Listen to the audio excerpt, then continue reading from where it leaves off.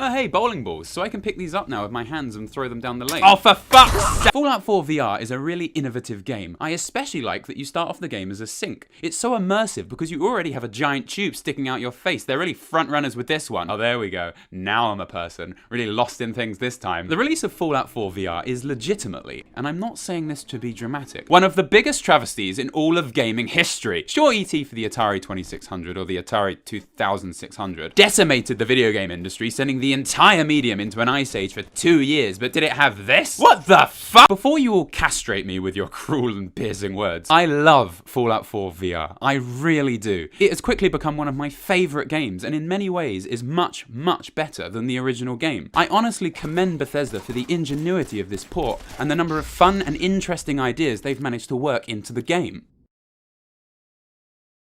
I really don't think I've ever seen a game that's this immersive and this enjoyable to play. When it fucking works! But it doesn't always work, does it, Bethesda? Most of the time it doesn't. You just couldn't let our dreams come true. The best way to explain all this is to do a day-by-day analysis of what happened after the game's release and go over all the issues the game had each day. And then I'll do a separate video next time on everything that made it really fucking good.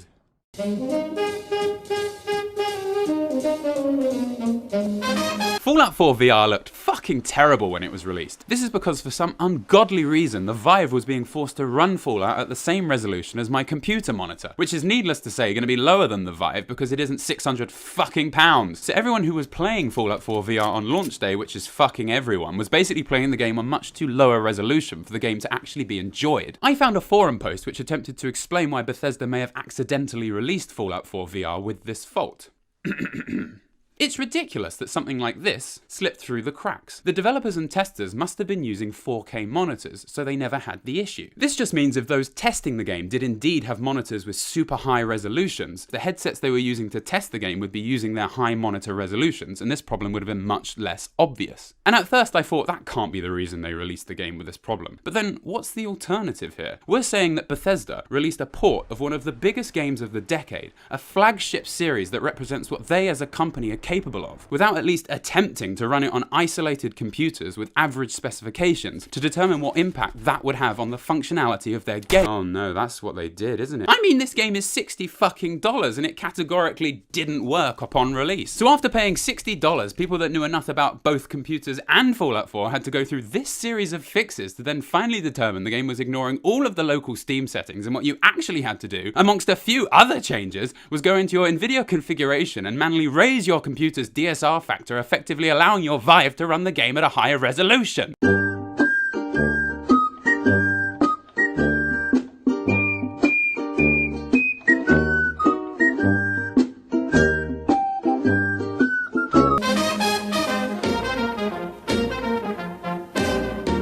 So after just one day, Bethesda released a beta of the game that totally fixed all the graphical issues and the game was finally playable. It really does highlight how badly they fucked up if they could fix it that quickly. The Wasteland, it's vast, it's intricate, it's frightening, it's inspiring, it's funny, and most importantly, it's fun. But you saw the title of this video, right? I promise I will gush this game to death in my next video and give it a fair, proper analysis. Almost like a real games journalist. And I will explain to you in detail all the reasons why I think this game is indeed the bomb.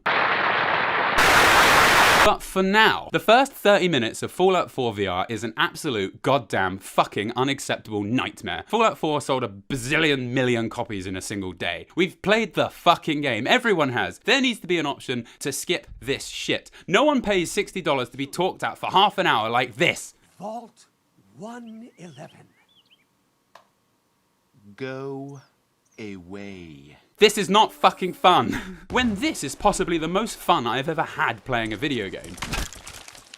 Why the fuck am I talking to you for so long? A really important part of what I'm saying here is that once you actually get to the real game where you have guns and shit, the major thing standing in the way of your immediate enjoyment of the game is its controls.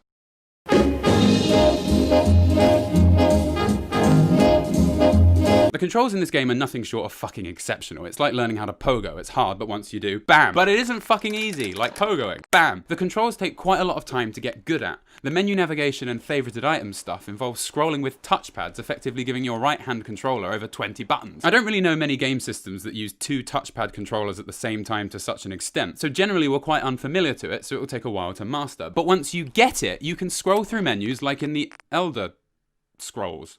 What? But in the first half an hour, the controls are fucking disabled because you don't have fucking guns or the Pip-Boy, so you play this 30 long fucking minute opening for the upteenth fucking time, spending most of it doing this. Just look at that sky out there. Then get lumbered with totally new controls mixed in with fucking touchscreen controls that take another hour to master, so you still don't get to play the fucking game seamlessly until an hour and a half in. And if you weren't on the beta yet, everyone looks like Mr. fucking Blobby and you can hardly see anything as the 3D is like looking through a foggy window. If people could have at least skipped the opening if they've played the game, the first few hours of the game would have been much more interesting.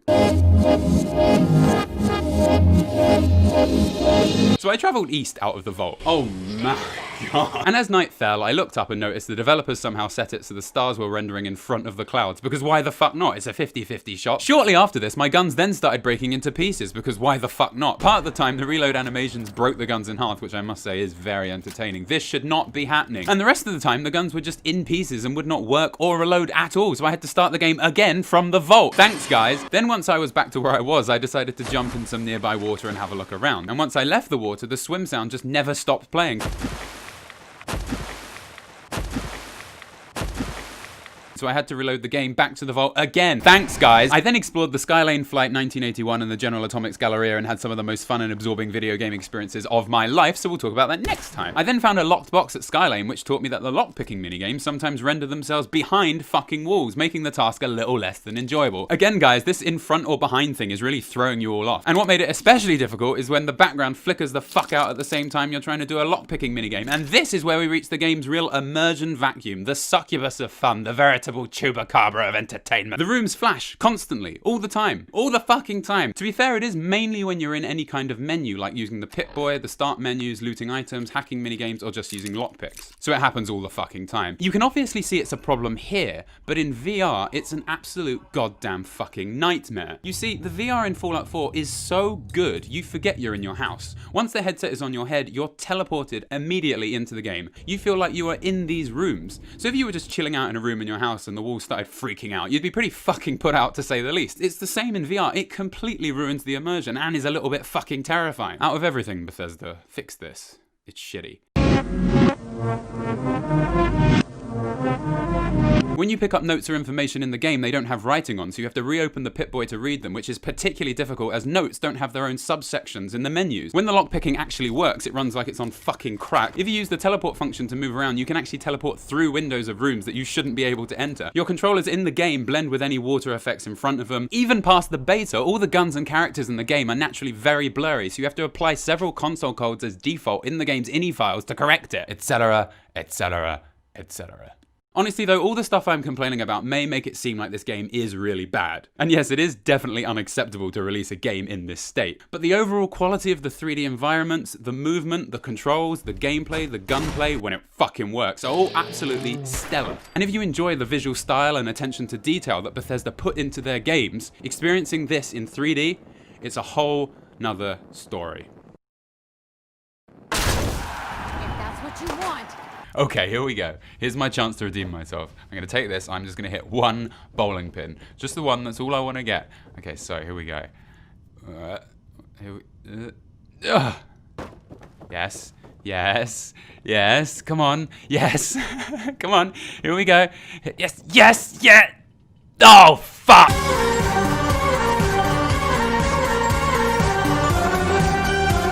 And an enormous thank you to Liza Leck, Jerry the Hero, Austin Howard, Christopher Valenzi, and Trent for your extremely generous donations. Thank you so much, guys. You have no idea how much you're helping me. It's amazing. Thank you. So I'll go over there and... Oh, brilliant work again, Bethesda. Great. Hey there, little guy. Are you trapped in the ground? Maybe I can help... Oh, not again! Yes, I did it! Oh, for fuck's sake! Lord knows Fallout 4 VR has some problems, and it does have some problems. Why does this keep happening? But behind all of this is some very genuine innovation that gives Fallout 4 VR its own feel, its own flavor, its own recipe for success. It needs more pepper. And for a game that's half broken, I didn't really like in the first place, and I've already spent over 100,000 hours playing, I'd say that's quite a fucking achievement. But look, talking about all the reasons a game is good is less interesting than hearing someone complain about it. You see, your brain is programmed to more readily pick up, listen, and remember negativity. It's what got us where we are today, and marks why we're such resentful fuckheads. So, is making a video about why this game is so great actually a good idea?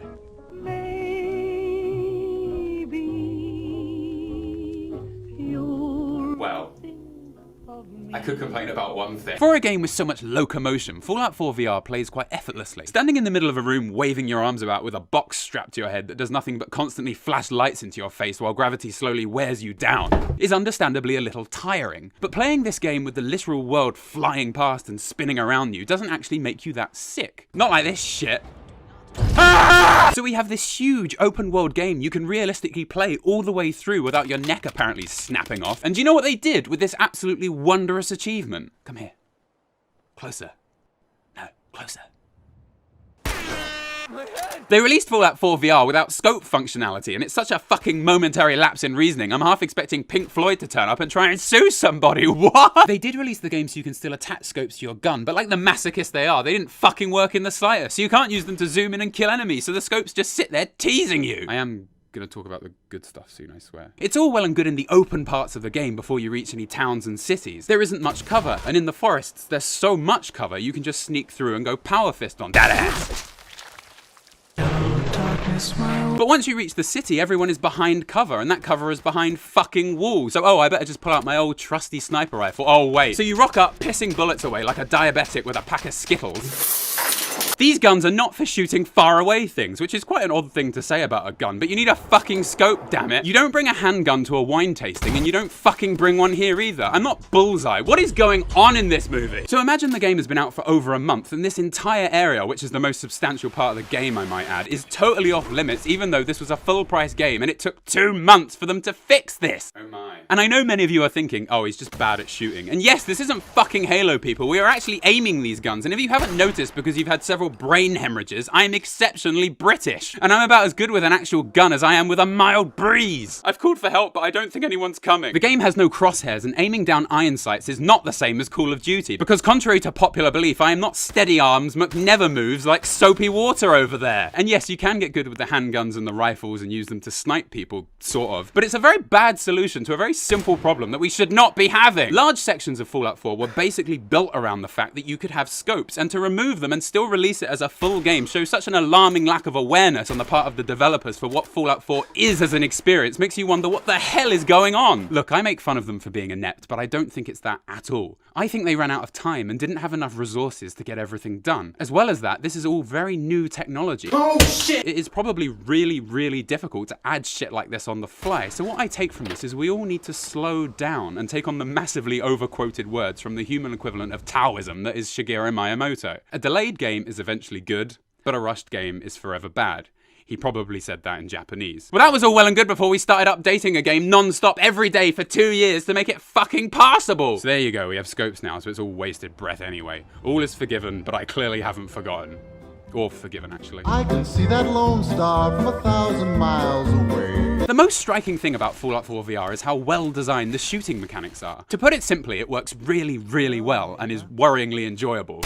The aiming is pretty much flawless. Fuck! And the 3D is so well implemented you can properly admire the genuinely beautiful craftsmanship and design of the weapons in this game. Look, the Fallout series has absolutely amazing art design thanks majoritively to the artists of the original game, namely Leonard Boyarsky and his art team. What the fuck? And to be able to actually hold these awesome weapons and have them work so well is why this game survives so many of its flaws. This is arguably the most important part they needed to get right, and to be honest, they absolutely nailed it. Shoot, shoot. A lot of people also complain about having no hands, but this isn't something I notice. There are already really good VR games out, like Arizona Sunshine, where you have hands. But for in-game hands to work in VR, they generally have to move independently from you anyway when you do things like reload and perform certain actions. So having them in the game doesn't really help the immersion at all. And to be honest, I really like watching how the guns behave in Fallout 4 with nothing in the way. Seeing how they work and reload is honestly a little mesmerizing to me. Calling me back home, though I ventured far astray. That is hands down, can I go up now, the most impressive thing Bethesda have achieved in this port.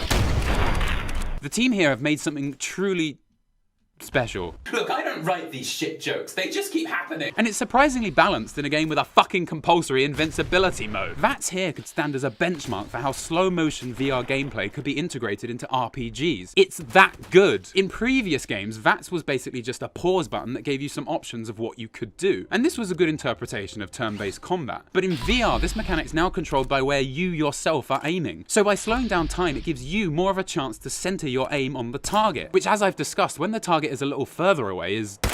this is so difficult. Fallout 4, one way or another, focuses way more on action-based gameplay than strategic role-playing, and VATS has been altered in Fallout 4 VR to match this core gameplay on offer, rather than just being an unrevised carbon copy Klingon from earlier iterations of the series. It's a really nice change to have made, and fits the new gameplay exceptionally well. Whew, we got very analytical there. Here's me falling from the highest point in the map to make up for it. Whoa, oh. This isn't so bad. What the fuck? When I see that beacon shining for me all alone. So I spawned Rick and Morty, Bob Ross and Gordon Ramsay, and we're all hanging out in VR. I have spent literally thousands of hours looking at these faces while making machinima, and seeing them in full life 3D is honestly a little emotional. That's impossible to reach. I'm not a magician, you know? I hate all of you! Playing the original Fallouts has taught me that Bethesda GORN pinched every aspect of the visual style they used for Fallout 3 and onwards. Fallout 3, 4, and New Vegas, God bless its divine soul, are near identical first-person visual recreations of the original games. I mean, they're all beautiful. Stylistically speaking. And I'd say this is a huge contributor to the success of these games. The graphics of 4 were a little aged even on release, but the style was still there, and I'm sure many people still find this very appealing. Pretty pictures. Bethesda put a lot of effort into the finer details of the visuals of Fallout 4, but you honestly don't really notice them in the original game. I mean, look up in the vault in VR, and it's an absolute madhouse of steam, pipes, and wires, and they're all individually rendered. Adding this many separate meshes to the ceilings of a building somewhere that no one's gonna look at or notice is a lot of unnecessary work, which probably should have been spent on other things. But in VR, you are so much more receptive to what is going on around you because, you know, you're actually there. Oh, for fuck's sake! So you start to notice these details all over the game world, and they really do make many of the locations so much more impressive and interesting to explore. Oh, I need to stop installing so many mods. I mean, this is just... What the fuck is that? It's actually really interesting that all this effort is finally having some genuine impact over 2 years after the game was released. The animations in Fallout 4 also get a bit of a bum rep. I mean, they do look fucking awful most of the time, let's be fair. But just like in the Vault in VR, you can't help but be enthralled at the genuine attention to detail Bethesda have applied to a good portion of their characters and animations. Oh, hello there. Oh my god! Straight up, Mr. Handies look amazing. When they're around, Fallout 4 VR suddenly feels like it's become a simulation to test robot designs before you build them. I'm really sorry. As an NPC, they are made up of so many separate, intricate moving parts, it just adds to the bafflement that you'd let this monstrosity with a saw as big as my head near a fucking baby. Darling, the abomination that's looking after our baby is fucking blowing up again. So now the cutscene where you watch all the Mr. Handies explode is like watching years of detailed and intricate work burn to the ground before your inadequate eyes. Like watching a flower die or when my coffee comes out too weak. What have I done? The same can be said of the vault door unlocking, the Mr. Handy tower opening, meeting the mechanists for the first time. Oh, that's right, I don't have any footage of that because the DLCs aren't supported in VR because fuck the consumer. The developers of Fallout 4 seem to favor this idea of applying numerous moving parts at once to initiate and signal an event, even when opening a fucking door. This is a reasonably appealing thing to watch in 2D, but generally its complexity is lost a little because you aren't really able to see it that closely. In VR, you are so much more receptive to these animations. They come to life in a pretty spectacular way. Please don't hurt me! And just act as a little sprinkling of joy and immersion to many of the locations and encounters you have. I mean, look at this, it's fucking...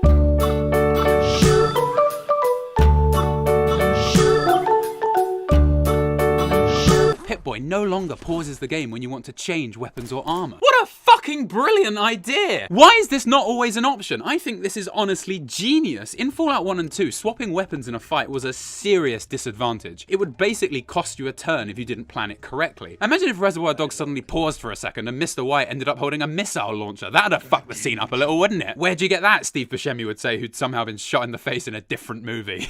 Imagine wanting to change a weapon in Fallout 4 if the game didn't pause. You'd need to be quick and choose at the right moment, or run into cover ready to make your decision. This small change would totally alter a huge part of the game and make the combat situations, which there are a lot of, so much more tense and strategic. But nah, That would make the game challenging, which is somehow a bad thing. The roads are the dustiest, the winds are the gustiest, the gates are... If you aren't fighting in Fallout 4, you're exploring. So it stands to reason that this needs to work really well in VR too. It does. It's so good in VR, it works so well. There is so much stuff in this game. I mean, here's a random list of items in the game to give you an idea of the fucking insane degree they've jammed shit into it. There are beer bottles, baseballs, beakers, paintbrushes, toothbrushes, hairbrushes, pint glasses, drinking glasses, shot glasses, eyeglasses, cork, copper, concrete cloth, beryllium fucking agitators, gnomes, gears, globes, glass, gold, swan boat fragments. I mean, just skulls alone. Brahmin skulls, Kappa skulls, skull cap bones, skull faceplate, skull fragment. God, these guys like skulls. Upper skull, human skull, and you get the idea. I wonder if it's just me, but I totally miss collecting the bobbleheads all the time. Or a really cool weapon will be just lying on a desk and I'll blindly wander past and start hoarding all the fans instead. Because in this game, screws have all the economical worth of a fucking human being. Father, what's going on? Not now, Sean, there are screws here, I can smell them! What I mean to say is exploring in this game is quite an involved task, because every room has so much in it, you spend half the game time looking through shelves deciding whether or not you really can fit in another typewriter. Literally discarding fucking missile launchers to make room for more pepper mills, I need them really! In VR, and I seriously mean this, you miss nothing, and exploring a room takes literally no time at all because you're actually in that room. You see, in real life, if you were to walk into a really cluttered room but there was a fucking gun in the corner, you're gonna probably take note. And it's the same here. And because you can actually reach out and grab the things yourself, you can rummage through a room and steal stuff faster than a kleptomaniac on speed. I'm just gonna see if I can grab an item through a wall. So I put my arm through. What the fuck is happening? It may seem like a minor point, but you spend a lot of time in this game looking through rooms, and it works exponentially better in VR, and it really smoothens out this portion of the gameplay. I'm gonna try and push these two items together as well.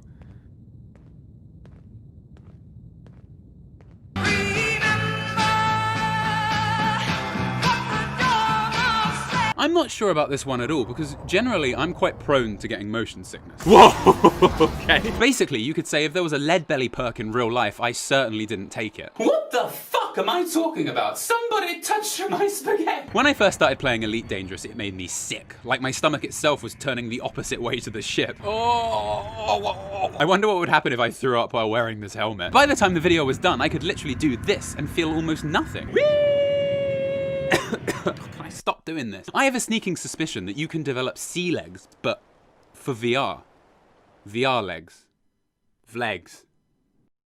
Flag! There's a VR horror game called The Bellows, and whilst looking like a GameCube game and being the scariest horror experience of my life, it makes you feel like the nausea center of your brain is being massaged with fucking rocks. I mean, it's utterly unbearable. And I thought this was just how smooth locomotion would be in VR, but in Fallout 4 VR, the feeling is so drastically minimal. It generally seems to be a mutual feeling amongst the community that VR locomotion makes people sick, but not Fallout 4 VR. I imagine what Bethesda did here was scale the world around you so it's somehow more open, and as a result feels like there's less around you at any one time. Because the more you can minimize the amount of objects that move around you while you do, the better it is for sickness. I also think they've really cleverly fine-tuned the controls. You see, you don't move at all based on where your head is pointing in this game. It's all carefully controlled with the touchpad and the controller, so you're much less likely to wobble about, which keeps the world movement around you minimal. Oh, good. I don't want to set the world on fire.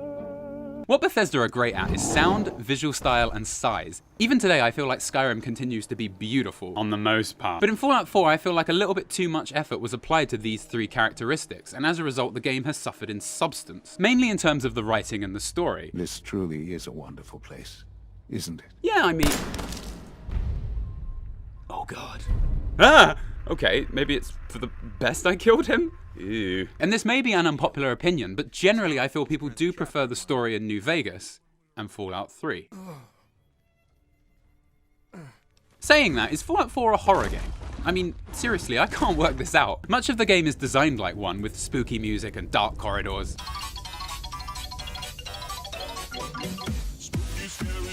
No, I'm not doing it. I'm not editing this together. This is not funny. We're so sorry, skeletons, you're so misunderstood.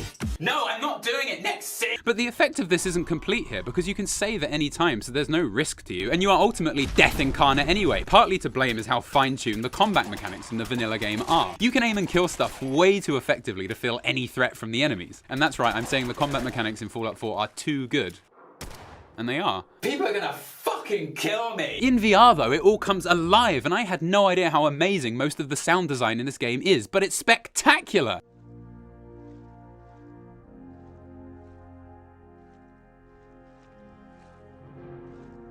That combined with the obvious immersion and the fact that you yourself have to swiftly aim at this living proof that there is no God before it rips your face off is all the more intense and allows the many horror aspects of the game to take over properly. And this all leads me on to a success that also results in the game's main failure. Yeah, that's some convoluted shit right there.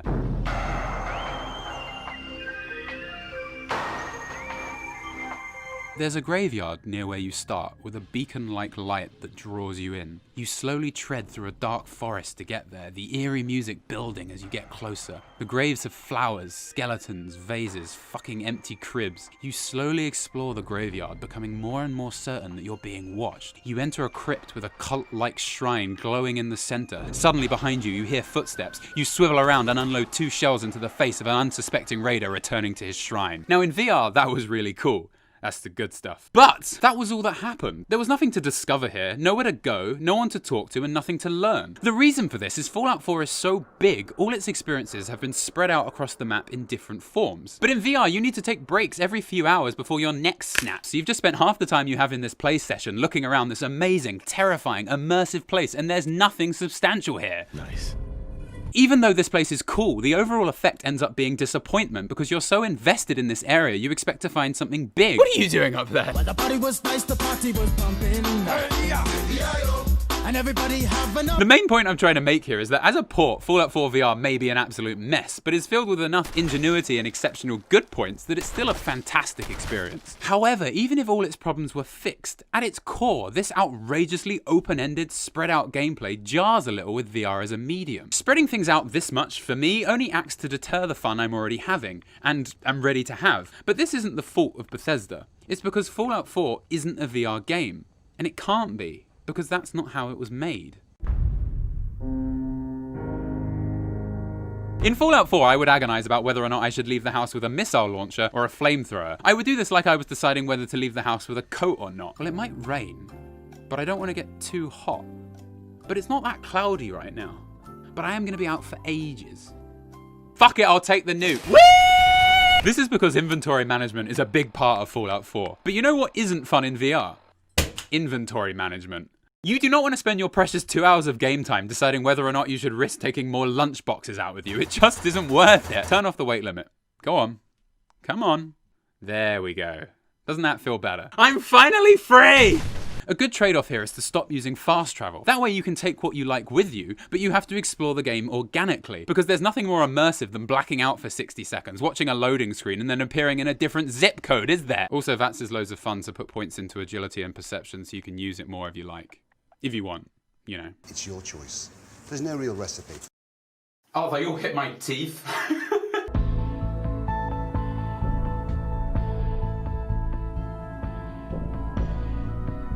Thank you so much for watching, everyone. I'd like to give a huge thanks to all my patrons, but especially Thomas Askey, Blake Wunderlich, Loke Zumberg, Jason Winstanley, Jerry the Hero, Matt Siddle, Jacob Soboleski, Austin Howard, Christopher Valenz, Vidar Sandstrom, Trent, Damian Bryan, Trent, I put your name in twice, I don't know why, Paul Pluser, and JD the Media Jack. Thank you guys so much, and I hope you enjoyed the video.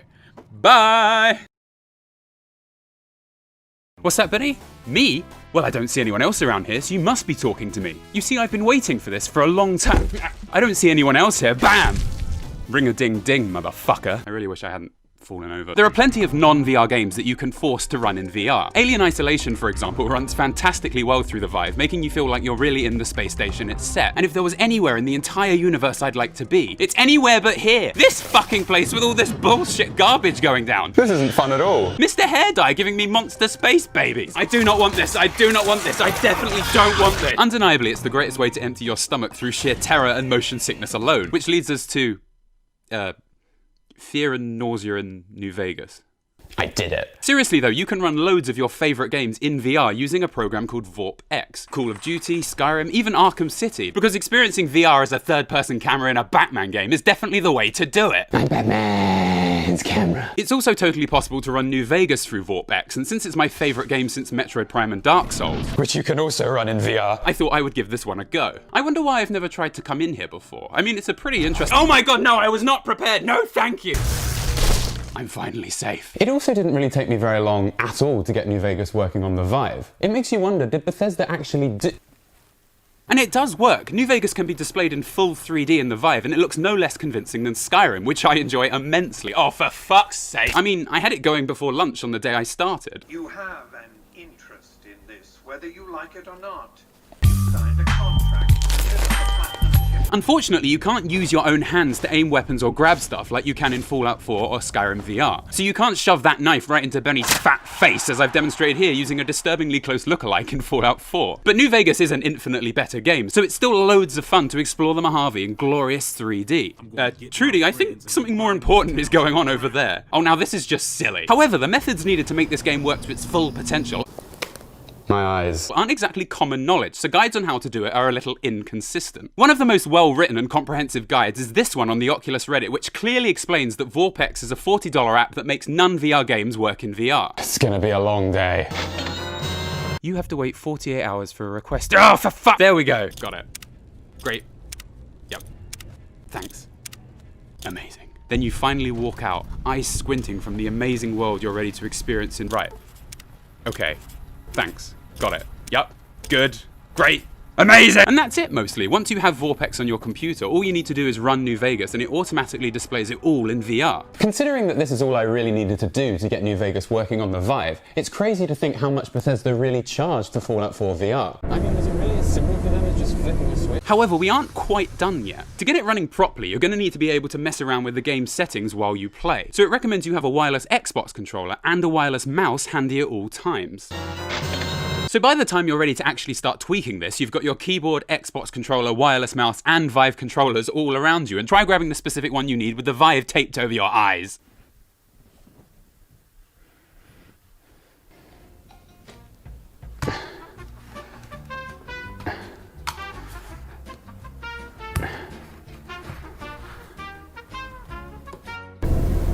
I started with the default VorpX settings, and although it ran New Vegas in 3D, it was more like looking at the Mojave through a magnifying glass, while underwater.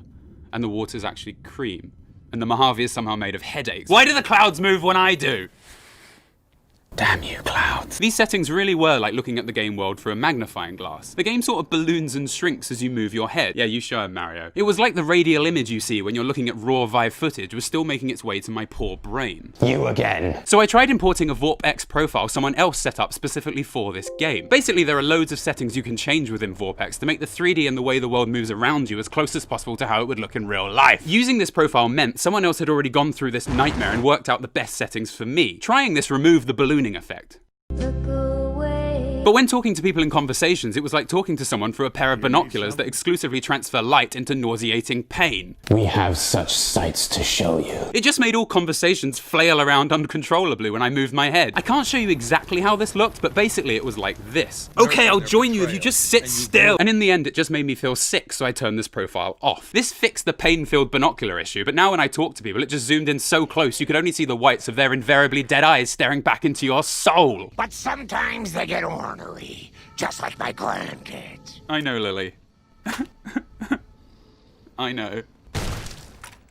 That didn't even nearly kill her, what was I thinking? Oh, and very quickly, I bet you're wondering what that is. Well, I'm proud to say VorpX is the only program I've ever used that on top of having no trial option, after you pay the full price for the software, you still have an irremovable watermark on the screen at all times. So here, VorpX, I award you the Arseholes of Gaming Award. No EA, you can keep yours too. Oh, and microtransactions, one for you too. I guess you all fucking win. But I don't know, man, something still isn't quite right here. I mean, have my arms always been over there? I'm piling on the problems a little fast here, so let's back off and explain in more detail the specific issues I had when setting this up and how I actually overcame them. You again! Because the Vive is able to fill our entire vision with the game world, the way it behaves is very important. If the world in here behaves in a way that doesn't match out here, it can cause us some serious nausea. I mean, this is totally legit. Now, things are about to get a little technical, so I brought someone in who can explain this stuff a bit better than me.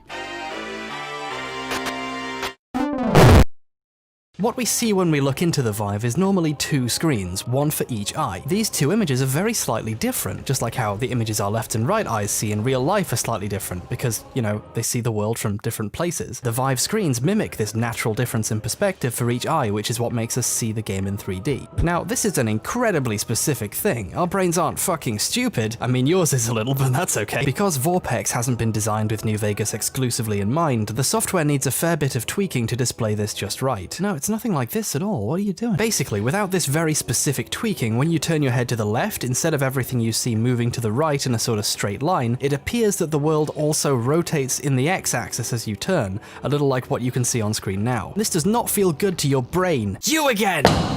Now, this may sound like it will be very difficult to correct, but don't worry, this program now comes with Direct VR. I am morally against what is about to be done to New Vegas, so I refuse to discuss this any further. When you activate DirectVR, it automatically alters Vorpex's settings to make the game world run just like real life. So not only does it now track your position at all times, so when you move, your arms don't end up on the other side of the map without you, but it also cleverly alters your field of view and other stuff, so that the world finally behaves exactly like it does in real life. Just another day in England, stopping it from causing you any nausea at all. So we'll run this. Yep. Good. Amazing. And fuck it, we'll try again. Okay. Yep. Good.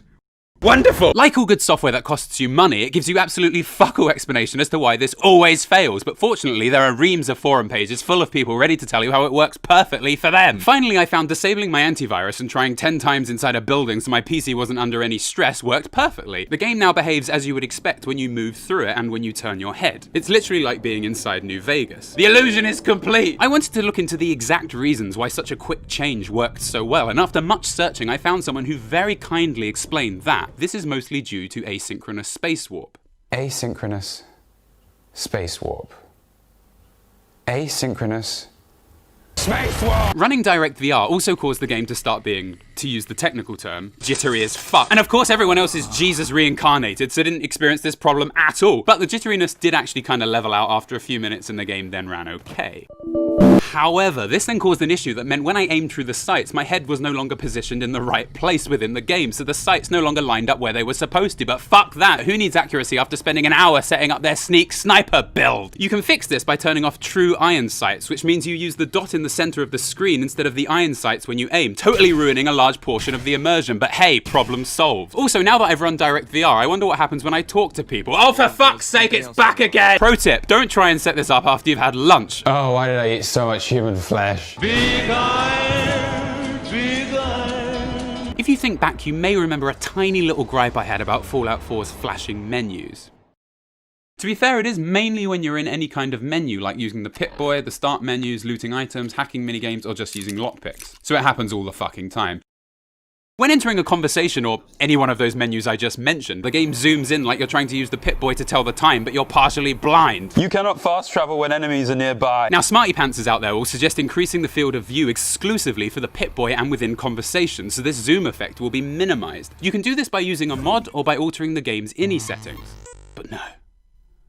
It doesn't work. But do feel free to let me know in the comments all the other ways I'm a total fuckface. What you can do though is whenever you enter a conversation or menu, press the middle mouse wheel and this will enter cinema mode. Oh yeah, now I've always wanted to watch this movie like this. Oh my god, I can see why they cut this! All this really means is you see the game more like you're sitting in a movie theater with New Vegas running on an enormous screen in front of you. As a result, this fixes all the zooming issues with one click and is more like you're watching Fallout New Vegas the movie. Take it! Make it happen! Now, taking your hands off the controller to click a mouse wheel every 15 seconds is a little immersion breaking. So what you can do is map the Bring Up Pip-Boy button to also correspond with a middle mouse click. This will automatically activate the cinema mode whenever you use the Pip-Boy, avoiding this. You take a sip from your trusty Vault 13 canteen. To do this, you first activate Steam's Big Picture mode by clicking here. Clicking here. There, map this and this together, done! There are a few other things you can do to make the game run a little smoother, and once you do, New Vegas VR still manages to be a little better than Fallout 4 VR was on its day one launch. So once again, New Vegas does everything better than a game Todd Howard was involved with. And it's no surprise, really. Did you hear that?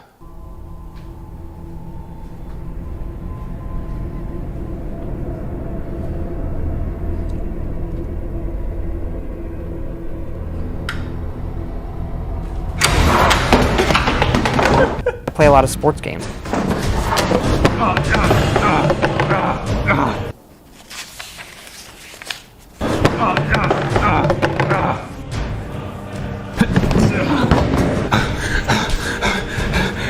I play racing games.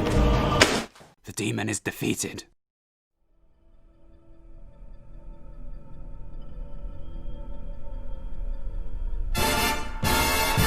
Yippee-yay, there'll be no...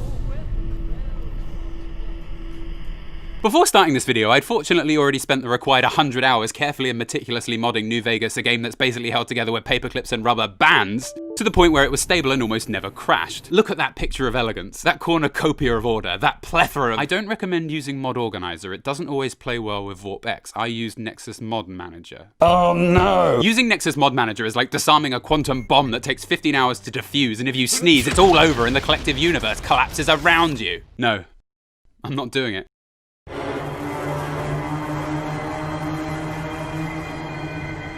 Sure, Fallout 4 dismantled one of the greatest single-player RPG choice-based intellectual properties of all time by degenerating it into a system where your character's personality has absolutely no effect whatsoever on their interactions within the game world, but you don't have to use menus to loot boxes anymore, so it basically levels out, right? Adding this mod means when looting in New Vegas VR, you don't have to open a separate menu anymore. This means when looting, you don't have to select the container, enter cinema mode, leave the container, and close cinema mode all in one go using separate commands, so it's as fucking compulsory as avoiding Sloan after putting every skill point into barter! You know, I really think we can strike a deal here.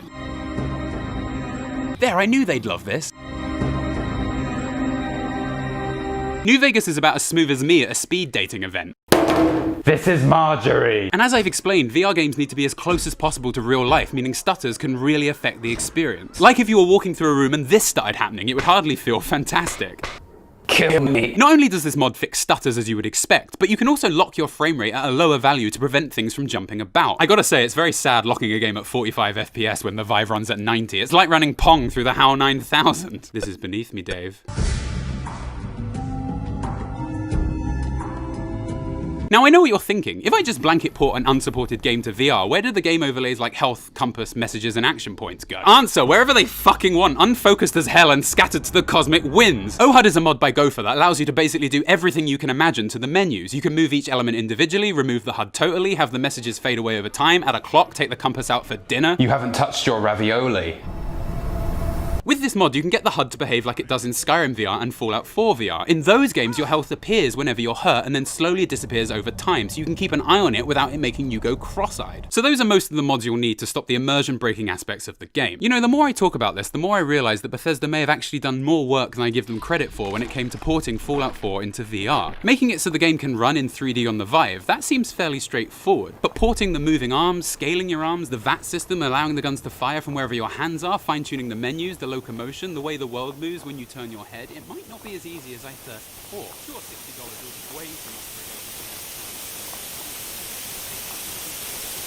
Country roads, take me home. But to be perfectly honest, I'm wondering if it was all worth it. All that time and energy and the game still isn't a true VR experience. I mean, from where you're sitting, it must seem like this was all a complete waste of time. The truth is, the game was rigged from the start, like he says it in the game as well. You know?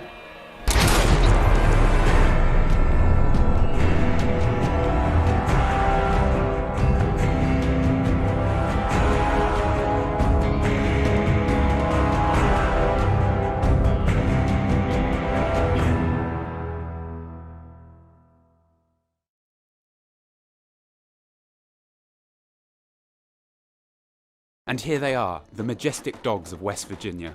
Sleep well, old friends. Oh fuck, they've come back for me! It's November, and you know what that means? It's Christmas, apparently, and you know what that means? We're gonna review a Fallout game.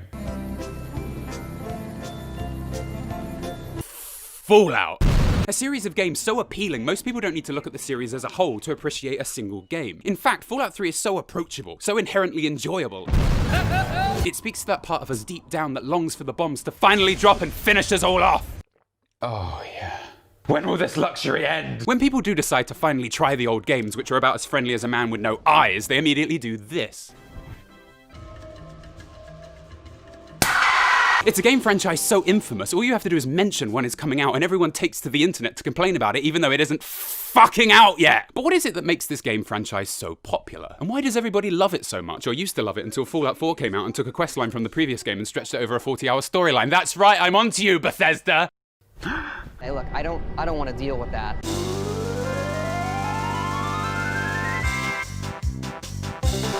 No, that's a magic marker. What's wrong with you? Who remembers Pickle Rick? What about when I made this? Big reveal, I'm a pickle. Fuck me, what was I thinking? As a character and a plot device, Pickle Rick wasn't inherently a bad idea. Everyone hates him now, yes, but I think that's mainly because he was teased early on with a catchphrase everyone very quickly got sick of. I'm Pickle Rick.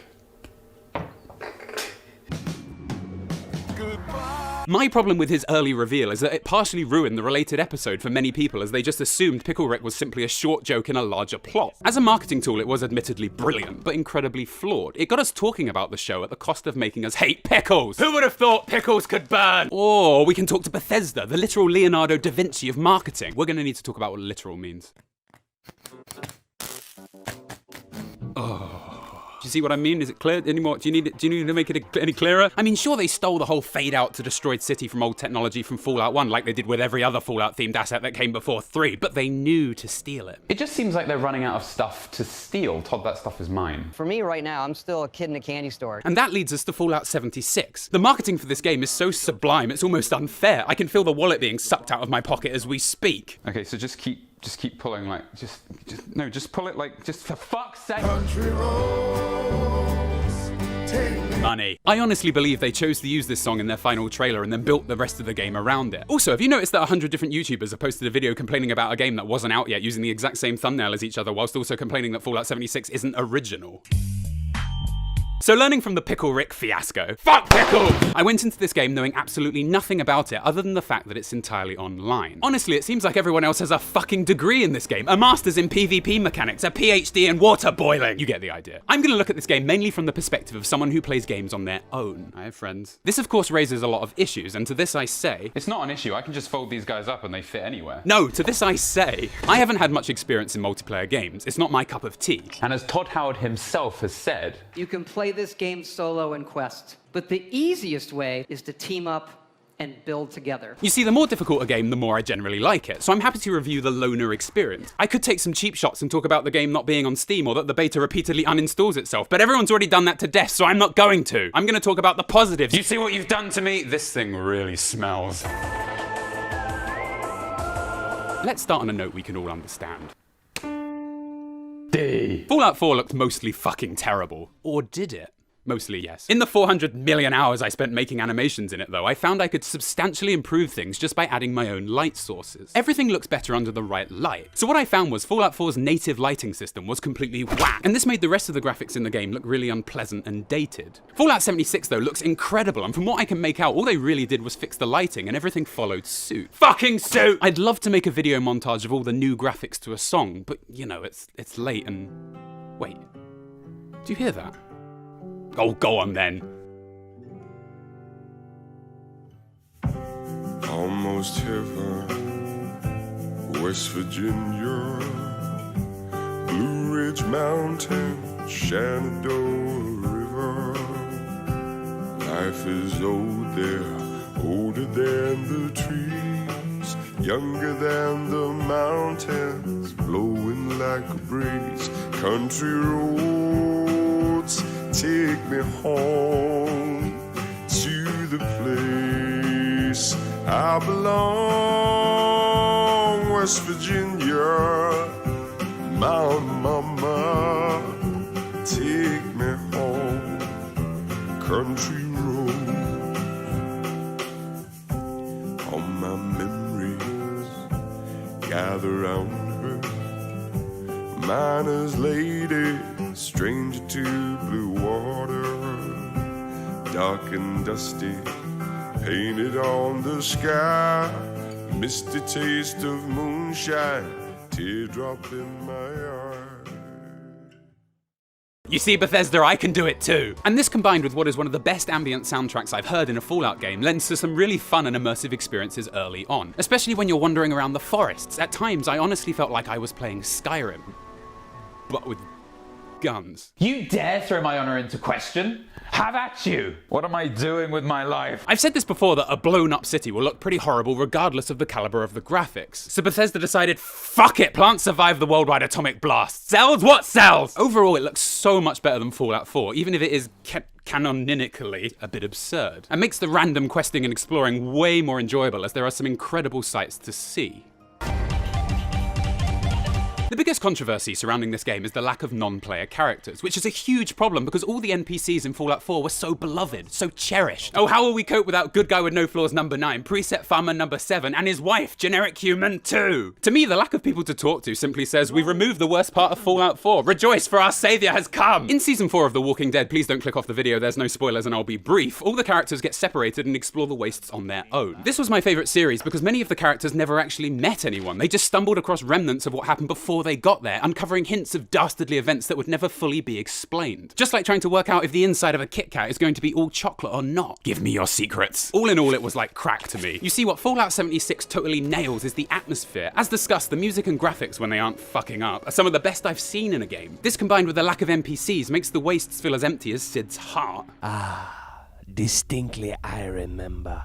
It was in the bleak December, and each separate dying ember wrought its ghost upon. The approach to PvP in this game takes this incredible lonely atmosphere, rips it to pieces and uses it as a trail of breadcrumbs along the freedom trail that takes you directly to the railroad. Who told you how to contact us? What? You did, you fucking psychos! There's a literal red carpet outside leading to this exact spot! As a single player game, I honestly find this game quite absorbing. I feel free to explore the secrets of this enormous and varied map all on my own without the distraction of hordes of emotionless zombies and poorly written farmers. PvP could have been the icing on this delicious cake. With only 20-ish people on this enormous map at any one time, bumping into someone is very unlikely. But the slim possibility could be used to add an air of tension and danger to the already freeform exploration. At any moment, another living human could be right behind you, twisted and scarred from his experiences in the wastes. You hear footsteps, the tension it builds, fearful and panicked you turn and are given a thumbs up and they leave. Obviously it's intentional. This game is designed so that other players are basically harmless unless you have a camp somewhere placed on resources they want. Fights only start when fire is returned by another player because Bethesda are not looking to make this a game where people are immediate threats. However, I find this whole decision a little jarring. Jamming. The next point I'm going to make once and then we're going to move on from it. In the first Fallout, one of the first groups you meet is a group of raiders, and once you talk to the leader, he gives you two choices. 1, you must immediately kill 2 innocent women, or 2, you will be murdered. It's basically the first location, and you can't leave this room without someone dying, yourself included. The idea here is that the Wasteland hasn't changed people as such, it's just a framing device that allows the writers to force the survival aspect of human nature into the spotlight. A nature we know is hidden away but always lurking in the shadows of our psyche. Pure survival at the cost of anything. With no laws, murdering people at first sight is the best way to survive. Human. Fallout lets us explore a side to humanity we rarely get to see, all through the binoculars of dialogue. Oh, it's my trusty binoculars of dialogue. I thought I'd lost you. There are still glimpses of this in Fallout 76, but it's definitely few and far between compared to previous ventures. In this game, you don't feel like Batman. Oh, for fuck's sake, the game doesn't feel like Fallout. As H-Bomber Guy wisely said, it's the study of nuanced frictions between people. Like Game of Thrones, the slightest push can start a cascade of chaos. Oh, for fuck's sake! Wait a minute, that wasn't H-Bomber Guy talking. Is that you, fellow YouTuber Gus Johnson? Oh, he's come back again. But if you knew that this was not gonna be a Fallout game, then why are you reviewing it, I hear you ask?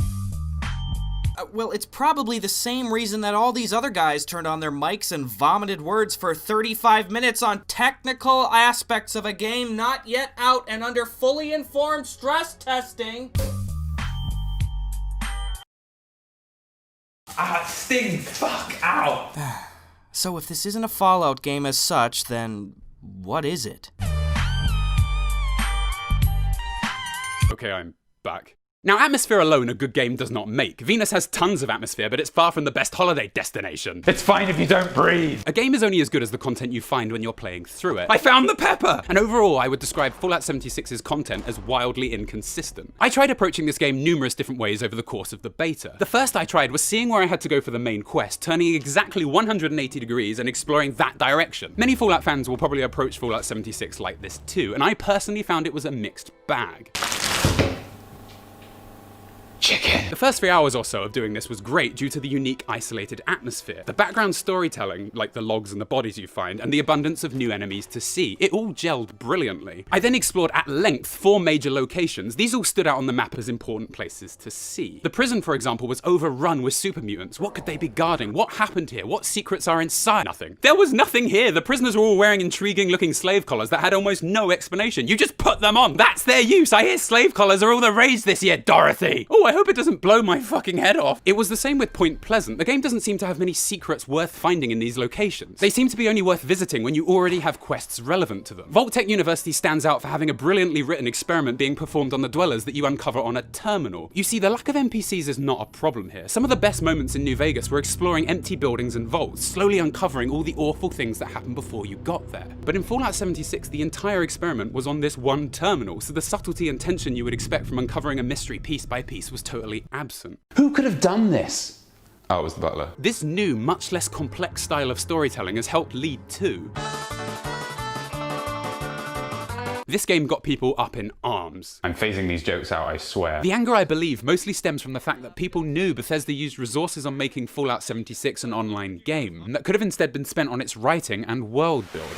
But hold your horses there, Charlie. I once reviewed Elite Dangerous, which is the video game equivalent of building a particle accelerator out of a pile of shoes. But where does the neutron go? You see, Elite Dangerous is a great game with average reviews. It's more complicated than piloting the Hubble Space Telescope, but that's because it's made for a certain niche of people who are totally fucking insane. One of these must open the fucking doors! The exploration side of Fallout 76 may be a very stripped down experience. Yes, take it off. But I think the game is very well suited for people who want to explore a Fallout themed universe online with friends or family. It's extremely easy to pick up and play, and the light touches of narrative mean people can build bases, sightsee, level up and craft new weapons without the story bashing them in the face and getting in the way. So if that sounds like your cup of tea, here you go. If not, cleanse it. But times 2. What is mostly disappointing is adding more high quality storytelling in the background would have still been possible while keeping the casual experience for others. But both of those things together just aren't here. And $60 for me seems outrageously high for this kind of experience. Saying that, if you do want to play this as an online game, it's only a one-off payment. I mean, have you seen how much World of Warcraft costs? I was going to pay off the family home, but then I thought to myself, you can't put a price on happiness now they live on the street. Stripping back Fallout's exploratory side in this way was always going to be a risk, but Bethesda only did this to one of the biggest gaming franchises on the planet. This is like Marvel putting out a rom-com. Fuck. Like Hershey's putting out dog food. Like my cat putting out his own album. Despacito, quiero respirar tu cuello despacito. Sid, that was beautiful. Khajiit is aware of this. Why fucking risk it? You got balls, Bethesda, but I haven't a fucking clue what you're thinking. There's nothing inside this one. It's almost as if Bethesda are selling out their franchise. I mean, it's just like taking quotes from a brand and sticking them on a t-shirt. Oh, fuck. Check the link in the description. The storyline early on is another mixed bag. Where's the chicken? On the one hand, a big part of it is the exact same thing as Fallout 3 and 4. You just follow a series of markers on the map until you find someone, except instead of your dad or son, it's the Overseer who we've never met or heard of before, so you care even less. I can't believe it, Sean. I finally found you. Holy fuck, is that an antique globe? You see, on the other hand, we have a new race of enemies attacking a new faction of survivors in a new location unlike anything we've ever seen in a previous Fallout game. Granted, it's all a bit heavy-handed, with everyone crying into holotapes for hours on end about how bad everything's gotten. Children were born into this violent world. I've run out of Milo cakes and in 2 days I'll eat the dog food. Oh, get a grip, woman. Oh. But I found it much more original and compelling than, you love your son, don't you? Well, go on, get him. So there you go. The game seems best suited for playing with friends online. I found random exploring far too shallow for me. Or do I? Look, all the positives and negatives I said about this game are definitely true. But against all that, I actually think this game is pretty okay. It's all down to the atmosphere I mentioned. I feel so alone in this game, I actually keep coming back to it to chill out and explore. There may not be much in each area, but I really, really enjoy its slow and dreamy pace. But one day, when the moon is in the 7th house, one day when it stops deleting my fucking progress, I'd definitely say this is an okay game with a varied enough map to enjoy pottering around in. And hey, I'm still playing it. Okay, I've been droning on for way too long, so here's a quick fire round. Just like in Fallout 4 VR, the Pip-Boy does not pause the game when you bring it up, since it's online, and is my favourite new addition to the game. In the past, if your handgun ran out of ammo, you just freeze time, change weapons, and suddenly come out on top. In Fallout 76, if you run low on health, run out of ammo, or your weapon breaks, you have to run for cover to recuperate or swap weapons. It adds strategy and risk to the gameplay and really spiced up many of the generic run and gun fights I had and cut out hours of me pausing the game to decide what weapon to use next. Sword, handgun. Sword, handgun. Sword, handgun. Even with all its flaws, I consider Fallout 3 a triumph. Each time I explored an area in that game, my character grew or changed in some kind of notable way. I felt like I was making constant progress, helping people and improving the wasteland as I went. Oh, it will be over soon. Perk cards for me add far too much variety to my character far too quickly. At level 10 I had well over 20 perks to pick up and swap around. It made Miss Bargy, what? Feel far too inconsistent, and each advancement felt less and less significant as I got more and more cards. Once again though, this is just me. If you are experiencing this game as it seems best suited, as a way to play more casually online with friends. Okay guys, are we ready to go? Stop interrupting! The constant variety actually matches the more simplistic run and gun gameplay of a group adventure, offering more to the casual gamer. VATS is the same as you're used to from previous games, but doesn't slow time anymore since, again, the game is online. So it's basically just an auto-aim button. It's clunky at first, but I got the hang of it eventually. I don't really think it adds or takes anything from the game either way, so I don't have much to say. I've got you now. Are you talking to me? I don't see anybody else around here. I don't know what I'm doing anymore. Conclusion. Overall, the game seemed a bit more difficult than Fallout 4 in general, mainly I imagine because I was travelling alone. Fallout 4 was about as challenging as beating a cat at Connect 4. I beat you, Sid. This game angers Khajiit. And I hear there's base building. I hear there's base building. I hear there's base building. I hear there's base building. Base building. Base building. Base building. I hear there's base building. Base building. I am not engaging in base building to rebuild this fucking place. I got shit to do. Do you have any threes? The Legion will be here any minute anyway to crucify the lot of you. Don't mind me, I'm just speeding things along. Giving you a comparatively merciful death and getting in the Legion's good books before I go mad with power, quit the game, and inevitably rename myself to Kaiser. Iowa, true to me. The game's presentation is beautiful. Actually, that all depends if the frame rate issues have been fixed since the beta. I totally forgot to mention all that. I'm updating on screen now to say if it has. There we go. So is the game playable? It's true, you can now own all of your favourite UpIsNotJump phrases. Cat face. Me furious at the giver of life. I love you, son. Wait, what was my line? And the time I joined that satanic cult. Whoosah. Wilson, is that you? Wow, Todd, we really do look fantastic!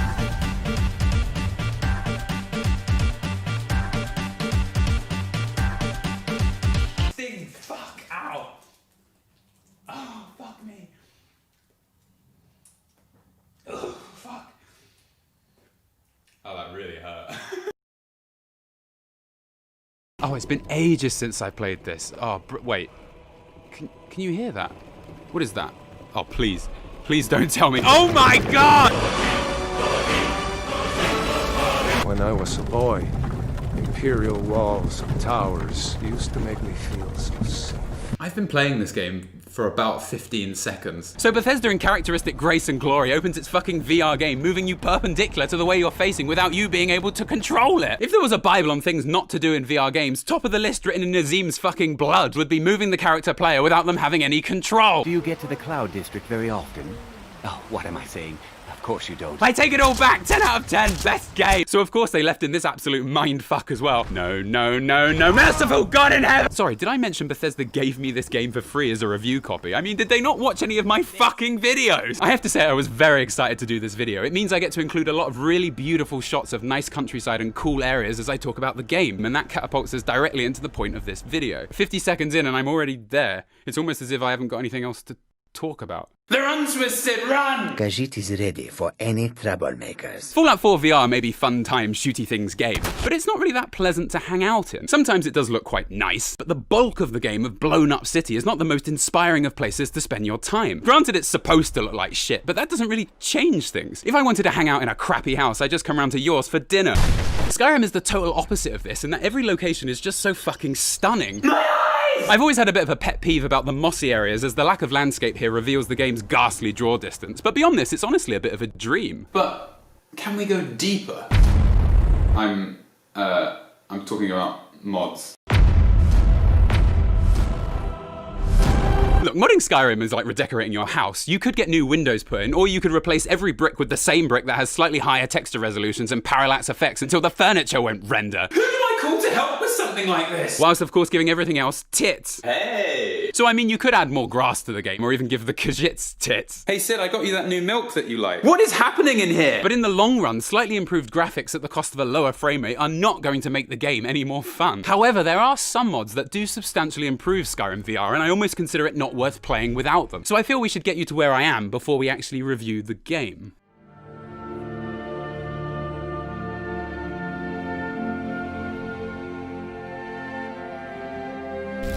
Honestly, the characters in Fallout 4 and Skyrim look like Bethesda hired fucking Leatherface to design their skins. I mean, look at this guy. Oh, that's better. I mean, this mod takes 5 seconds to install, has little to no impact on performance, and I honestly consider the game practically worthless without it. Why is it up to me to fix this? It's 2018 and I didn't pay $60 to do this myself. I mean, I didn't pay anything because I got the game for free. Fuck!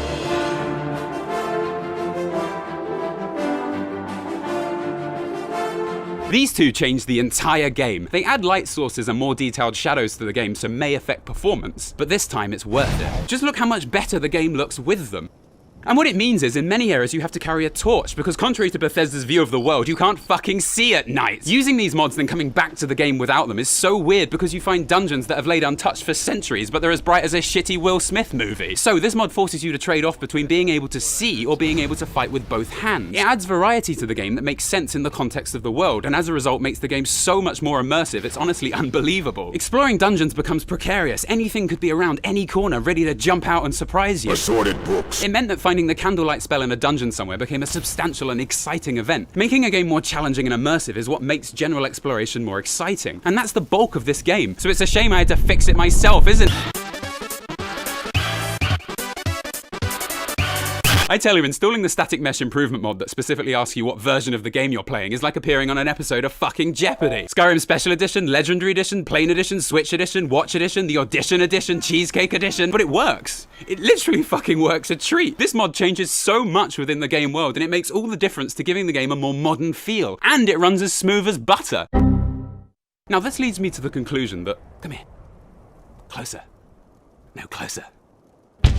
Boosh!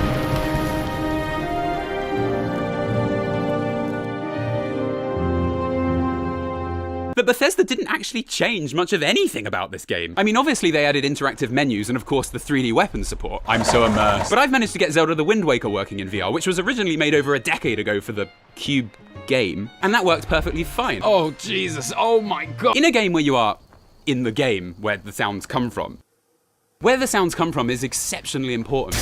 This mod fixes all of the sound issues within Skyrim, has no effect on performance, takes less than 2 seconds to download, and allows the game to compete with other similar modern games. What the fuck are these people doing? To give you an example of how well this mod works, earlier I was in a dungeon and then suddenly I heard a rumbling directly behind me, moving closer. I dived to the side as a stream of boulders rolled past me. I knew they were coming and I knew exactly where they were. Here is the same event without the mod. Wait, what the fuck is that noise? Oh, ow!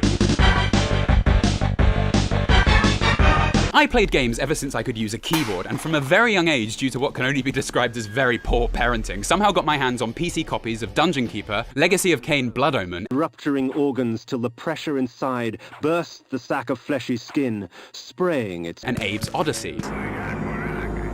People say the level of violence on video games, which generally reveals how I matured to be such a well-rounded person. Fuck you. I am God! You see, when you're very young, you have this innate ability to put yourself into a video game and experience it at a very personal level. I really don't think I should be here. And as you get older, you tend to lose this a little, and it kind of gets more difficult to experience games in the same way. Most VR games are really immersive, but none have managed to properly capture this sense of wonder you get from being part of a vast, expanding world you can get lost in. Skyrim so closely emulates the style of these older games that I loved, and I have found playing it in VR immediately gives me that sense of wonder and excitement of being lost in a fantasy world. It makes me feel like a kid again, and it's fucking glorious. There is a really fun VR game called Waltz of the Wizard with a similar aesthetic, but when I tried to travel outside, I was greeted with a medieval recreation of Event Horizon. Fuck off! If you use the mods I suggested, I would say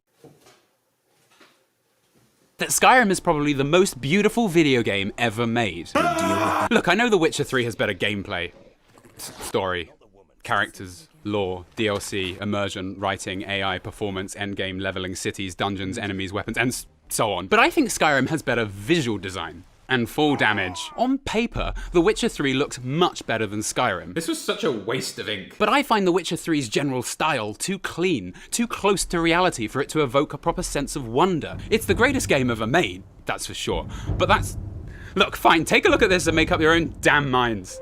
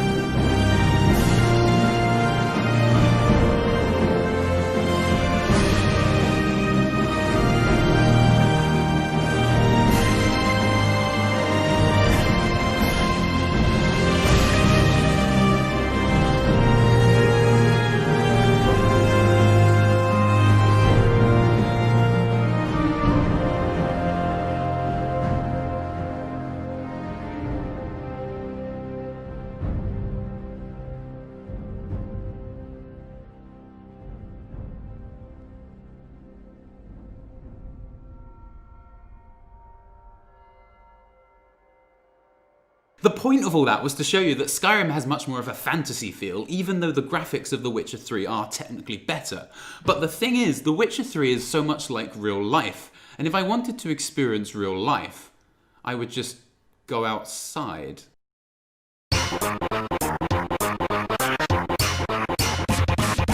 So my friend Sam, he has a Vive and has never actually played Skyrim. I can only imagine what torturous experiments Todd Howard would perform to determine how this demographic of hasn't played Skyrim actually still exists today. Makes him a little less sexy now. So it occurs to me that he has the golden ticket. Finally, a huge new VR game to play based on a game that was originally really good. Because the original Skyrim's a good game, isn't it? I mean, it has to be. It has skeletons in it.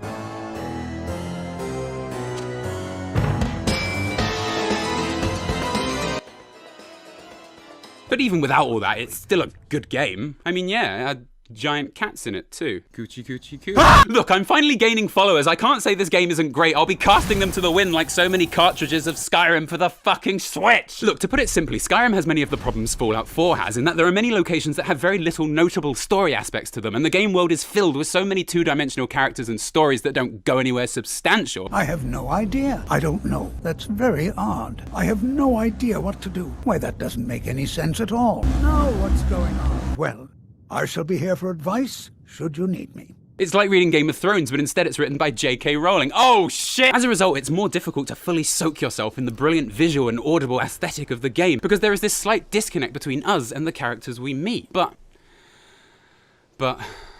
that's why we love this game, because at times it's so impersonal, so straightforward. It ends up being so chill to the point you're gonna fall into a fucking coma. Look, sometimes when you finish work, you just want to switch off, not think. You want to get lost in an uncomplicated universe. New Vegas is the basic opposite of Skyrim for being so deep, dropping you into a story of blurred morality where you explore the intricacies of the darkness of the human soul through the medium of relatable character dramas. And yes, Skyrim doesn't even come close to that. But we do get something else, something not quite as exciting, but still something beautiful. It's more shallow, but to swim in the fountain of life, the water must first go up to your knees.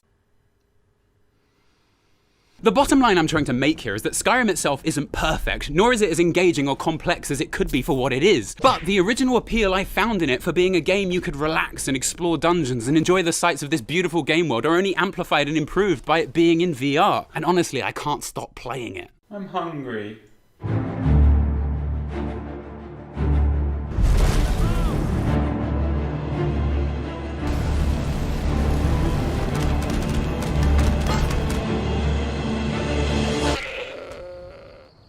Okay, the video is getting a bit long, so we're going to do a quick fire round reviewing the more relevant VR aspects of the game. Go! VR games eat processing power like they're fucking Mars bars. Yet Skyrim VR runs like liquid gold, but so it fucking should. My 5-year-old laptop plays this game, my calculator gets me to Whiterun, and I'm sure if I inserted the game disc into a cheesecake, it would at least boot the loading screen. So we'll put that in there.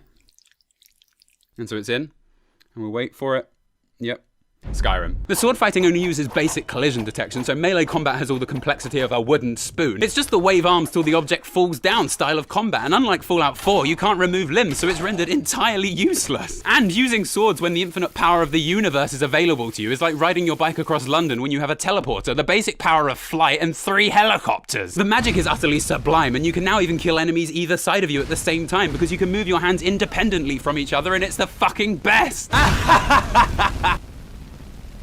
Yeah. The horse riding is a piece of absolute fried gold. Go-go gadget horse dick. When using bows, you can't use your right hand to alter the direction in which you fire arrows, in the most baffling design choice of the decade, as all other VR games allow you to do this. But honestly, you do eventually get used to this, and it works really well. And the rate in which you fire is entirely up to how fast you can move your arms, so you very quickly start to feel like Legolas with a sick fascination of getting as close as possible to your downed enemies so you can see the arrow enter their fat face, and I'm totally not a dangerous person. I'll shoot your fucking ankles off! The weirdest part of the whole game is walking through a room being damaged by every inanimate object you bump into and hearing yourself scream in anguish. Walk into some bones. Walk into a corpse. And when I bump into a cauldron, the fucking universe ends around me. Why does this keep happening? Seriously, put a cauldron on someone's head and it's the funniest goddamn part of the game. Put it on your own head though. You think they would have playtested this and made your character immune to cauldrons, but I guess that would have ruined the ending battle where 100 Nords face off against 3,000 cauldrons. Get ready, man! Leveling up is like threading a cat through a fucking chimney. It's time. Leveling up in the original game was hard enough because the cursor would just select whatever perk it felt like, but here, fuck me, using a touchpad to swipe between the choices of 60 degrees and 80 degrees simply is not going to work and is no way to live. Please kill me. Picking up objects in the world works as great as usual. You can pick up most things and even wave around these web-covered corpses.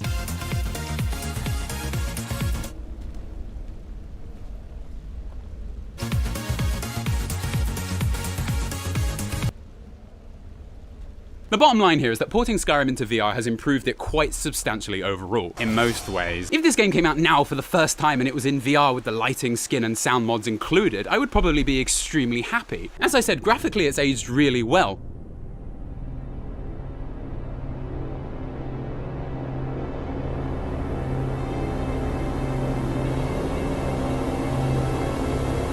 The biggest problem with it is that we've all played Skyrim so much already. I have a master's degree in chemistry, but I still know my way around the College of fucking Winterhold better than any NMR spectrogram. A way around this is to approach the game as differently as possible to any previous playthroughs of the game. I decided my character hates Nords, so is evil in most situations. Has a family in Folkreath, so I went there first. I can't say those words together. Has a family in Folkreath, so I went there first. And had heard that I could become a better assassin / thief in Solitude, so I was working towards getting there. I chose this because I'm yet to be evil in a playthrough, and I never saw these locations first time round, partly because my game kept crashing whenever I went near Solitude for some reason. Oh, fuck it. I mean, this game is huge. There's loads I haven't even touched, but I can still actually have quite a good time and see plenty that I haven't seen before.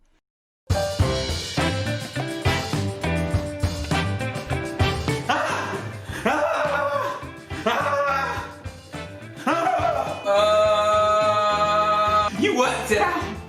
You worked it out! I love my home. I love my home. I love my home.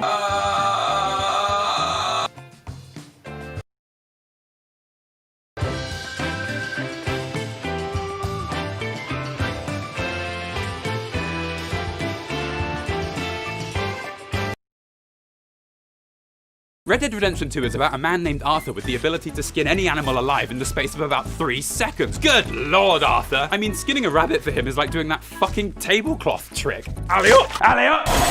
Actually, let's quickly talk about a previous Rockstar game. Back in 2013, Rockstar Games released GTA 5, a game about 3 psychopaths murdering their fellow Americans. The game was majoritively overseen in Scotland and left us all wondering, is this really what the game industry is turning into? Now, I know what you're thinking, but I've got these now, you ain't going anywhere. If you like GTA 5, that's fine, honestly. I just happen to think these games are a systematic symptom of the ongoing destruction of mainstream media, conditioning us into becoming brain-dead morons incapable of independent thought.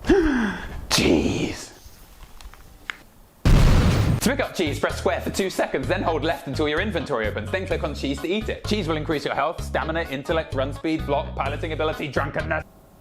I'm gonna leave. Not before this cutscene! Cheese is made from milk. The type of coagulant used depends on the cheese desired. For acid cheese is an acidic source such as acetic acid. To be a bit more transparent about what I mean, here is a summary of a typical mission in a larger AAA game. Mission starts, watch cutscene, go to place, follow path there in car for 2 minutes, press square to climb, walk for 2 minutes, go to specific points on map one by one, watch cutscene, kill fellow sentient human beings, you have health in this game, get on bike, go to specific point on map, increase driving skill. But driving skill makes you better at driving. Watch cutscene, mission in. Now you can still argue that these new big games aren't all about the gameplay. They're a product of some of the most talented game designers in the world, striving to push the technological and narrative elements of gaming as a whole. Well, yeah, if you put it like that.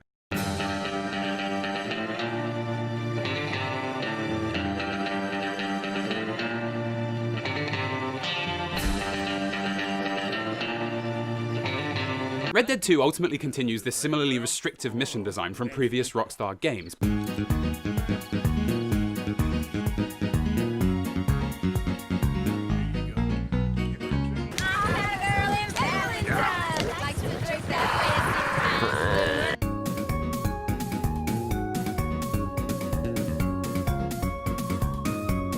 But before I get into things, I just want to say I do like this game. I highly recommend it. Wait a minute, I better get dressed quickly.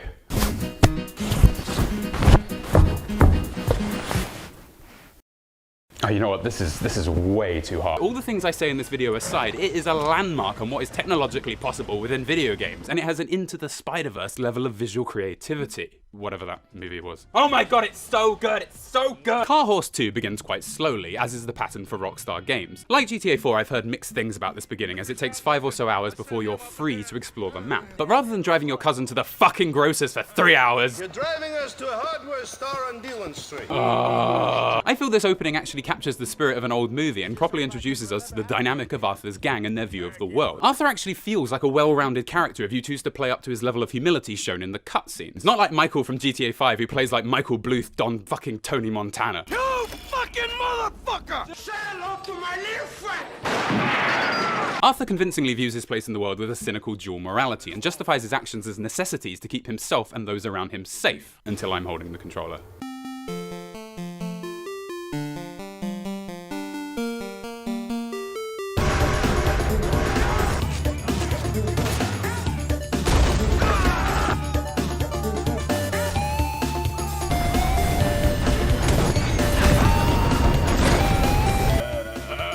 But early on within the confines of the story, it all works very well. Until, of course, we reach the inevitable jailbreak mission where Arthur murders an entire town filled with innocent people. Oh dear. Honestly, it's fucking bananas! I do what I gotta do to survive. But this person doesn't have a face anymore. In this mission, this town is 1,000,000% justified in trying to kill me. In their eyes, and mine too, to be honest, I just waltzed into town and started murdering every sheriff I could get my hands on. I'm pretty sure this guy was just a blacksmith. Well, I helped out this woman earlier, at least I'm a little bit more complex. This'll teach you to innocently protect your town against numerous psychopaths who are trying to kill your family for no discernible reason. Somehow I feel Geralt in The Witcher 3 got away with doing terrible things a little better. I'm of course referring to the moral choice where you free the soul of a monstrous evil tree heart for reasons. Oh, this was definitely the right thing to do. Bye-bye, evil tree spirit horse of death. The level of realism Red Dead 2 is going for in the mission cutscenes is so complex and nuanced that the actual actions outside of these cutscenes makes you come across as an absolute madman. Edgar Allan Poe gone Vlad the Impaler. Your humbler moments of character, which are extremely touching and well done, are all lost in a sea of literal death. I mean, Arthur comes across as more evil than the monster tree heart spirit from earlier. He certainly murders more people. Oh, and speaking of realism...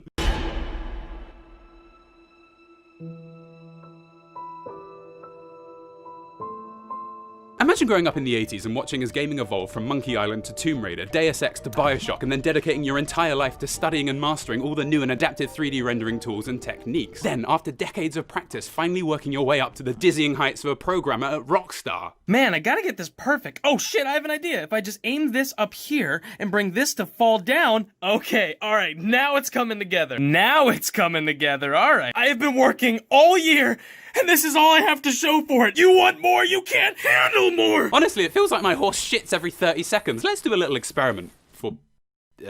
science. Okay, so we've gathered up 5 horses here and we're going to watch their asses for 10 minutes. Then we will collate our data at the end and calculate an accurate number of average poops per minute.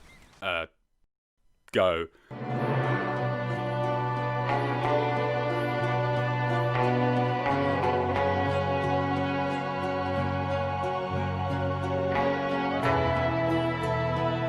What am I doing with my life? 8. This is what happens when you have too much money. One day I'll make enough videos and be able to hire someone to do literal acrobatics in the back of all my videos just to make me look frivolent. 1 million subscribers. Finally. So guys, we did it. 1 million subscribers. I'd just like to thank myself for being so great. Surely there's a limit on how far you can go with realism. If you introduce pooping, then surely I should be pooping too. Why am I not stopping every day for a poop myself? Oh god, it's happening! The level of realism in this game, outside of being able to walk through 4 consecutive bullets in a row, includes some of the most impressive things I've ever seen in a video game. It's honestly astonishing the level of detail put into this game, and it leaves you a little taken aback, in a good way. The looting, carrying objects, pushing through the bushes, recipes, skinning. But do we need all of this? Does any of this stuff actually make the game more fun? Does the mud leaving an exact imprint of everything that passes through it like a beautiful electronic canvas of wonder actually improve the game? I mean, it does bring me immense joy. Take me! The happiness I feel dragging a man through the mud and watching him slowly get more and more filthy, leaving a perfect trail of mud behind him, is all too real. Do it! Time to clean you off in the river, muddy pup. Uh-oh. What the fuck is wrong with me? I can't decide if having all this detail is actually okay, and let me explain what I mean. We all know deep down gameplay is one of the most important aspects of how fun a game is. Like, why is the hand-to-hand combat in this game so simple? Why is the tracking mechanic of legendary animals literally just pressing a button then following a series of prompts that appear on screen? These are gameplay elements with comparatively very little creative thought put into them. This is possibly the most dynamic world in a video game ever made, where animals actually leave physical trails, but the only way to actually track one of them is to be told exactly where to go step by on-screen prompts, yet I can go to the fucking theater. Who prioritized this? Was it you? Well, let's be fair. Let's sit down and watch this.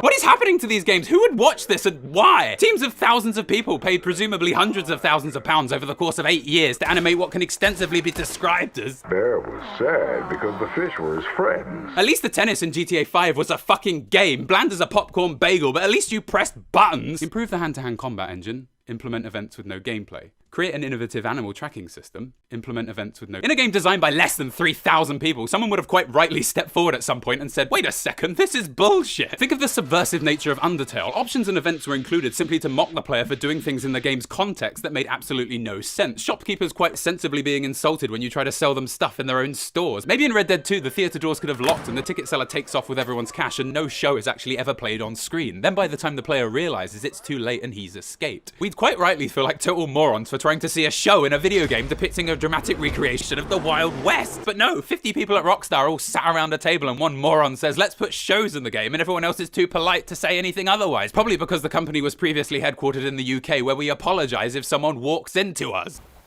Oh my god, I'm so sorry. I think I'd remove all these bells and whistles for a decent tracking system, but I gotta say the best moment this year was hooking up the Pro to a 4K TV and showing all my friends the animations for skinning a duck. Good god, Arthur, this isn't Temple of Doom, it's a mallard, not a fucking banana. And then once he's done with it, Arthur just disposes of his defiled bird. So basically, it's hard for me to decide whether or not I'm really on board for all this realism. It certainly does add a lot to my enjoyment of the game, so it's hard to argue against it. But even the way Arthur loots bodies and rooms, it looks simple, but I can only imagine the insane amount of work that went into how seamless picking up objects is, when I'm sure it would have just been perfectly acceptable to do this. While other areas of the actual gameplay are lacking finer details. You know what? I've had enough of this vest as well. Actually, speaking of The Witcher 3 again, one of the biggest obstacles in that game was slight falls. In this game, though, it's minor inclines. Fuck me, it's like Arthur has an inner ear infection. What the hell is going on here? This is beyond realism. I mean, I could get up there. I don't want to brag, but I'm a pretty agile guy. I'm turtling! That's the word for this, right? Turtling. Even the dirt effects on your face are incredible. In Red Dead 1, I would play poker for 20 hours straight while sipping whiskey inside and outside the game like a total badass. Double down. But now the mud stays on my face the entire poker game, so I can really get into character. Even the towns feel incredibly real, especially early on when they're filled with buildings with seemingly no use, like the post offices. You run across these all the time. Later on you learn if you talk to this guy inside, you can send mail. But what would I want to send? Oh.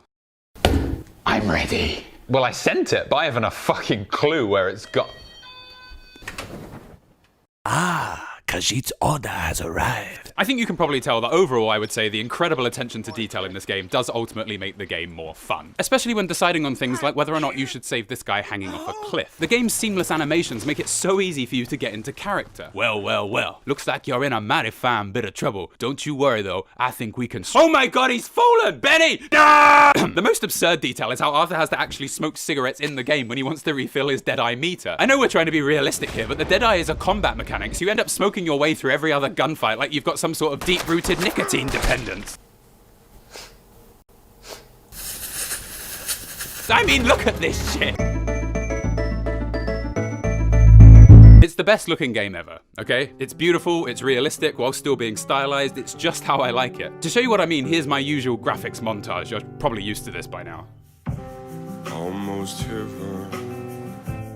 No, not that fucking song ever again! There we go, that's better. Let's use this one.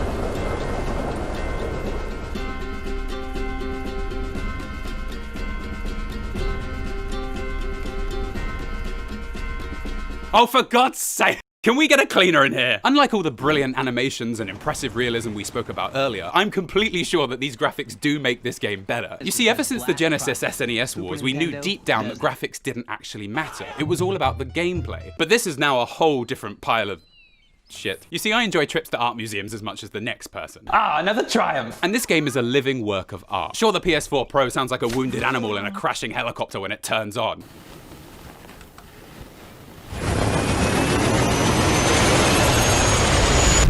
There we go! But my god, it's trying. Excuse me, sir, I didn't realize this was Fallout 76.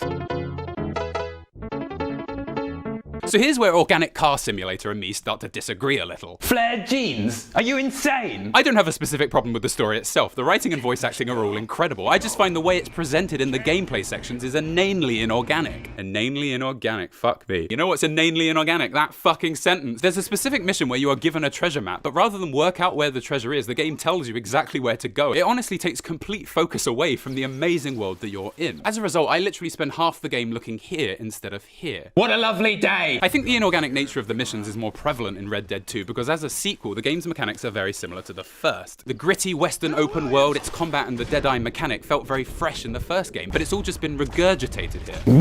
Oh my god, Sid, it's a black horse. It's you, in horse form. Finally, you can be my horse. No. Oh, never mind, he's got a white nose. He looks nothing like you. Unless... Don't do it, human. And if you do feel like going the whole hog and doing absolutely nothing, you can just enter cinematic mode, hold X, and you don't even have to play.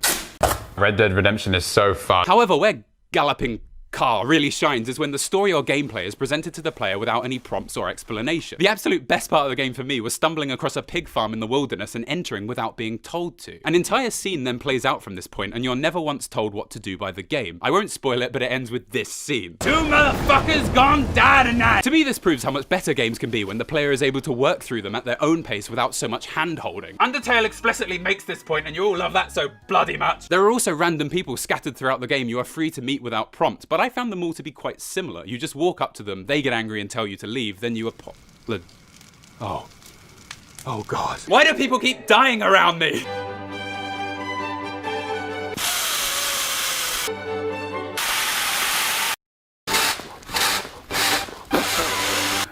Eight. I bought this for a previous video, but it was too big.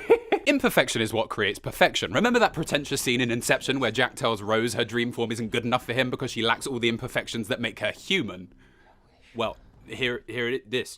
Wait a minute, am I being pretentious now by trying to legitimize criticisms of a video game by referencing obscure scenes in movies that are in of themselves pretentious? I've fallen into some sort of pretentious inception. Leo, help me! Tens, fucking tens. What are you all on, IGN Spain? This is utterly ridiculous. This is kind of where I've been going with this whole review. Red Dead 2 is good, but it ain't fucking perfect. Don't get me wrong, there are games I would give 10s to. FTL, Undertale, Minecraft, Agario. But these games are microcosms. Ooh, la-di-da. This is because they lay out a very specific gameplay style and execute the entire game within this style without any flaws. However, Witcher 3 in my opinion is a far better game than any of those. It's longer, has more mechanics, is more in-depth, has better visuals, combat, and more detailed leveling up, but it has flaws. The middle of the game is about as interesting as manufacturing carpet. It may be my favourite game, but there is no way I could give The Witcher 3 a 10. It does far more than any of those other games, but that leaves more room for mistakes. Sure, by that logic, Beethoven's Fifth may be more flawed than Megalovania, but I take that risk. There are of course hundreds of things I love about this game. I love how you keep a diary written in fucking cursive. Honestly, Arthur Morgan does not strike me as the literary type. Today I left my horse on the train tracks. The colours. To say that Red Dead Redemption 2 is perfect and cannot be improved on is irresponsible. Let's face it, even Sid can be improved on. Hair's just get in the way, Sid. Khajiit's time has come.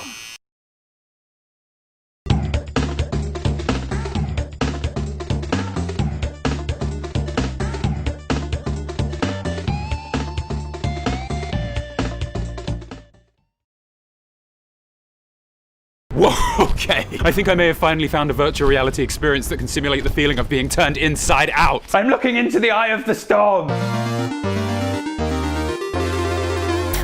One day after waking up from my 7-year coma, I found that game developers had been emailing me their own games for me to review. Oh. And on that day, I decided, yeah, fuck it. I'll review every VR game ever made.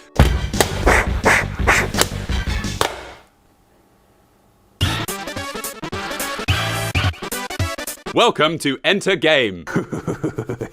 The first thing I notice in this game, other than the fact that it's some kind of first-person melee game, is that when I hold up my arm, my hand in real life is here instead of here. So when I look down while I'm wearing the Vive, it appears that my hand is starting here, and my sword is sticking out from up here. I imagine the reason for this is to extend your reach a little, making whatever combat there is slightly more effective. And after a few seconds, you do honestly stop noticing it completely. You dare throw my honor into question? Have at you! I also notice your health and your stats are on your wrist, so checking these is simply like checking your watch. So you lift your arm. Have you got the time? The craziest part of this game is making selections within the menus. You see, both your hands are always holding something. So I'll just click here. Click here.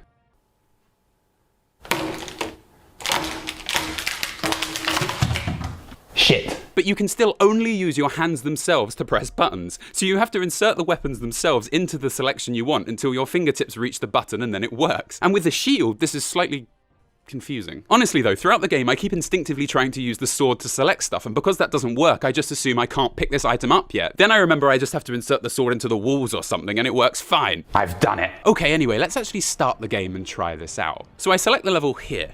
Oh no, wait, I need to use my hands. And I select this and nothing happens. I've tried grabbing it, tried other levels, tried teleporting into it. What do I do? How am I supposed to get in here? Oh. Well, that's a bit obscurely placed, isn't it?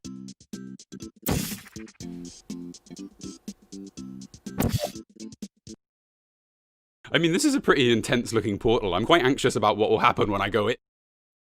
Oh. Well, this isn't so bad. And the actual game? Please act prudently and be careful in everything.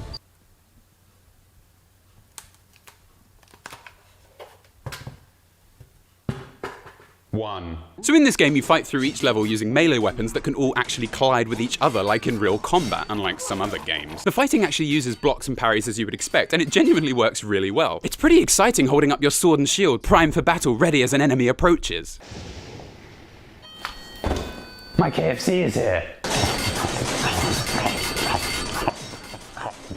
Feast yourself, human, for the day will come where Khajiit will taste your flesh. The graphics are generally quite appealing, and on first glance they're no more advanced than Skyrim, and I'm perfectly fine with that. But unlike Skyrim, the enemies in this game actually look like, you know, fucking people. But its draw distance is what is driving me crazy. Watch what happens as I back away. Everything starts leaving this plane of reality like it's got somewhere better to be. Oh really, patch of grass? You're that sick of being around me? Damn you, grass! Then when I walk back, it starts appearing at such a rate, you feel like a fucking forest is about to sprout up in front of you at any moment. You do have to hold yourself back and stop yourself from doing this. But if you treat it like you're actually fighting, it's genuinely really enjoyable. In GORN, the fun is about absolutely annihilating your opponent rather than, you know, actually using a fighting stance similar to that of real life. I shall be known as the Grand Champion. This game tries to make the fighting feel real, and on the most part, it succeeds. It's like I'm really there. The voice acting is where it gets me, though. My favorite is the guy clearly recording himself from inside a cardboard box. Bro, where have they gone? And so our hero continued his journey across the world. Other than that, it's one of the better hand-to-hand combat games I've tried. The fighting is fun, if not a little fucking nuts. The flash effects of the swords and shields hitting each other at peak times is like a crate of fireworks going off. What, you think I made that joke because this game is set in China? Look guys, I don't know if you know this, but the Chinese invented loads of things. Compasses, the modern brewing of alcohol. Ooh, a new weapon. Flying knives. I mean, they do fly. These are actually really awesome and surprisingly easy to aim. They sort of catapult themselves out, making them a little simpler than the throwing mechanics from other games. You can even hold down the throwing button to completely blind yourself. Oh, did it suddenly get really hot in here? Oh, they blow up after they've been charged, okay. A little bit like my Samsung. Here we go, bring it you fuckers. Oh. Right. Better handle this the good old-fashioned way. Okay, next game.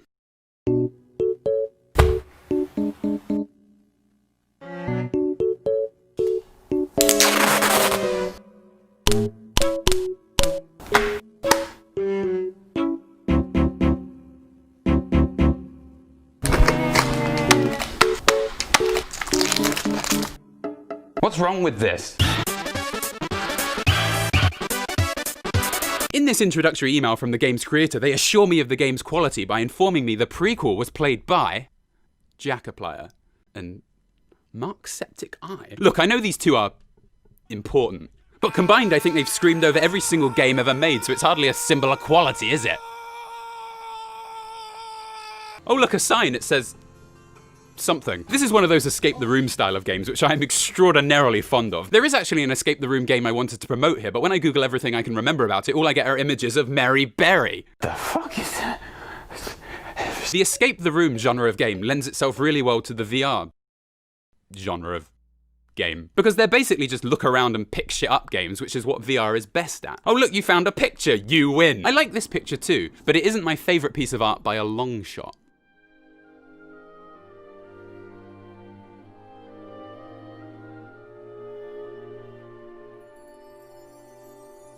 You see, having a large room to explore is difficult if you aren't, you know, playing in a large room. Help! Now this isn't a problem if you're American and you design your houses based on how many fucking basketball courts you can fit inside. But here in London, if you can put your arms out and not touch opposite sides of the walls, you're basically in the top 1%. I'm rich. Oh, and speaking of Americans, I found this one guy who makes, videos. Yeah, that seems about right. It's Sorrow TV. Each area of the game is separated by a single elevator which rotates as you go up or down. This ultimately means even though you're just walking back and forth in your house, you end up exploring the whole game without hitting any walls, as you can see here. This is a very elegant solution to a size problem many people may have. I mean, just check my inbox. Wait, it's just a joke about me having a small penis? Yep. Maybe next time we'll have a fight about it or something. But even after all the hours I've spent playing VR, this spinning still manages to make me feel a bit dizzy, so I have to shut my eyes whenever I'm in here, and closing my eyes inside a game while being in a room inside my house where I already can't see anything is a little bit strange. Also, for the love of God, don't click S on the elevator!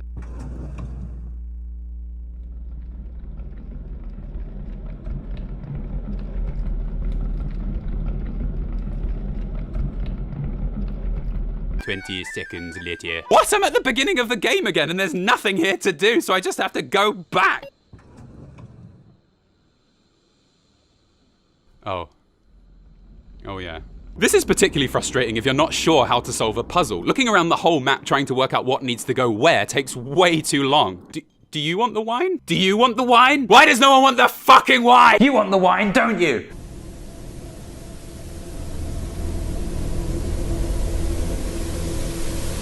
Yes. I need a key. Where could the key be? I just need a key!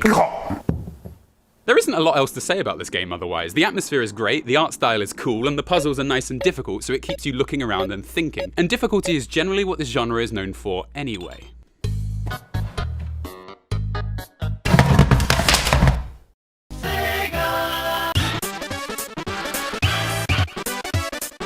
This game was basically made by a single person, and in the email from him I am wisely informed the game takes 20 to 13 minutes to get the hang of. 20 to 30? What the fuck? This game has intense movement. You may fall over in real life. Please clear play space. Oh fuck. You hear that, Sid? I'm gonna trip over you if you sit there. Khajiit shall remain here, and once the human is dead, I will fight. Who's a cute boy? Khajiit is disgraced. So you start this game and it immediately drops you right in the deep end. Like, what the fuck is going on here? What does all this do? And I'm slowly sliding towards this ramp. I don't want to go down there yet. I'm not ready. Stop sliding! 10 seconds later. Fuck me, this game is incredible. This is real footage of me playing the game for the first time, and here is me genuinely falling over because I kept losing idea of what angle I was standing at in real life. Am I standing up or sitting down? In Jet Island, you're sort of a mix of Spider-Man and Iron Man. That's a lot of men, isn't it? What about Ironheart and Spider-Gwen? And before I knew what I was doing, I was slamming into walls at the speed of sound every 30 seconds. And here's another real recording of the first time it happened. No, oh God! Oh.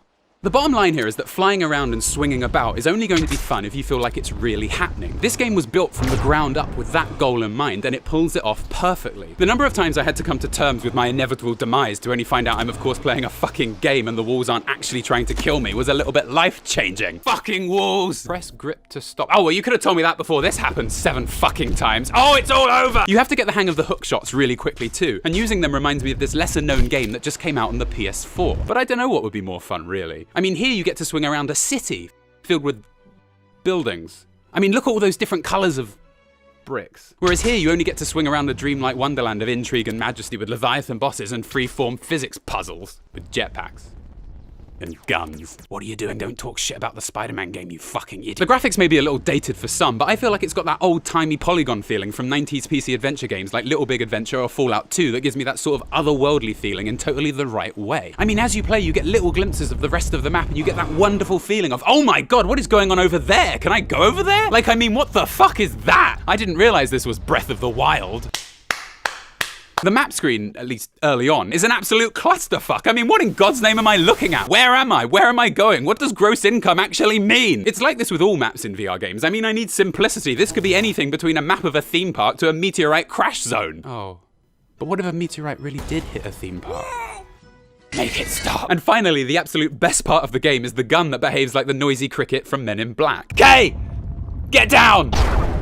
Oh no. This joke was meant to be completely different. As you can see, these are filled with helium. The website I bought them off. These balloons do not float. Who the fuck sells balloons that don't float? I mean, for God's sake.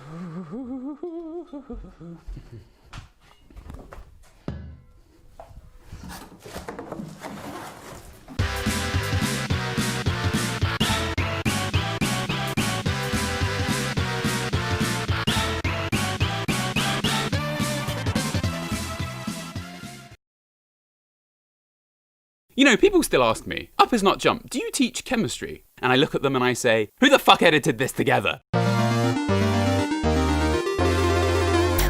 I have 3 new games to review for you today. And like many games on Steam, most of these came out and were immediately banished to the nethers of obscurity. This seems to happen quite regularly on Steam and other game platforms, because they're put out by smaller development teams with little or no budget for marketing. So what have you got for me? Get out of my office, leave the egg. The first game we have perfectly simulates the feeling of hopelessness akin to Steam burying your game in its deepest catacombs on the first day of its release. So we'll just open this up, get the disc nice and snug. There we go. Now, Broken Seal is particularly interesting as it starts you off looking at the, walls of the dam level in GoldenEye 64. I mean, what is this? Did the makers just photograph a small rock and be like, yeah, we'll just stretch that over a cliff face for the opening shot of the game and no one will know? I can't tell if this is a glitch, this guy's arsehole, or Hogwarts Tower through a fucking electron microscope. Oh my God, what's happened? The most surprising thing in the game is I have actual arms. Why is that surprising? This is the first VR game I've played where I have real arms, and it's genuinely pretty awesome. But my arms are a little longer than the guy I'm playing in game, so when I extend my reach, I actually pull the sword out of my own hand. Expelliarmus! I actually have an entire body below me, but when I look down, my hair appears and blocks part of my vision, so looking down becomes completely off limits. Do we really need to render my own hair? The game is in a first-person view. Why not go all the way and give me fucking glasses that fall off when I look down and make me go blind? My favorite Half-Life mod. So immersive. It's even worse when I go downstairs. Seriously, why has this been implemented? It's completely useless and causes nothing but problems. Just do what Elite Dangerous did and hope you never catch a glimpse of yourself in a mirror. What is consciousness when one has no face? There's a real mishmash of textures here too. It's completely bizarre. The sky looks great, even better than the space in Elite Dangerous, and that's where it's fucking set. The trees also look, well, kind of nice, but in front of them are these. What am I looking at? It's like the stomach contents of that woman who eats rocks. I mean, look at this portal. It's not quite as fancy as we're used to, but clearly it goes somewhere nasty. The gates of hell. The river Styx, perhaps. Oh, wait, nope, never mind. It's the exit. I'd hate to see the door to the bathrooms. Always a line. This area of the game is mainly just a menu area for creating your character and adjusting the settings to your liking, which is a nice touch. You then enter a portal and that's what takes you to the main game. Okay, now this is more like it. It's strange that the first screen of the game is such a clusterfuck of visual styles, but once you start, it genuinely has really nice atmosphere. Suck it, Dobby, I've killed you again. Oh. Well, he's in hell now. I begin my journey by finding this guy who teaches me a spell, and to use it he says, hold the right trigger and you can see a purple orb. Keep holding when you speak the spell until the magic affected or not. All this guy really means is to use the spell I aim, press the trigger and say out loud the spell I want to use. Alright, here we go. Fireball. Fucking hell. I mean, a lot happened during that spell, but it definitely works. You see, there are loads of spells in the game which you have to say out loud to use. The Vive has a microphone inside, and the game always correctly identifies what I'm trying to say. Fuck it. So the point of this game is to get quests, and then explore the map killing enemies and upgrading your spells, like this one. Show me your beauty, the silence of death. Ah, human finally wishes to see the beauty of death. Wait a minute. Fields of enemies and spells that charge and quests with exclamation marks. No. For those who don't know, this game is starting to look a lot like World of Bushmaft. Nailed it. Warcraft is a life swallower, a time succubus, a wallet muncher. I put more time into honing my character's alchemy in that game than I did my own fucking chemistry degree. Then grab a reflux condenser. This'll do. The game isn't perfect by a long shot, but it's extremely varied and the locations and atmosphere are really compelling. I like how you can hit your shield with your sword, taunting enemies as they approach you. Come at me, bro. The lack of polish on this game, however, is quite obvious. The sound is really off for a start, so although the music and the atmosphere is great, the sounds the enemies make aren't directional at all, so it sounds like the enemies are all around you, even when they're just straight ahead. So I keep finding myself turning around to see if there are any enemies behind me. No enemies here, human. Only your good friend Khajiit. Come closer. Retribution! There are also huge delays between saying a spell and having it activate, probably because the game is trying to work out if I said fireball or hire hall. Hire it! So you just end up standing in the middle of your house screaming, fireball, fireball, fireball, fireball, fireball, fireball, fireball, fireball, fireball. This game also makes you use your hands themselves to select things rather than the tips of the weapons you're holding. So you have to insert your sword into the buttons you want to press until your fingers touch them, like in the last game I reviewed. Original content. And the very best spell I found in the game is the portal scroll that takes you back to the opening area when you throw it. Go gadget, portal. Fuck.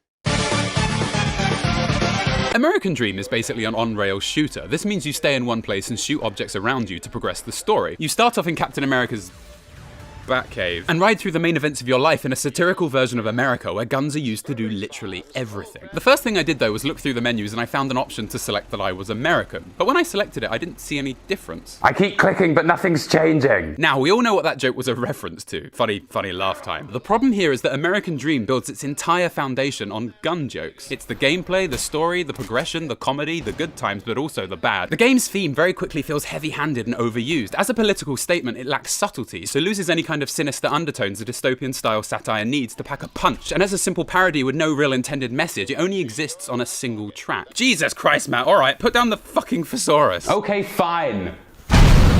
However, as a sort of reverse broken seal, it's polished as fuck. The gameplay is smooth, the handling and the reloading of the guns is brilliant, and the graphics are some of the best I've seen on the Vive. I like how when you fire a bullet, it stays in the room and bounces around. So if you fire numerous times, the room fills with floating objects. Not like this at all. There are great moments too, like when you get this attachment for your gun and it acts like a hand because you don't have hands because they're guns. It's like the tiny little hand out of Deadpool, and it's kind of mesmerizing. You got me. The only real technical problem I had with the game is that there were several audio clips that would sometimes start playing over themselves. Like when you're playing catch with your dad. Baseball player kept turning lights this one coming. Off. Oh well, he was. It's okay. That's okay. What did you say, Dad? I said, I sure am having a good time. Prostitute. I also got notifications of achievements flashing up on the screen whenever I did absolutely anything. Fire a gun, ding. Look to the left, ding. Spill your coffee on yourself. Oh, fuck. Ding. It also seems like you're meant to play this game sitting down, and because you stay in one place most of the time, you don't really explore the world yourself, which means this game is sort of missing some of what makes VR special. And it's ironic as fuck given the game's themes, but I just want to shoot some fucking people. Or robots. Just something, because shooting cardboard gives you no real feedback, no feeling you're making a satisfying impact. You hear that life-size cutout of Jim Carrey? I don't want to hurt you. Getting to the carnival, though, was one of the scariest damn experiences of my life. What are you all looking at? Well, won't any of you say anything? Oh God, one's coming over! Save me, Jim! Die! I don't think Mummy knows you're hungry. Maybe you should shoot at the door to get her attention. Mummy. Dog. Gun. Wait, something's coming back to me.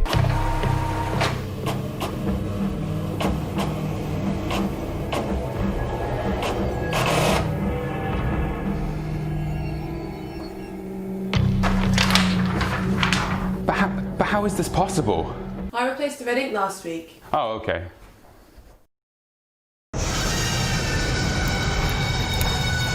Duck Season is a VR remake of sorts of the NES game Duck Hunt. You shoot rounds of ducks that fly by and get a score at the end of each round based on how many your dog friend collects. What is this beast you have befriended, human? It strikes fear into the heart of Khajiit. I bought this for him too, Sid. Oh, the horror. It's also significantly shorter and less varied than the American Dream. What you're seeing now is most of the combat-based gameplay, but that's because this is just the cookie holding in the delicious ice cream. Oh, yeah. A distraction, if you will. The real appeal is the game's presentation, its atmosphere, the story. It makes you feel like Batman. Wait, it makes you feel like a kid at home with your mum on a lazy Saturday. You can watch VHS tapes, play different games, fuck around with your toys. You aren't limited to wildly shooting about, and it builds a real connection between you and your character. And at least you don't shoot fucking cardboard. You can look again, Jim. When you start the duck hunting section of the game, you suddenly find yourself inside the television. Just like you as a kid, there's nothing else in the world. No distractions, just you and your TV. They're showing Power Rangers. Ow! Fuck. I mean, you've got some pretty fucked up hands, but something else isn't quite right. Something's off here. And as the game progresses, it gets stranger and more unusual. Just watching this kid fire a gun is so much more impactful than anything that happens in American Dream, because everything else going on in Duck Season is seemingly normal.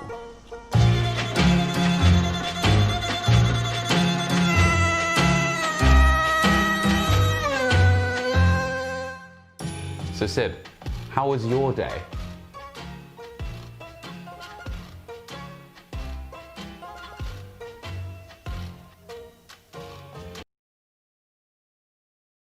So we left off last time thinking this was the coolest thing ever. I can do better. No more.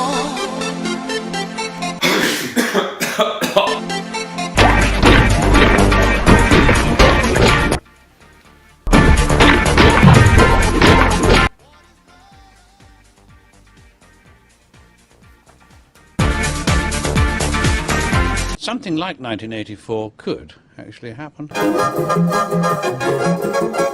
GORN is a fighting game in the style of, well, I guess the best way to describe it honestly is it's quite a lot like boxing for the Wii, which I know isn't the greatest achievement because the Wii in one swift movement destroyed everything I ever believed in and marked the true end of my childhood when Nintendo became another cog in the machine where they just exploited the fact that they could basically sell a product on the false premise of innovation rather than actually being an engaging and interesting console.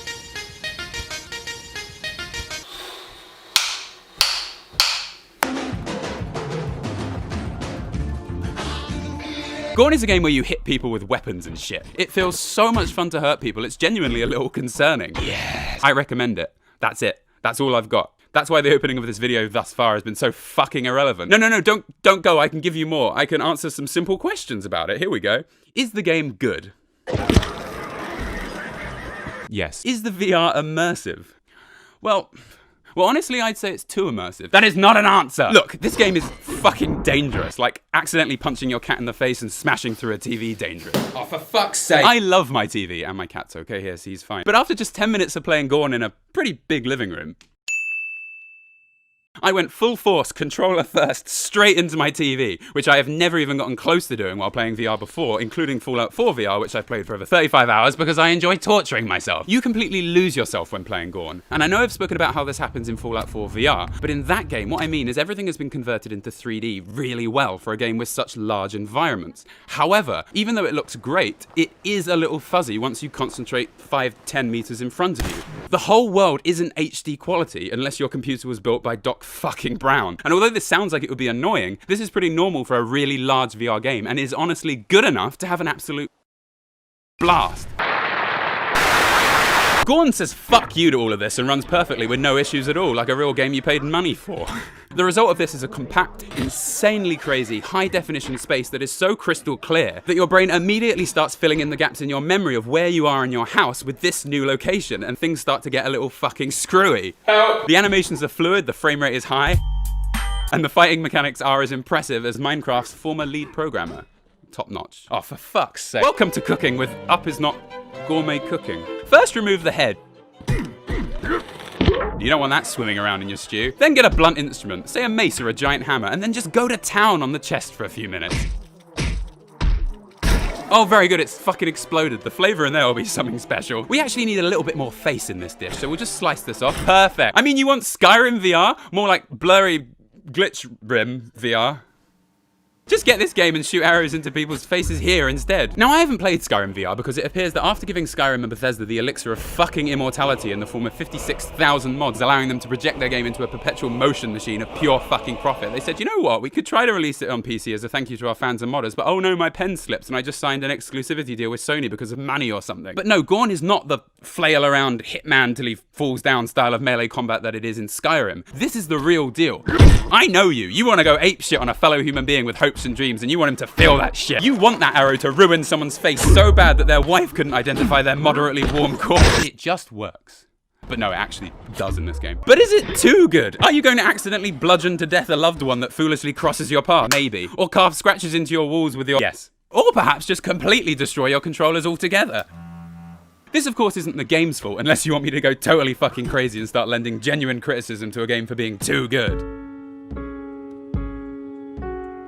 Look, let's get this out of the way. If you have a VR headset and you like violence, which you do because of, you know, evolution, buy the game. Buy it now. Hitting stuff couldn't be more... Your weapons impact with everything, including the ground. The sound design and controller vibrations sound and react exactly how you would expect to all impacts. Throwing weapons works flawlessly. Fuck! And all of the character models react perfectly to every kind of impact you make with them. This, combined with the exceptionally fun, fast-paced gameplay, the incredible 3D, and the near HD graphics, means if you want to have a fun time hitting shit with maces and shit, it's worth £15 all day long, mate. But all of this leaves you so immersed in the game, it's borderline dangerous to play. You see, when you're setting up VR in a room, you draw the boundaries of the room and save them onto your computer. Then when you're playing, if you go too close to a wall, the boundaries appear on the Vive display, so you know to maybe take a step back. Take a step back! It's a really cool feature, and to make it even better, when you look at it, it's all a little bit like the Star Trek holodecks. Beam me up, Scotty. When you're playing GORN though, you still see these barriers, but your brain is telling you, no, it's safe, trust me, I know what I'm talking about. How could there possibly be a wall there? You're in a spacious open arena. Now punch forward as hard as you possibly can into your TV. Thanks, brain. I particularly like how you can grab people so they stop squirming while you expertly impale them. You can even use this to reenact the end of Gladiator.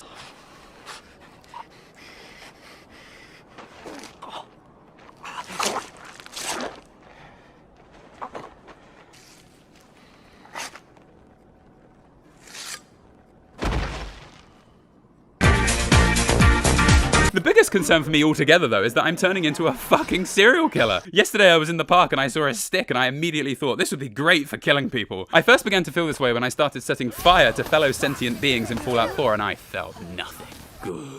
In GORN, I'm effectively lifting my own arms, holding what as far as my brain can tell is a large hammer, and absent-mindedly bashing my way through a human face, all the while dead inside, welcoming the sprays of viscera. This holds no purpose. He's already dead, Matt. Keep going.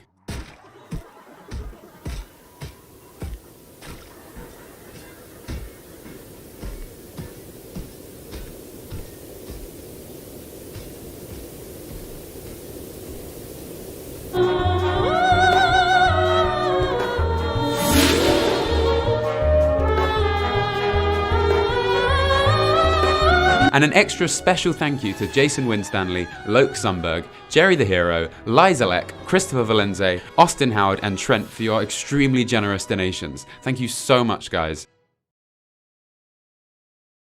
GORN. What, did you not see the title of the video? GORN! Without a doubt, GORN is one of the best games ever made. Like a modern-day stress ball on steroids.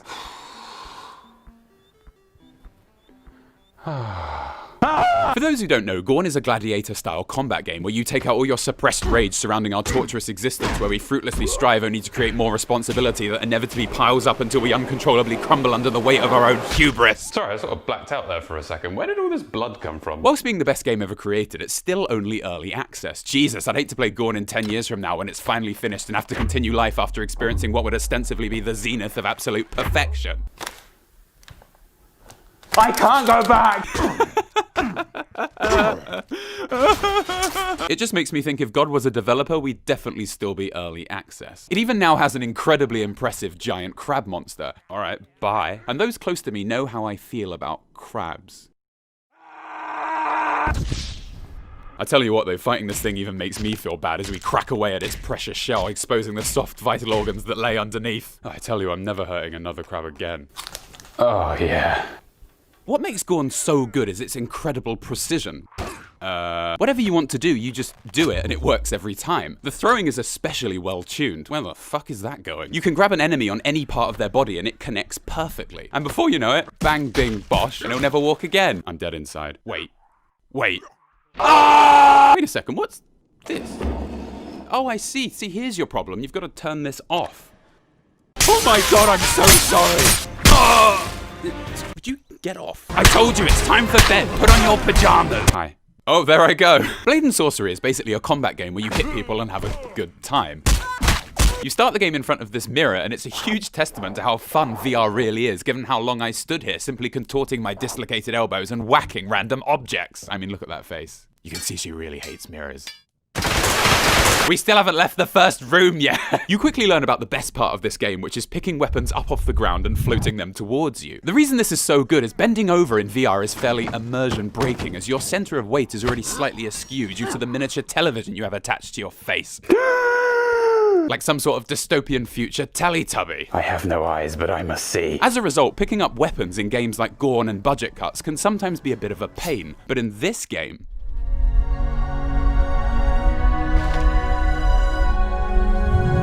ow!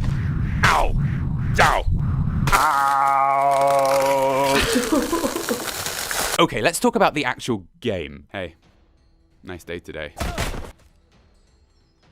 When I first started playing Blade and Sorcery, I was a little disappointed because the game appears to be very simple. The game is made up of 4 levels that you don't exactly progress through. You just pick a map you want to go to and fight different waves of enemies there by selecting the type of wave you want to fight. And in many of the game modes, after a few waves, the combat simply ends and you have to walk all the way back to the wave select book, and it breaks up the combat quite substantially. However,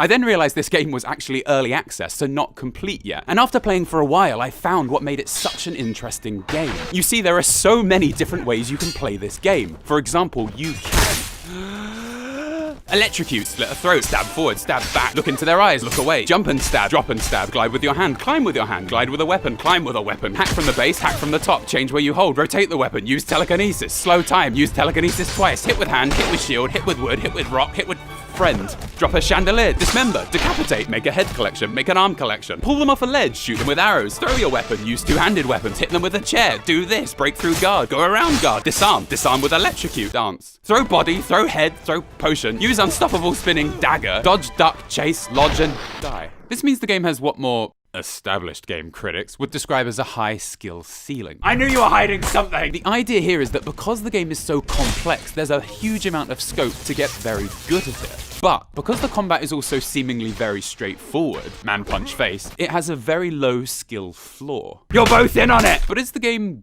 good?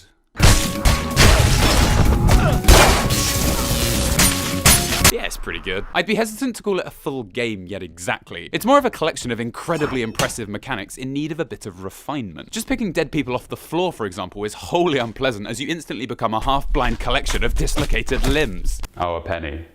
The combat doesn't yet feel as impactful or precise as GORN. Oh, this is definitely unfair. But Blade and Sorcery is trying to achieve something very different than GORN. You see, GORN in comparison is incredibly polished, and although there is a lot to do, its roster of gameplay mechanics pale in comparison to what you can do in Blade and Sorcery, even though its mechanics are a little janky. Oh, would you come down? GORN is also more about absolutely annihilating your opponent. Who's bad at sprints now, Mr. Fletcher? Enemies in this game, as well as having the textures of real people, are more defensive and reactive, making the game feel far more realistic. This combined with the obvious amount of effort that's been put into giving the weapons tangible weight so they convincingly lodge themselves into your victim's supple neck tissue, means the whole experience ends up feeling a little more horrifying.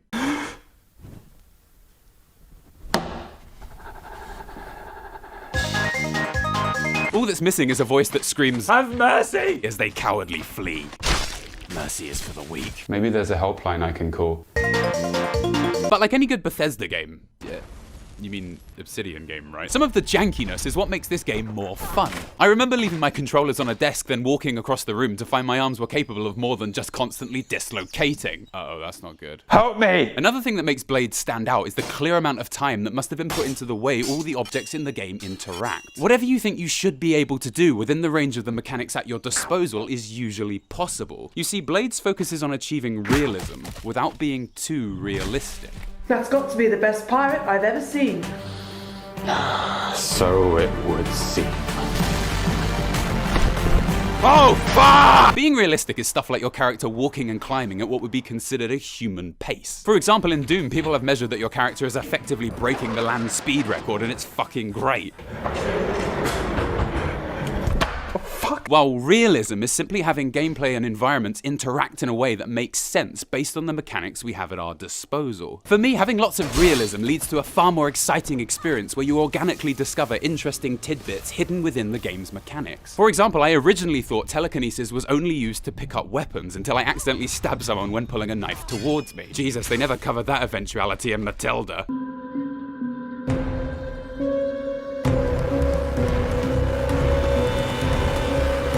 Anyway, after finding that out, stabbing people with floating knives quickly became my favourite part of the game. I honestly can't get over how fun this is. You see, possibly my favourite scene in X-Men First Class is when Magneto does this. And now I can do it too. Was tun Sie gern zu essen, Verliehen? You can also spin your blades while they're floating, but it's basically like pressing the always win button. Oh man, I don't know about this. The best level for me in the game is the Ruins, simply because you can control this hanging chandelier thing that between you and me does absolutely nothing most of the time as it flies through the level, and I honestly wouldn't have it any other way. But you know what's more dangerous than a floating chandelier or a flying knife? Crates. Ah, see, you've played Knifey Cratey before.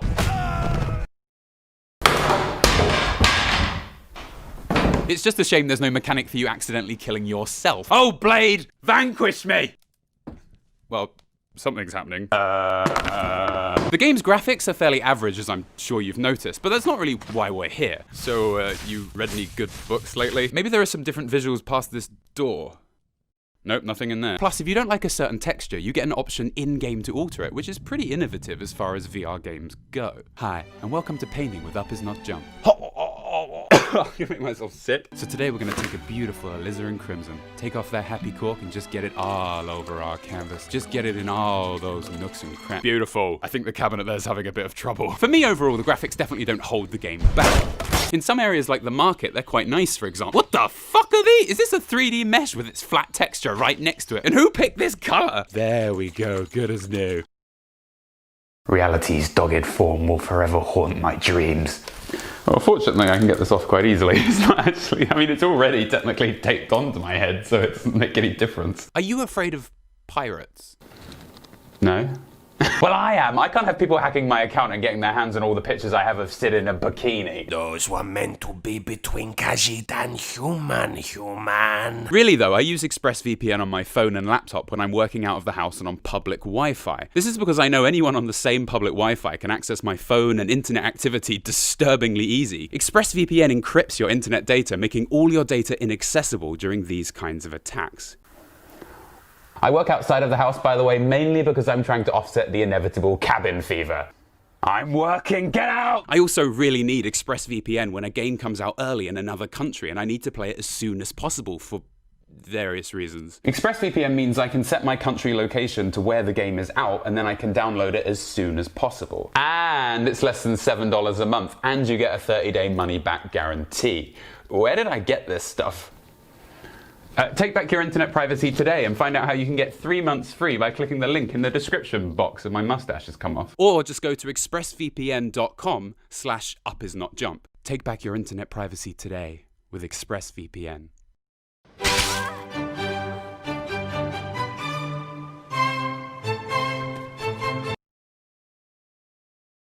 Captain, are you sure about this? I think we're going pretty close to that star. Captain, I really think you should think about turning around. Captain? Oh my god! If you've heard of Elite Dangerous, you'll probably have heard mixed things about it. But of course you've heard mixed fucking things. Scoring this game out of 10 is like scoring your favorite protozoic organisms out of 10. No, that just isn't for me. Perfection. Scoring things out of 10 nowadays is just categorically wrong anyway. It's fucking irrelevant. For example, I recently saw Jumanji and I loved every second of it because I could watch Dwayne Johnson balance his checkbook all afternoon and I'd be on cloud fucking 9. I don't need a critic to tell me this film is... It's the same idea for games. Like, take Elite Dangerous. What's relevant here? What do you want from this specific game? Do you want to experience space travel? To learn what it's like in the quiet episodes of Star Trek between Riker talking about his dick? If you want to experience what it would really be like to explore the vast emptiness and desolation of space, Elite Dangerous gives you this in spades. And in VR, I can tell you it's fucking terrifying. And I'm not joking in the slightest. 35 hours in and this game still genuinely scares the life out of me. It's really relaxing here. Oxygen critical. What? Play this game in VR and you'll join me in my unconventional fear of the sun. Oh my god! Damn you, son! I can't say how true this is for the non-VR version of the game, as I haven't actually played it that much. But it seems to me that turning this game into such a convincing VR experience is a little bit sinister, because I am not trained to deal with this kind of psychological pressure. What the fuck's going on? Why is this happening? Let's move back a little and talk about the steps you'll have to take to get into this game, and decide whether or not it's for you. To play this game properly, you're going to want to get a joystick because you need a device as complicated as a keyboard that you can use without your eyes. This is because you can't use the VR controllers in this game because the commands you're going to use include, and are most certainly not limited to, nose down, nose up, wings left, wings right, pivot left, pivot right, thrust forward, thrust back, thrusters up, thrusters down, thrusters left, thrusters right, direct power to engines, direct power to systems, direct power to weapons, engine boost, flight assist, toggle frame shift drive, activate supercruise, activate hyperspace jump, activate weapons and primary fire, use secondary fire, select target ahead, select next target, select target of highest threat, cycle forward through weapons, cycle backward through weapons, activate silent running, activate heat sink, activate cargo scoop, activate landing gear, jettison all cargo, and not forgetting ship sights. Being able to use all of these commands within VR on a keyboard is nothing short of absolutely crazy, so you do need to buy a joystick. I got this one, which obviously doubles as some kind of anal diagnostic. And you know what's especially fun? When you realize the box the world's most sexually suggestive joystick comes in won't fit in your fucking backpack, so you have to carry it home on a 30-minute walk through London like this. Excuse me if you got the time. So you get this device of questionable intent home and lock the doors because the last thing you want is to be caught looking like this. I'm a big boy. You then need to map every function I just discussed onto the joystick. There are less than 25 direct input methods on this joystick, and you want to map roughly 35 commands, so you must map certain functions to activate when you press 2 buttons at the same time. In one of the training missions, we're told we're going to use the frame shift drive, but you've never heard of that, so you Google it and learn that it makes you go extra fast. So with this, you can go between planets and such. So you set up the button for that and you activate it. But then this doesn't work because you have to remove your mass lock. Okay, so we need to drive a minimum distance of 5 kilometers from the station to remove the mass lock. So once that's gone, you try and use the frame shift again, but you find you can't use it because you need to retract your landing gear drive. So we Google that and find out, okay, it's like landing with wheels on a plane, so these need to be retracted. And by this time, all the buttons on the joystick are already taken by the basic flight commands, so for every single one of these commands, you have to make it so that you press 2 buttons at the same time to activate them. Then once you've done this, you can activate the frameshift drive, which charges and off you go. But now we're told we have to enter a destination, so we turn to the left and go to the navigation panel, then select the destination, click lock on, and now we're on our way. The difference between this and flying a plane in GTA 5? It's 2 hours. Now, I quite like that you have to do this. I feel like I'm actually learning how to drive a spaceship, and it should be quite difficult, shouldn't it? You know when you see an advert for a loan on TV and the company claims it'll be quick and easy and they'll give anyone a loan regardless of their credit statement? That's why the economy is garbage everywhere. Getting a loan should be difficult, and so should flying a fucking spaceship. I think that goes without saying. And here's the reason why a score out of 10 is so stupid, because it just depends if that's what you want. A really complicated ship that's difficult to drive means that once you've got the hang of it, you really have control. You can do almost anything because it's all controlled with separate specific commands that all do very different specific things. And it being difficult to learn is the price you pay for this. This is a fundamental part of Elite Dangerous. Do you want a complicated spaceflight experience? If you do, so far the game's a 10. If not, it's a 1. 6 out of 10, what an absolute load of shit. I do have to say though, this is quite a difficult point for me to argue because the training missions themselves are in some ways quite poorly designed. But first, you better deploy your landing gear and get this diamond back on the ground. Okay, so, Cargo scoop deployed. Landing this ship is gonna be pretty tricky without a fully deployed landing gear command. yeah, alright, Flight assist off. How do you fly this fucking thing? They don't really do anything but tell you to do things you don't yet quite know how to do. It's like a checklist that says, these are the things you need to do, go and learn what they are and how to do them. Shifting the power between systems, engines, and weapons will mean you have power where you need it, when you need it. They aren't really self-contained lessons. And as a science teacher myself, I find this quite annoying. And yeah, my Fallout 4 VR video did so ridiculously well, my students found it. Oh good, I'm sure if they watch more and show their parents my GORN video, everything will be fine. I'm turning into a fucking serial killer. I am honestly scared every time I warp, every time I get scanned, every time I almost bump into something, every time I start to overheat, anytime anything unexpected happens at all. Oh god, no. Space is quiet. You sit and you mine with a star looming over you, the most dangerous object in the universe, slowly raising your ship temperature, your fuel ticking away. You've been here for half an hour, flying slowly around in near silence, and it's so quiet you can almost hear. Oh, please don't hurt me! Early on, there are just so many unknowns in this game, you have no idea what might happen. And every button you press brings up a fucking warning delivered so aggressively you'd think the ship wants you to crash. Warning. I'll clean my room, Mum, I promise! You start off with practically no offense. Offense. You start off with practically no offense, no defense, unequipped, ignorant, powerless, the size of the universe so mind-bendingly vast you feel even smaller. And I know I keep saying the VR in all these games is immersive, and this game isn't much more immersive than GORN. But in GORN, you're the fucking Antichrist, the bringer of all destruction and death. I tried the combat situations in Elite Dangerous before starting the main game, and this is a good summary of how they went. Oh, hey, I can look around still. And there's the guys that killed me.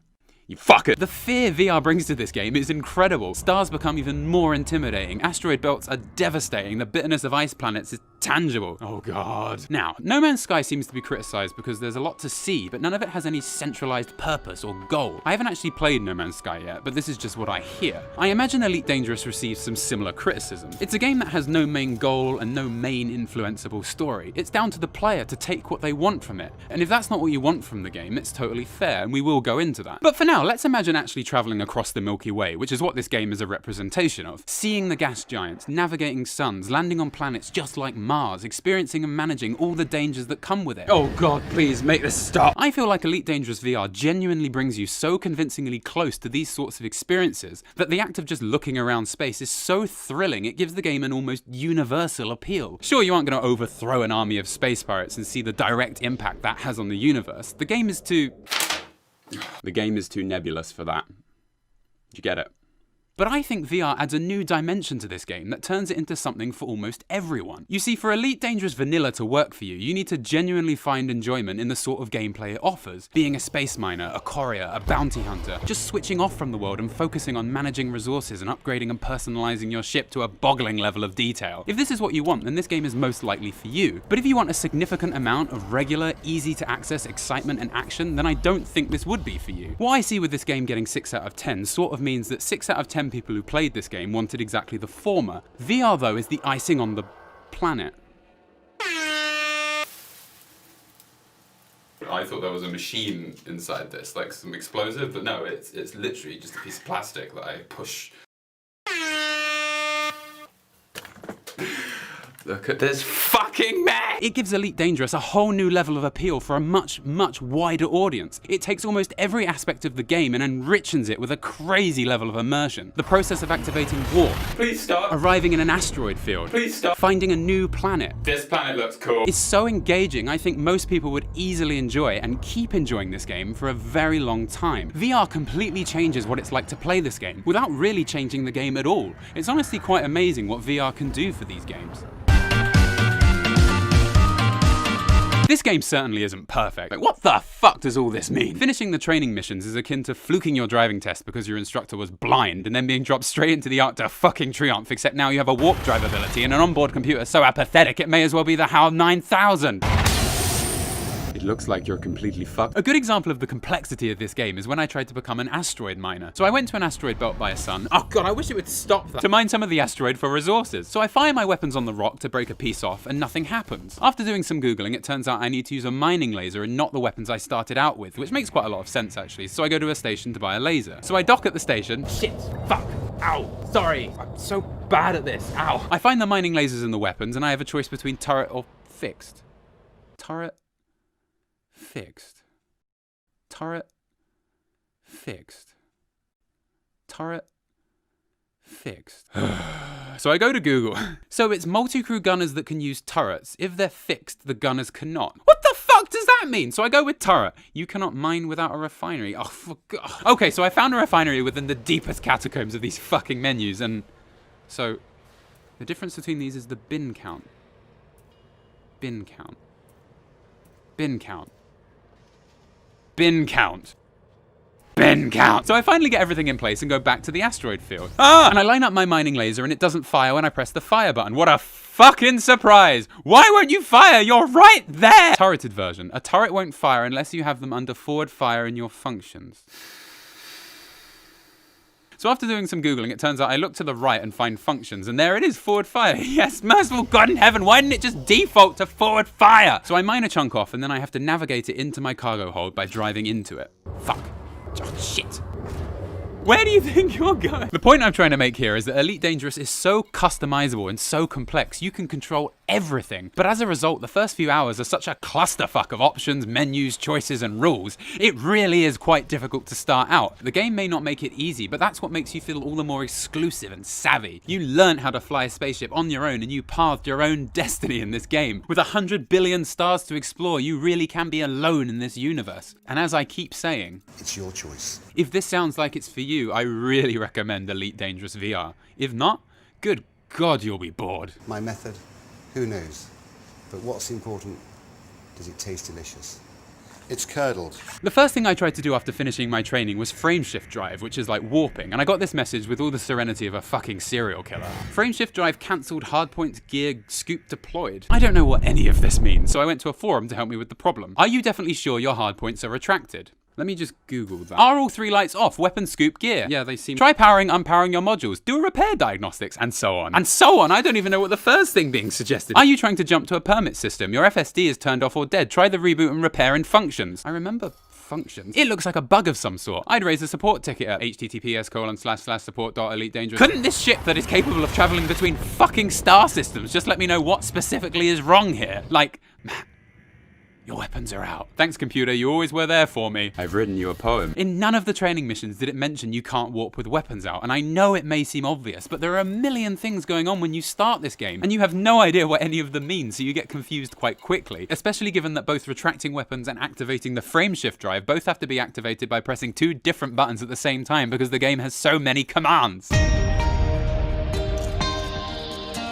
Have you ever been on the motorway for hours and hours, then come off a slip road and tried to turn a corner only to find you're still going 45 miles an hour because you've lost all reference of speed? I sometimes try and stop in Elite Dangerous only to find I'm traveling at twice the speed of light. I literally overshoot stopping at planets by the Earth's distance from the moon almost every single time. Or the opposite happens and I see a planet nearby and think I'll just pop on over there and the ship tells me I'm 2 fucking years away because here's a pro tip. Being able to see a planet doesn't mean it's nearby. In Elite Dangerous, I'm ready to pop my leg out and have a little stretch around only to find I'm the fastest moving being in the universe. The way speed, momentum, and scale work in this game is exactly how you would imagine it to work within the context of space travel. Brake slightly too late and you'll miss the planet by a couple of light seconds, which unfortunately equates to over 600,000 miles. It's the real-life equivalent of braking too late for a petrol station and accidentally colliding with Asia. You start to imagine planets like tennis balls as they come and go so quickly. Then you try and stop at one and it totally engulfs your view in a matter of milliseconds and suddenly becomes bigger than your mum. It's probably the game's biggest achievement and lends to why it's so terrifying. You lose all sense of distance, velocity, size, displacement, force. The velocity you go and the distance between planets and the sizes of them never fail to totally throw me off guard, which is why I'm so scared of absentmindedly bashing into a star.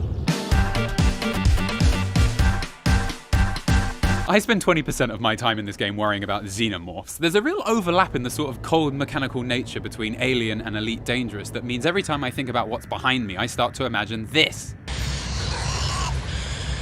I don't feel very well. Honestly though, I don't think Elite Dangerous Vanilla is my sort of game. I'm mainly interested in games that focus on telling a story that I can interact with and influence as the game unfolds, and that's just the way that I am. However, as a VR game, I couldn't enjoy Elite Dangerous more. It is the best VR game, simply for providing a mind-blowingly immersive and accurate interpretation of space travel and the universe. Ever since I was a kid, I wanted a game that did this, and it perfectly rekindles that excitement of the unknown when you look into the sky. Men in Black 2 is a terrible movie, but I really like the third one. The sound design is incredible and it contributes enormously to the atmosphere, and I occasionally swap out the game's music with the soundtrack to FTL and Metroid Prime, and they fit so perfectly, it's a dream.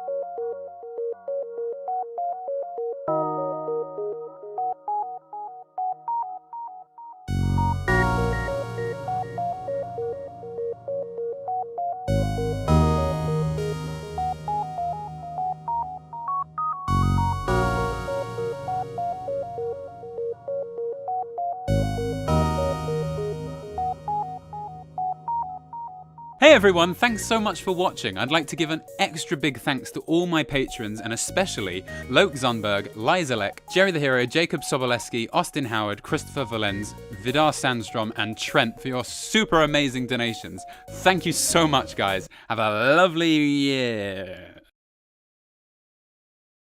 After making my oddly popular review of Elite Dangerous, honestly, I barely knew how to play. It's a little bit unfair. This is an opinion anyone listens to anyway. I had a lot of people recommend I try using Voice Attack to make controlling my ship easier. Voice Attack is basically a program that allows you to take control of your ship using your voice. And like any good YouTuber, I ignored them, the opinionated cretins. I mean, I could barely get around a star with the joystick. The last thing I need is to throw voice commands into it. Left. Left. Port to starboard, Mr. Worf! I thought about it though, and instead I decided to use the Voice Attack software to enter myself into the game, which, let's face it, is a far more characteristic move for this narcissistic breed we call YouTubers. By this I mean we can use the Voice Attack software to twiddle the in-game settings, allowing me to turn the ship computer voice into my voice. For example. Scan detected. We're gonna die! First I had to get the computer used to my voice, so it supplied me some text to read out to help it understand me better. Reginald was ecstatic. He was finally a father, and to twin girls no less. He buried them later that spring. Once my PC was ready, I recorded a series of phrases and programmed Voice Attack to repeat a specific phrase whenever I pressed a specific button or combination of buttons. So if, for example, I press boost. Trying to show off to YouTube you're a fast guy, are you? Why don't you show them what's in that desk drawer instead? Yeah, that one. You'll never be free of me! I initially set it up so a message would play whenever I performed any action inside the ship. But because flying a spaceship requires a lot of button presses at once, the average flight ended up a bit like this. Going back, taking off, you look very handsome today. Alright, so I went back and removed some of the responses that related to the general operation of the ship, like turning or speeding up, and that gave me a lot less messages at once and allowed us to go on our first journey. Space. The final frontier. These are the voyages of the starship UpIsNotJump. Its mission, to become at least somewhat passable at playing Elite Dangerous. And here is my ship on some general missions, responding to joystick commands that I put in. Moving down, you know, down in space. Oh, this is just bloody brilliant, isn't it? Venting heat. Oh, no, that can't be good. I hope you're happy with yourself. Cargo ejected. We really needed all that stuff. Why is it even a button? After setting all these responses up and taking a good hard look at myself in the mirror, I decided maybe we should go one step further and make it so that my ship could actually respond to spoken commands too. It certainly would make it easier when playing in VR, and I couldn't think of anything more impressive to show my friends. Balance power distribution, please.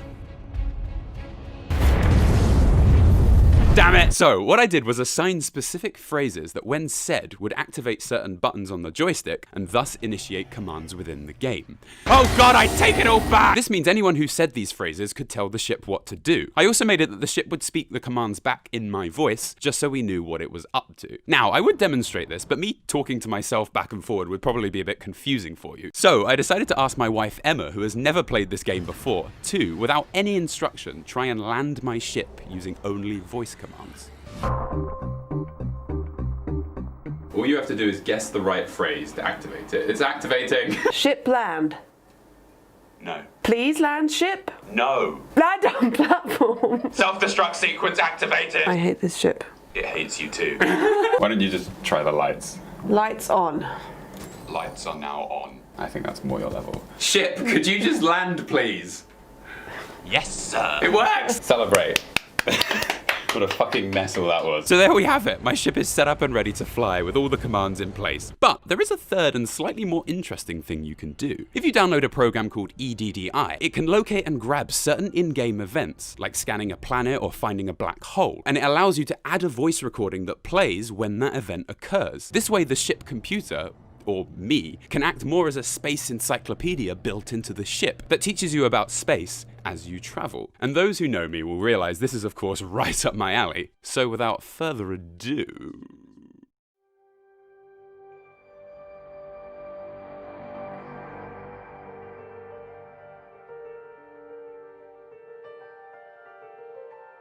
The more we travel, the more I think about the edges of our universe. The thing is though, there is no outside to the universe, so there can't be an edge to it either. An absence of the universe would be an absence of anything at all. There would be no time or dimensions, no matter, no energy, no place to be. Our universe though could of course be infinite, with an infinite amount of space and matter.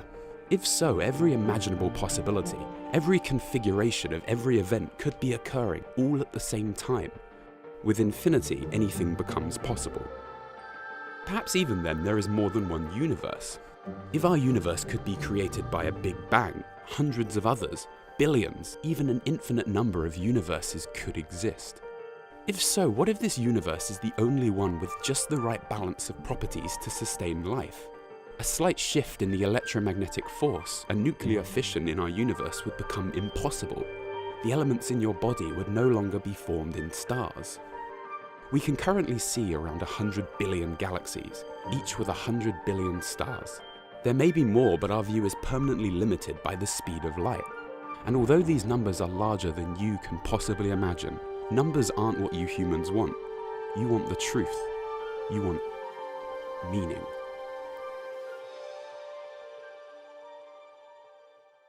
Or you could explore the universe with one of these. How the fuck are you supposed to use this?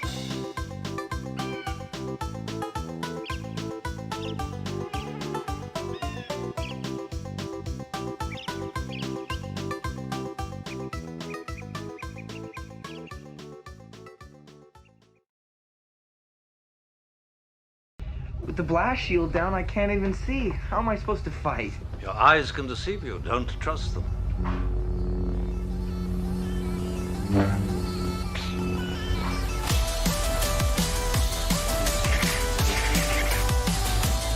Beautiful.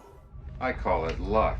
In my experience, there's no such thing as luck. I think the reason the Wii Fit didn't catch on, short of the fact we were all sure it was just measuring our weight, so following Nintendo's hostile takeover, they'd know the minimum amount of food to keep us alive but still subservient. It didn't make you do any fucking exercise. In its place, we now have Beat Saber.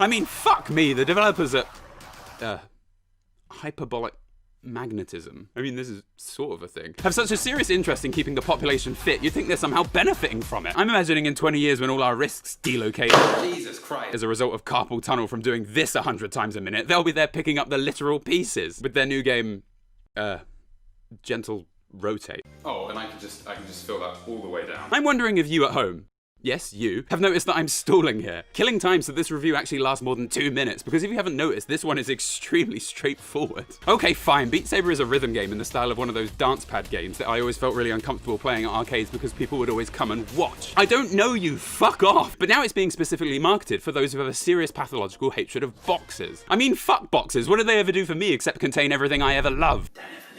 So in this game, you hold 2 different coloured lightsabers and hit the corresponding colour of box at the correct angle. There's nothing to be said about it, really. It's basically the perfect game, as will attest every human being that's ever played it. Yeah, Beat Saber's pretty good. I thought Skyrim was alright, actually. I can't fucking see anything. Now, I know I can get a little overexcited about VR games. You've forgotten my birthday for the last time! But Beat Saber is, in my opinion, simply a flawless game. It's easier for it to achieve this over other games because it has attempted one very simple goal. But I mean, is that better? To do one thing perfectly rather than do lots of things really well? Mario did it and you all rave about that so fucking much.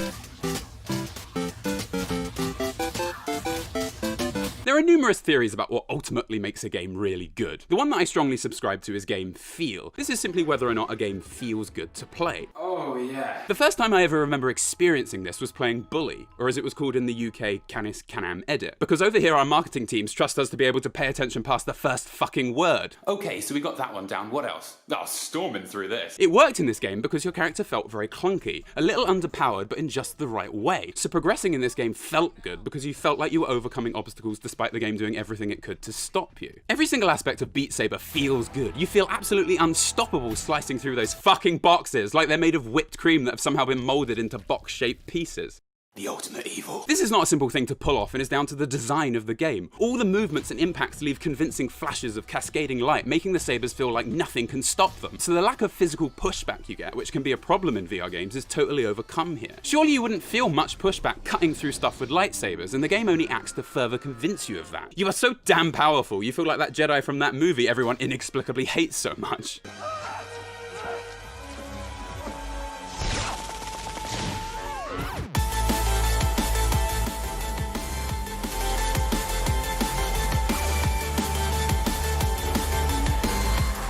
The electro-driven soundtrack also perfectly matches the game's futuristic neon visuals, so you feel completely in tune with the music. And the added sound effects every time you slice a box makes you feel like you're actually orchestrating the game's soundtrack. I am music! Oh no. Someone needs to talk to these people about pacing their difficulty settings. Hard mode is like walking through the park on a summer morning.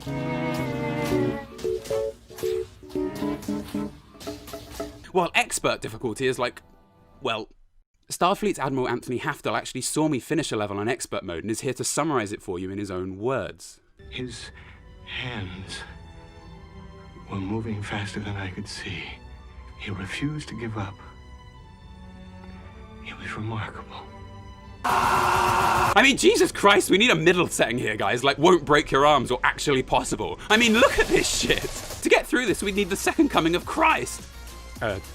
Disco Christ. But really, in order to review this game, I felt I needed to become at least good enough at it to complete most of the levels on expert, and at the same time, England chose to be the hottest it's been in a million years, so literally doing this bullshit on the hottest day of the year became far from a good time. Damn you, son! Really though, it's awesome having this extreme level of challenge. Each song on expert is a totally different experience to the same song on hard mode, which gives the game many more layers than you would expect. As a result of this, finishing a level on expert has all the excitement and ecstasy of finally beating the Capra Demon in Dark Souls, but without all the self-hatred and overwhelming feelings of inadequacy. I hate myself! Here's a little lesson in trickery.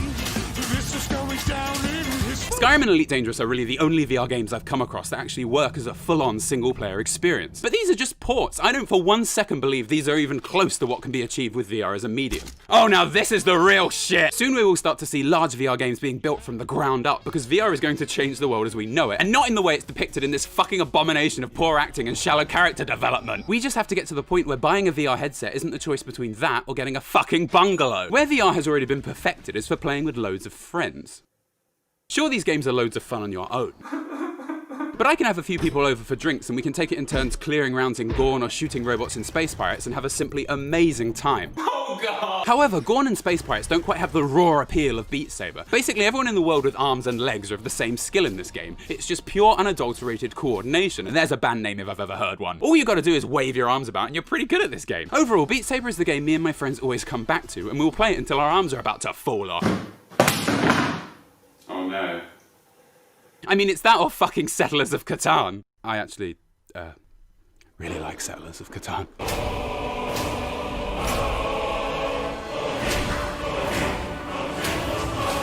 Okay, so it isn't just the game's feel that makes it work so well. Beat Saber has some extremely intelligent design, which gives it a surprising level of depth considering there are only 10 songs. What I mean by this is Beat Saber currently has 3 modes of play, each of which hones different skills to prepare you for the ways of the Jedi. You must unlearn what you have learned. What? Are you sure? Shut up, Artie! The first mode focuses on coordination. Ow. In this mode, both the colours of boxes generally stay on the sides that correspond to the sabers you're holding. So the main challenge here is being able to get both arms slashing in the right directions at the right times without getting confused. What even is a cube? Every song has also been expertly choreographed, so each movement flows into the next one like the developers have got some games, son. The second mode has no required swipe directions. All you gotta do is hit the right colour of block with the right colour of lightsaber. Easy. It isn't fucking easy! Somehow I find this mode the hardest because you're only tracking colours this time, and I go away hitting the colour blue more than I do those fucking cubes. It's somehow like that challenge where you have to look at the words and say the colour of the word and not the word itself, and whoever turned up to a party with that game, you're gonna love this. Finally, my favourite setting is where you just have the one lightsaber, so the only challenge here, speed motherfucker, do you speak it? This is the true Jedi setting, because normally you swing like this. Come with me. Giving a nice, satisfying arc. And you leave yourself with the momentum to swing back in. In this mode, there ain't time for that shit. You have to be very controlled and precise and give lots of short slices to leave yourself with the time you need to get to the next cube. Fucking cubes! Because of this, you feel like you're really learning the ways of the Jedi. I get so immersed, I find myself spurting out nonsensical quotes from the prequel movies. Where's my super suit?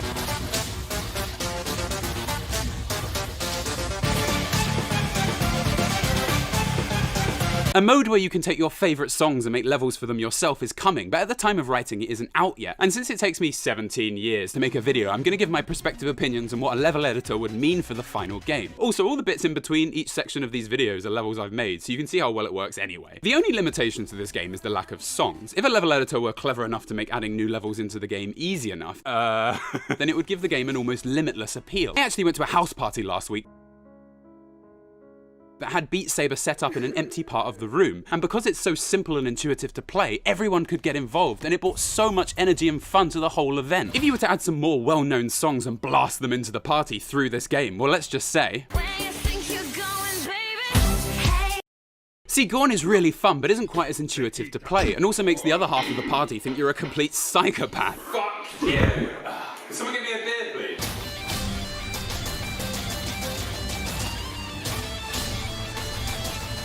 My reviews aren't really to help you decide whether or not you should get these games. I mean, go ask a games journalist. No, it's all down to your personal taste. But games are expensive, so I found a way to save you a bit of money. Welcome to Beat Fallout.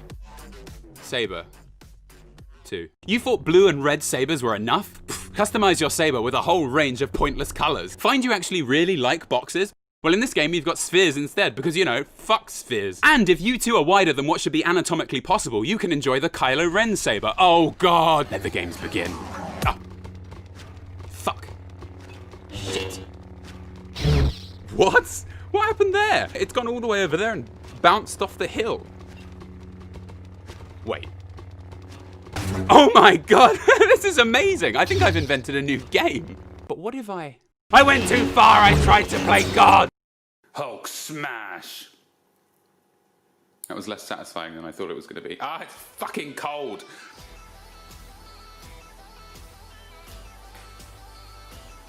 Thank you everyone so much for watching, and a special thank you to Austin Acott, Gerard, Leroy Gomez, AJ Fell, Thomas Askey, Christopher Valens, Solego, Zypher, Pandion, Joel Devlin, Lucius, Maciej Walchuk, Blake Wunderlich, Alexander Birkland, Joseph Cook-Williams, The Guy Danish, Mark Mayhew, Aaron Gallen, Loke Zunberg, Marcus Dahlstrom, Hunter Lemming, Harry Mosley, Freddie Bates, Travis Appleby, Too Mad for Me, Codec Rising, Jordan Cow, Jacob Nort, Jason Winstanley, Spencer Carhill, Eric Bull Thompson, Connor Travis Hunter, David, Ollie McGibbon, Jerry the Hero, Matt Siddle, Jonathan Montgomery, Jacob Soboleski, Nate Boulder, Firetail, Kado Genesis, Charlie Turner, Calvin Aquino, Daniel Lennon, Harry Scutt, Alice Ward, Austin Howard, George Anderson Bush, JD the Media Jack, Mike McHarg, and Trent for your extremely generous donations. Thank you so much, guys. There's so many of you now. I have to say so many names. Hello everyone. I've had a poster made of me and Sid, which you can get now from Pixel Empire if you go to the link in the description. If you get it now, you may get it in time for Christmas too. Now, on with the video.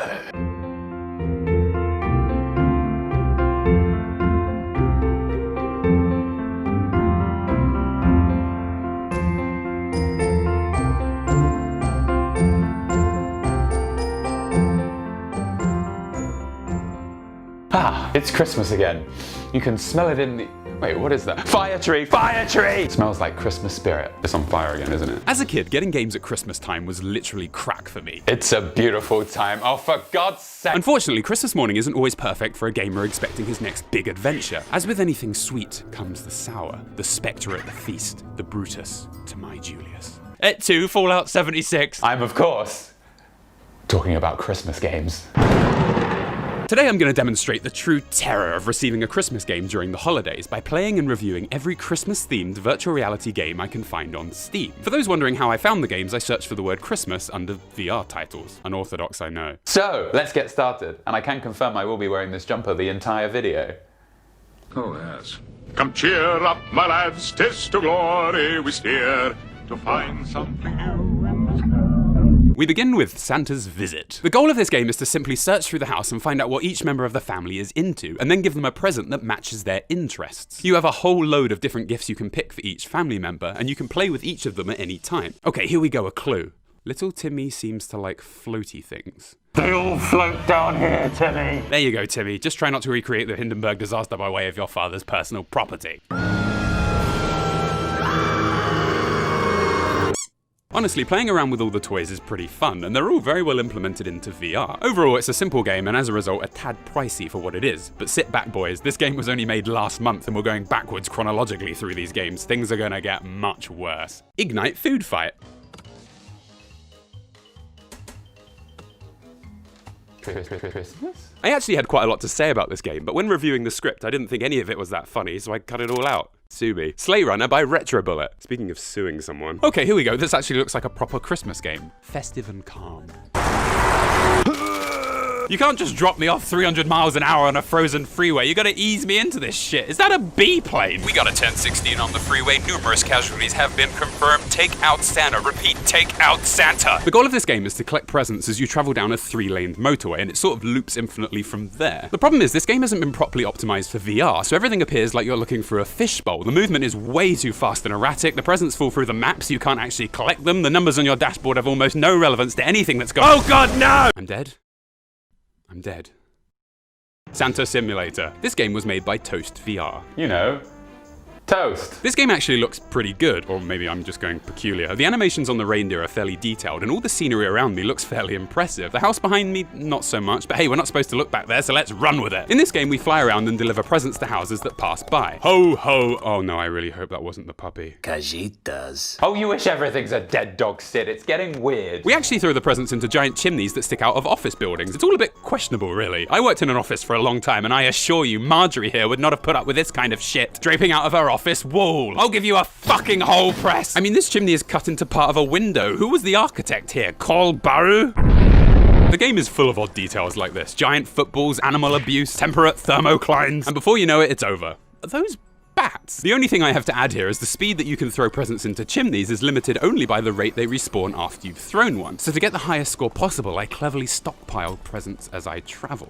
Why must I play GORN? So there we have it, Santa Simulator. This game doesn't look much like other things you've played in the past. Well, what's that supposed to mean? I've never been more insulted in my life. Next game, Tippy Tree. Tippy Tree is a game where you put Christmas decorations on a tree. If you load up one side too much, the tree gets imbalanced, falls over, and you lose. Christmas is over. My main criticism of Tippy Tree is the ground and the tree are both programmed like a Bethesda game, so they just keep randomly colliding with each other when you try to add stuff, causing the tree to bounce up and down, and I'm almost certain that this is not intentional. Let's face it though, this is clearly a very casual game, and it only costs $1.69, so I can't really say much. Speaking of 69 though, brace yourselves, it's time for the main event. Puzzle of Santa Girl VR. Oh, I've really messed up this time. The first thing you'll notice is that on the game's Steam page, the text in the trailer is blurred. No, we can't have blurring now. We haven't even started the game yet. Made by Studio Thug Life. Oh God. So we'll just install this. Need assistance? Yes, please. Someone save me. Okay, let's start. Oh, I'm getting Christmas sweats. Can someone pass me the eggnog? Sid, no! Knock, knock, knock, knock, knock, knock, knock, knock, knock, knock, knock, knock, knock, knock. There are 3 possible games. In the first game, you watch a video where the female enters, then exits these doors. You then have to use this information to work out which of these doors leads where. Well, don't they know it's fucking Christmas? Ignoring the obvious issues here. This game is not in VR. None of this appears in 3D. You aren't in this room. This girl doesn't exist. And so for the first time ever, your VR headset really is just a TV strapped to your face. Also, when I describe this as a room, I think I'm again being rather generous. What is this place? There are 3 separate doors, one of which apparently goes to the Shadow Realm, 2 inexplicably placed shower curtains, and an air conditioning unit, because clearly it's hot in purgatory. If you try the second game, another video will play, but this time you have to count the number of times the girl jumps out at you. Sid, help me, please. This on its own is fairly inoffensive, but each time she comes and goes, the entire room completely shifts around you, 2 separate times every time. It would be like if every time Emma left a room, the entire house deviated by 4 feet with me standing in it. In the third game, you watch her dance in one outfit, then in a second outfit, and have to choose what was different between the 2 outfits. In most cases, you're given as many possible options as there were actual clothes changes, so you just pick all 4 and you automatically win. What has happened here today? Will future historians look back at this moment and judge us unfairly? Neck pain, not in 3D, slow-paced, bad visuals, worse music, the rewards for winning are photos of the girl in outfits we've already fucking seen. This is not only the most expensive game on our list, it may be the worst game I've ever played. I've actually thought about it, and I think I could make this game. Seriously, let's do it. Start the jazz.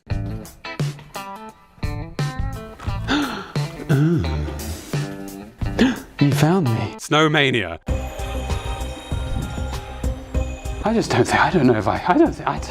think I can. In Soviet Russia, holiday kills you. Let's be honest though, I'm just happy to be back playing a game. In Snowmania, there are several stalls laid out, each of which allows you to select a different minigame, like Save the Kitty. From who? This guy? Looks innocent to me. In this minigame, we have to stop the cat from falling off a building. Merry Christmas, children. What is going on here? Who engineered this situation? Was it the cat? Does he need emotional reassurance? Sid, think of the coin. Kajita sold his last wares. No! Well, he's safe now. Somehow. This game is actually quite good if a little overpriced, and has several pretty varied minigames. It has a horror section that scarred me for life, a bow and arrow game that works perfectly fine, and a roller coaster that made me so unbelievably sick it ruined the rest of my day. VR theme park rides. This is a game where you exclusively ride around in roller coasters, but it's all in VR. Oh no. There are a lot of different rides in this game, but I think only one is Christmas themed, so we're just gonna ride that one and move on. Oh, thank God. There are 12 normal rides, but there is a dedicated Christmas section where there is only 12 Christmas rides. It's happening. I can't imagine it matters where we start, so let's just go to the Angry Octopus ride. Oh no. Oh no. It goes backwards. It goes backwards! Let's try something else. Of all of these, the bumper cars is probably the best option, because if you can actually control the ride, it will make you feel less sick when you're playing. I'm not controlling this car, this is all just happening. Yep, just rolling around, bumping into no one. At least Santa's having a good time. Laugh it up, Santa! Okay, how about Castle of Terror? Sounds Christmassy. What would you like for Christmas, young man? Some skin? This ride is a lot better than the last 2 as it's a lot slower, but it still makes me very sick. You see, I play a lot of VR weird flex, but these locomotion-based experiences are so badly suited for the medium, even I can't play them. And I'm great. This game is $3, but even if it was free, I still don't think I could recommend it. And it's quite sad, because clearly quite a lot of hard work has gone into this game. I must have sinned real bad in a previous life to deserve this. Quizality. Thank God it's a quiz game. I know it's a strange concept for VR, but at least I don't have to ride in any more fucking roller coasters. I hate it. In this game, you ride around in a Christmas-themed world and answer questions as you go. There's also this strange noise that plays when the sled is moving around, and it's driving me completely insane. What is that? Running water? Am I gonna capsize through the ground any moment and drown? God, I hope so. And that's the end. Nailed it. VR snowballs. Listen to that music. The first thing I noticed opening this game up was its trailer had a mouse cursor on screen through the entire thing. 2 minutes it sits there anyway. Let's go! One miss and you lose. Okay. Okay. Right. And there before the grace of God go I. Never did he fail. Never did he fall. Would you shut up? In this game, a number of floating snowballs appear in each level, and all you have to do is shoot each of them once without ever missing. As you get further through the game, the balls get faster and harder to hit. Instead of shooting where I was, you should have shot at where I was going to be. It has a certain appeal, as you have to be totally accurate at all times, which I'm kind of into. But honestly, Space Pirate Trainer is a similar sort of game, and while it's twice the price, it's 100,000 times better. I mean, they say don't eat the yellow snow, but you definitely shouldn't eat the red snow. I honestly didn't hate this game, but it's way too expensive for what it is. Naughty or nice, depends who's asking. In this game, we stand outside Santa's toy factory and slingshot colored presents into the corresponding color of bag. If you get it right, the child is listed as nice. If you miss, it's assumed you did it on purpose and they're listed as naughty. I alone possess the power to decide the fate of every child on Earth. I must use this power wisely. Die, Santa! I ended up just trying to ricochet the presents off of Santa into the right bag every time to try and add some fucking challenge to the game. Eventually he falls over, plays the Ryu death noise, and doesn't get back up. But I'm sure he'll wake up soon. Santa, don't do this to me! Tornuffalo. Having friends over for a VR party? Craftmas! This game is like Minecraft VR, but it has a Christmas theme. If I talk about this enough, I'll finally start trending on YouTube Gaming like all the other really creative YouTubers. Really though, this is a game about making decorations for Christmas trees. Well, maybe I'll trend on Mum's net. Other than that, like all the other games, there isn't really much to it. You basically draw out a decoration. Then when you're finished, you can place it on your tree. You can control the color or even the size of your pen, so you can make your decorations as girthy as you like. There, an exact replica of Uranium-238. Now all that's left is to put it on our tree. Oh no, it's unstable. It's Chernobyl all over again! It's me, the ghost of Christmas future. Unfortunately, the last 2 minutes of audio of the video have corrupted for some reason. So I had to re-record them, but unfortunately I have a cold, so my voice is a bit icky in the rest of the video, but don't let it worry you. I just thought I'd make a note about it. Oh no, I'm being called back to the afterlife. Oh, don't worry about the raspy voice, maybe you'll enjoy the ASMR style of video. Holiday Simulator. Stop! You violated the law. What is happening here? My hands are automatically swapped, the reindeers are just two-dimensional cardboard cutouts that move up and down, the level is visibly appearing in front of me. And the music.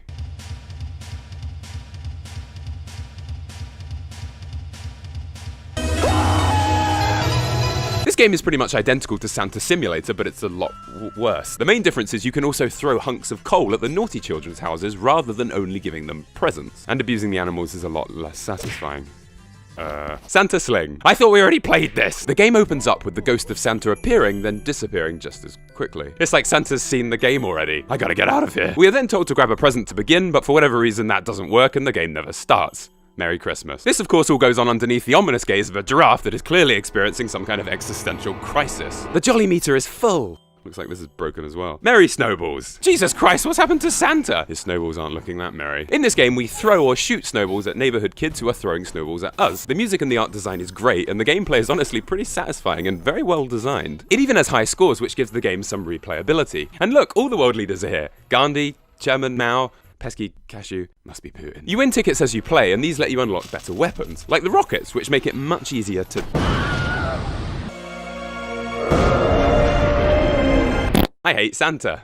You fucking what? Oddly, this game is quite a lot like Merry Snowballs, in which you shoot snowballs at enemies that are running around a neighborhood. The trailer for this game, though, that's the real winner here. Not only is it pretty high quality, but we have all these fully grown adults talking very seriously about what is very clearly a game for children. Big deal. VR is all about being immersive. Big deal. I don't even know how to drive. What's this? The accelerator? The brake? Let's go. Idiots didn't even send me the game. Unbelievable! Santa, what have they done to you? And there we go, we're finished. What did you think, Sid? Enjoy your last Christmas, human. Before we finish though, it's really important to remember that the people who made these games have undoubtedly worked extremely hard on them. Making any kind of game is an insanely difficult and complex undertaking, and something I personally know I would never be able to do myself.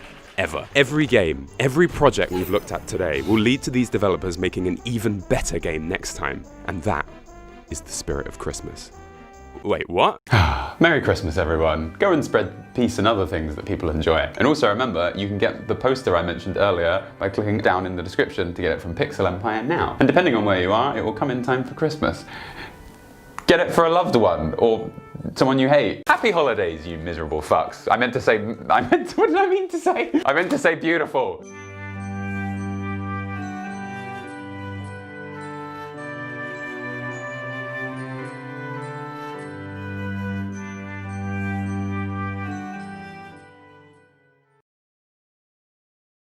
Okay, so this elevator is taped off, but I'm pretty sure I need to get through here. Okay, here we go. I knew I'd find something like this. And so I just push it straight through here. Oh, for fuck's sake! There are two types of VR games. One's where you put the headset on and it takes a little time for you to believe you're actually in the game world. This will be your Skyrim, Fallout, and Elite Dangerous. These games weren't built from the ground up for VR, so the porting of the graphics is still a little unconvincing. What the fuck? However, after 15 minutes or so when you take the headset off, you still think you've been dropped into another dimension. Where the fuck am I? Oh no, this is my house. And then there are the games where after 7 seconds, you immediately start trying to put the controllers down on tables that only exist within the game. What is this sorcery? This will be your GORN, Beat Saber, and Budget Cuts. Budget Cuts is a stealth game in VR so convincing it takes me back to when I worked in an office for 3 years. Oh, report me to HR, will you, Karen? Well, I'll report you to fucking death. No, I can do better than that. Get up, Karen. Get up! Seriously though, I hated that job so much I start to get veritable flashbacks to Nan. I said 1 photocopy, not 2! The horror. Honestly, the opening of this game is a near perfect VR remake of that opening scene in The Matrix.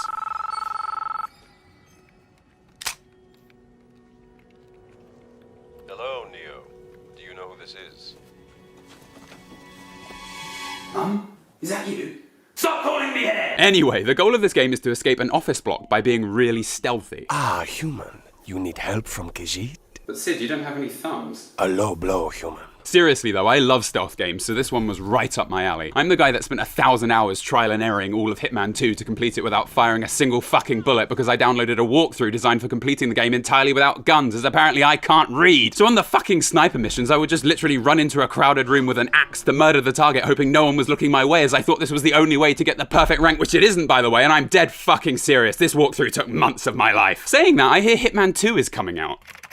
This game already fucking exists! Is this normal? Have we all become so caught in the current of the information data stream we can't even look behind us for 10 seconds? After the destruction of Earth, aliens are gonna rediscover GameSpot cremated in volcanic ash and be like, there's nothing here, sir, but God of War 3 War of God Edition. And every single copy is an entirely different game. No wonder they all destroyed themselves fighting for oil reserves, but let's not get political, Marjorie. So to escape the office, we've been given a portal gun patent pending. To use this, you shoot the gun where you want to go and enter a portal, and then you will appear where you fired the gun. It works not unlike the gun in that Portal game you've probably not heard of, except now you can observe a 360-degree view of the area you're about to teleport into, and honestly, it's so well done, it's a little arousing. I don't know what you want from me here. I've heard mixed opinions of this gun from morons, but it's about the most fun and appropriate game mechanic I've ever come across. Arousing. There is a term people use when making stuff called forced creativity. The idea behind this is that the more constraints you have in place, the more creative it allows you to be. This is why I write my scripts in the bath. N64 game cartridges, for example, have so little memory, developers had to be super creative to fit everything they wanted to in there. As a result, the music and sound effects in games like Banjo-Kazooie in many situations are actually just the same sounds you've heard before, but sped up or slowed down to save space.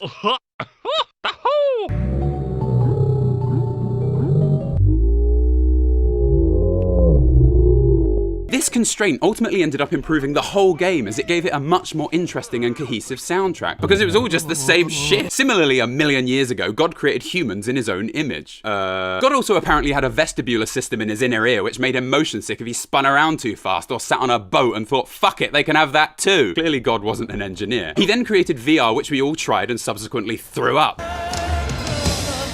What I'm trying to say here is walking around in VR games like Skyrim makes most people feel like they're about to turn inside out. This forced the developers of budget cuts to build a new method of locomotion that's not really ever been used before. And what they've done is not only new, but undoubtedly ingenious. Just moving around in budget cuts has become a game mechanic in its own right, but wrapped up with it is another brilliant fucking mechanic. The portals you fire act like a mirror you can use to look around a corner. If you want to know what's over there, for example, you can just fire and take a quick look. Oh fuck! So you can plan each move you take carefully and never make a mistake. Oh fuck it! In the second level, you actually find a bucket, and I was a little dubious over the whole Skyrim cauldron fiasco, but I risked my life and I went for it. Okay. Here we go. You can put buckets on your head. It's the game we've all been waiting for. It's the perfect game. The Messiah is here. You can put buckets on your head. It's the game we've been waiting for. 10. God is my witness. Hitman 2. No, not that one, this one. What are you doing, IO? More like, oh, I can't name a fucking game properly. Wait a minute, IO. I've heard that before. IO. They made the first Hitman 2, so the same people are making a completely different game, but they're just giving it the same fucking name. What is this shit? Tune in next week when I release Skyrim VR is a nightmare, but I just try again and see what happens. Now, I know we can run Skyrim on anything, but do you think it would run on a jelly? So we'll put that in there. And so it's in. And we'll wait for it. Yep.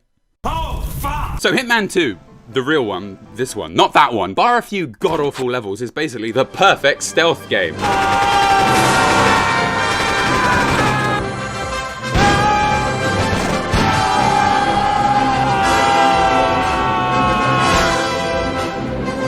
The main thing it did right was allowing you to complete the levels using a dizzying number of options. The first level, you could shoot everyone, sneak in as a postman with no weapons, sneak in as a delivery boy with weapons in the trays you're bringing in, kill the guard outside that's using his finger as a penis, which always absolutely killed me as a kid, and sneak in dressed as him with all your weapons, or my personal favourite, sneak in without a disguise so you watch every single guard till you memorise their exact patrol route so you can sneak past them and make your way to the target that's on the top floor room, strangle them, then sneak out by doing the same thing again without being seen a single time like the ghost that you are. Or, just snipe the target as he plays golf because you're not a fucking idiot. Budget Cuts is a far more stripped down stealth game in which your choices are to sneak through the level without being seen, or kill every robot of lawsuit similarity to the taller robot in Portal 2. I don't know what it is about these guys, but they scare the life out of me. Maybe it's because I'm worried someone is going to get sued, but it's not like Valve have a patent on tall, one-eyed, long-limbed robots.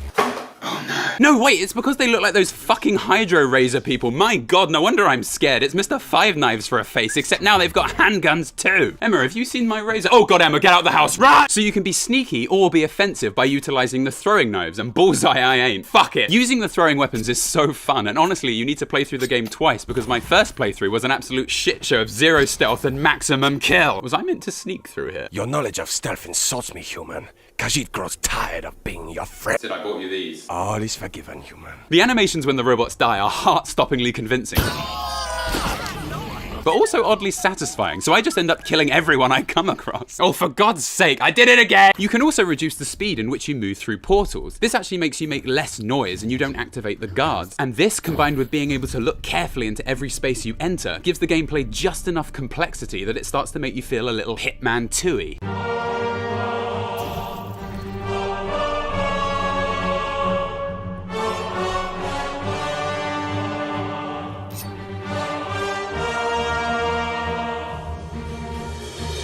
Oh shit!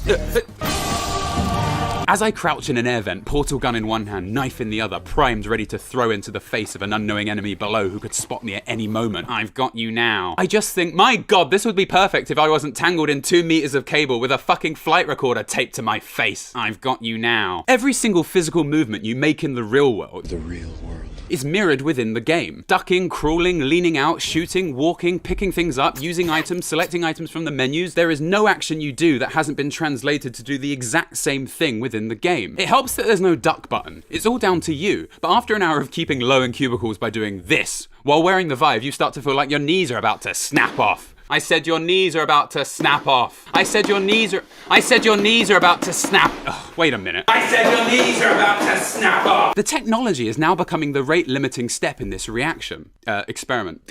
Game! The wires and the weight of the Vive ground you in reality. But short of me inventing a time machine, I've done it! Matt, that's a xylophone. That's a basil plant.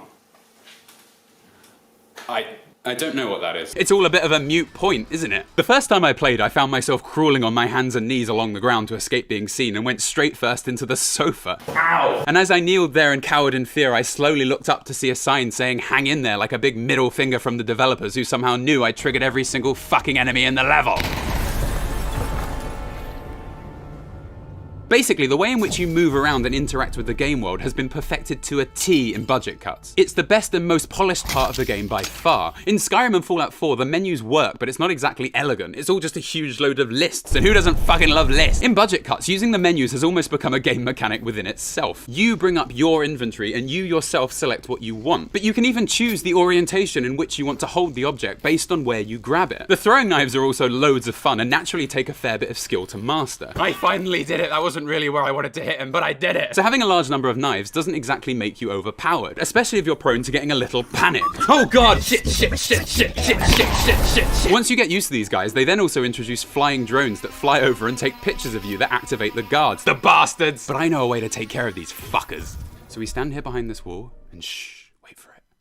They fly in and... I got you, you fucking bitch! Die! Die! Die!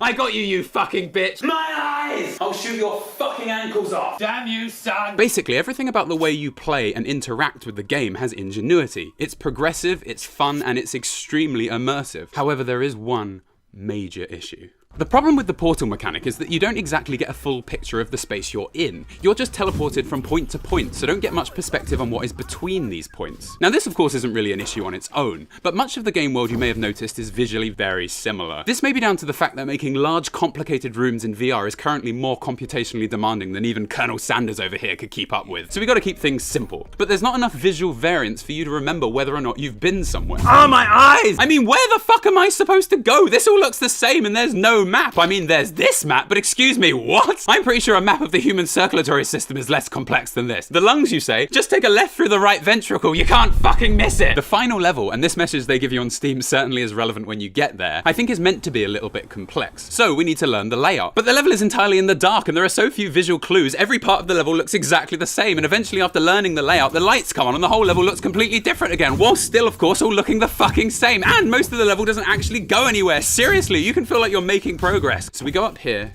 go down into here, then through here, go through here, open this up, go down into there, go through here, and you're back where you fucking started, and that room has 3 access points, but also a separate access point hidden away in the corner that, let's just say, is very fucking important you don't miss. At one point I knew I had to get into this locked room, but I couldn't find a key or a separate way in. So I'm just gonna, let me just get in. There, are you happy, game? After breaking into this room, I also retroactively found the proper way in was to find an entrance in an air vent by going up there. There! That isn't puzzle design, that's fucking look in every corner till you spot it design. What is this, Portal 2? Don't kill me, Portal 2's fine. There are also a lot of items lying around in the game with no use, which can confuse things as the levels mainly require you to look around and find unspecified things. So if you aren't entirely sure what you're looking for, you have a lot of useless things to look through. Like this arm. I bet this arm does absolutely nothing within the game world. Look, let me show you.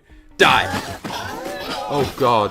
Oh, I'm sorry. What do I do? I better finish it off? I'm sorry! This review can basically be summed up by saying that Budget Cut's mechanics are absolutely amazing. The teleportation, the menus, the immersion, the weapons, the way enemies react, the 3D rendering, and I think this explains why the game kept being delayed. It was so they could get all of this just perfect. Not like the launch of Fallout 4 VR. I'm sorry, sir, but the graphics and menu systems just aren't ready for a public release yet. We need more time to finalize. We shipped the game yesterday! But outside of this, Budget Cut's level design and lack of complex gameplay are what is holding it back. The game is fun to play, but the levels are not nearly as fun to interact with. It's worth it, and I'm not just saying that because I got the game for free again. I mean, why are people doing this? Do you not watch the videos? I'm clearly an arsehole. It's just certainly not perfect. It feels like the game is a little one-dimensional, and that's a weird thing to say about a VR game. Beyond making it to the end, there isn't much more to it. Most stealth games usually have challenges or ranks you can get based on how you performed in the level. I think adding specific challenges like get through the level without being seen, or never use weapons, or your behavior is analogous to that of a serial killer. Who could have done this? With corresponding unlockables would easily breathe new life into the game, encouraging multiple playthroughs. In Hitman 2, for example, being perfectly stealthy unlocks you a few new weapons that made you overpowered as fuck. Look at him go! Also, the ending credits have the most ridiculous fucking song I've ever heard and could easily be in the opening of a James Bond movie. Enjoy. We're here to shape your future. We've got a 5-step plan.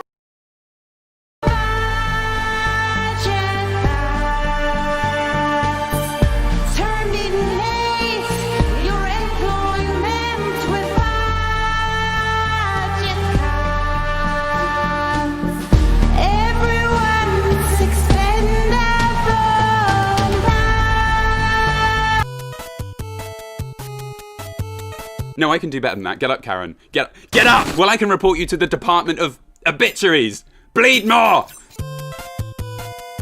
While wearing the Vive, you start to feel like your knees are about to snap off. Khajiit does not have this problem, as he has no knees. I don't think that's true, Sid. Look, they're here. I cannot read human. Okay, I'm gonna open the box. Oh my god! What's in the box? So believe it or not, you can't buy an entire mannequin leg online on its own. You have to buy the entire fucking mannequin because they don't sell it in individual pieces. So what am I gonna do with all this? I have a fucking face. By the way, I've made a second YouTube channel for Let's Plays and I'm currently playing Fallout 3. Go and subscribe. The link's in the description and in the comment below.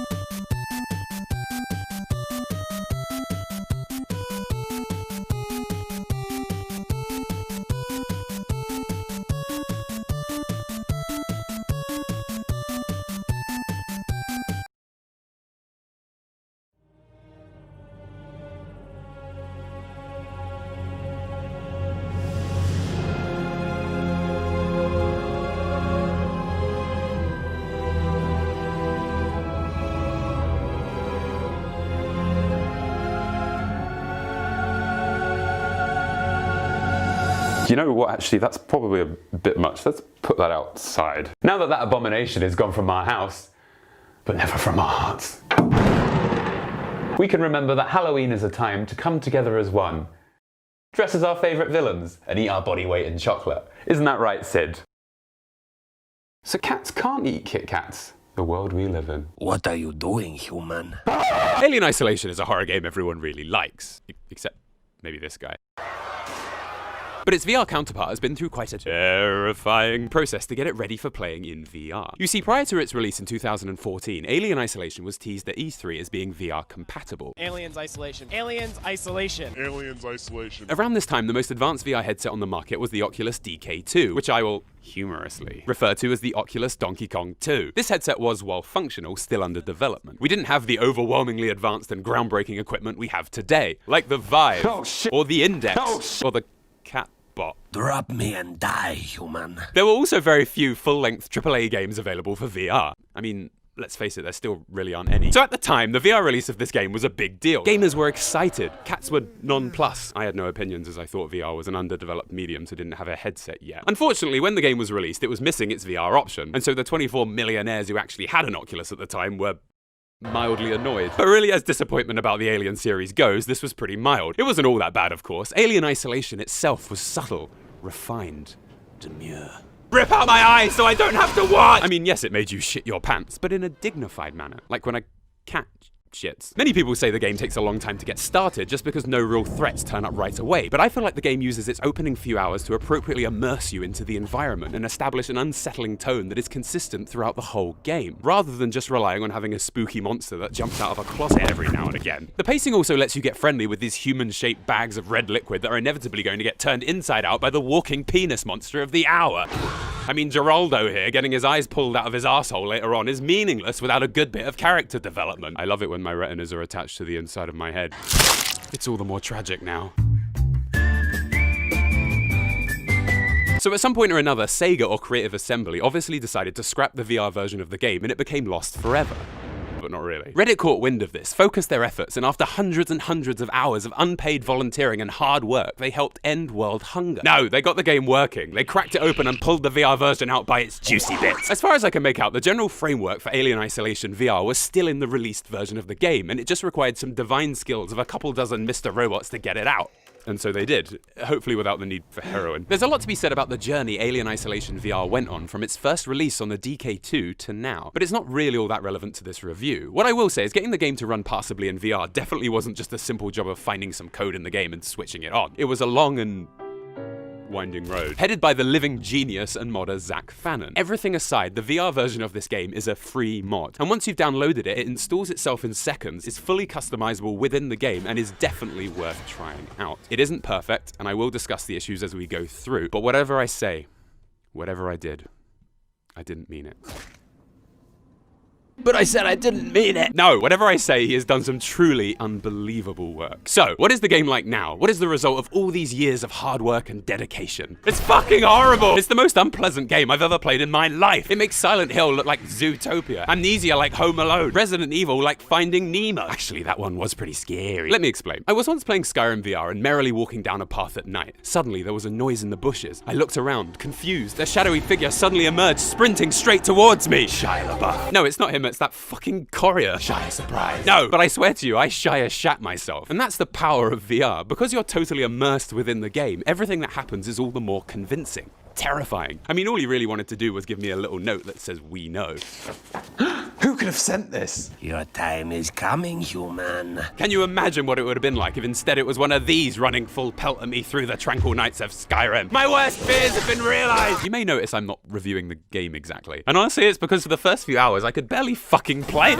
When I play a game that I'm going to review, I usually stream it. Twitch.tv/UpIsNotJump. I stream New Vegas every Sunday. But for the first few hours, I kept instinctively dropping to the floor whenever a light switched off. Honestly, it's a good thing someone didn't tap me on the shoulder while I was playing this game, or I may have overreacted slightly. As I've said, VR automatically has an advantage in horror, as you are very convincingly in this world that for some reason has strawberry jam all over everything. But as you can imagine, just sharing a room with this fully three-dimensional hulking dildo monster really takes the cake. So keeping that in mind, with VR, all you would theoretically need to do is make a few rooms, drop in a giant vagina monster with legs into one of them, and you would have a scary experience. Although maybe that says more about me than anything else. I've had worse days. Alien Isolation VR, though, is a far more impressive horror game than this, for various reasons.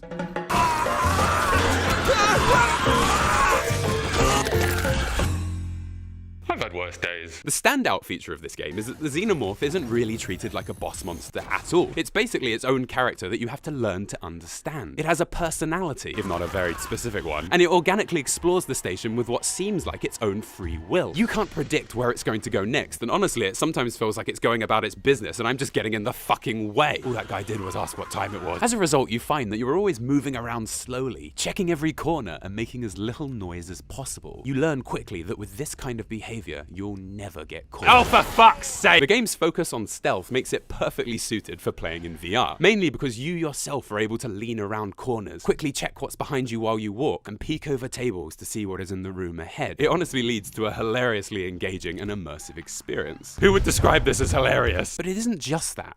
Take this for example. You are passing through a room thinking about where to go next. Suddenly you hear a noise. You scan the area for cover and see a nearby table. Quietly you move towards it, climb under, and wait. Suddenly the noise gets louder, closer. Slowly you see as the monster comes into view. It walks past you through the room with its tail trailing along the ground. Ooh. Alien Isolation is filled with classic moments like these, and they are perfect homages to the slasher movies that first inspired the Alien series. Homages, homan. You get to watch as the giant three-dimensional tail slithers past, nearly touching you. You get to lean forward and peek through a grating to see if anything's coming. All in all, it's incredibly fun and something you won't quickly forget. Don't worry, I didn't need to sleep tonight anyway. It also made me realize we don't give nearly enough credit to the characters in horror movies or scary games. All these people fighting for their lives against that week's pulsating Spider Christ or Scorpion King. Let's face it, if I was in this situation with an acid-filled hard-on monster and whatever in Christ's name is going on there, I'd give up all hope, slather myself in hot sauce and run around banging pots and pans together with my eyes closed. Eat me! Eat me! You expect me to what? Hide in a fucking locker? Nah man, I'm going out tasting of Chipotle. The first thing people will probably notice when they play this game is that although the Vive and Oculus controllers can be used to play, they aren't actually tracked within the game world. So you can't use them to manually aim or reach out and interact with objects like you can in most VR games. Let's be honest though, I'm only complaining about this because it means in times of high stress I can't heroically block out the world with my tiny arms.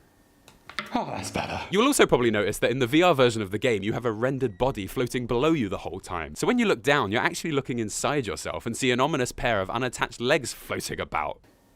Use me in your videos more. boy. There's nothing there, there's nothing there, there's nothing there. A similar but far more problematic thing occurs when you interact with objects, like crawling into vents, saving your game, or even entering cutscenes that you view in the first person. These actions cause your body in the game and the camera itself to start moving around without your control. It would be like if you were having a normal conversation and your body was just doing things without your consent. And this can be massively disorientating and nausea-inducing. It is particularly bad in certain in-game cutscenes like this one that start when you're close to a wall, because your head invariably starts moving into the scenery, making your view go completely black. I mean, I'm missing this now. Some kind of important and definitely friendly interaction could be going on out there. Hand-holding, hugging, a respectful discussion of quantum fluctuations of magnetic dipoles in resonance imaging. Couldn't agree on the nuclear spin states, I see. A common hurdle. What am I talking about? Honestly though, I play quite a lot of VR weird flex, so rarely get that sick anymore. My major problem with this mod is whenever I read a computer monitor. You see, your character sort of hunkers down to the screen, which is fine. But as far as I can make out, these screens you read are just the in-game monitors that have been zoomed in on. This gives these computer screens a very low resolution, making them incredibly unpleasant to read. Help me. You can turn up the in-game graphics quality, which helps, but honestly, past a certain point, it sounds like my computer is filling up with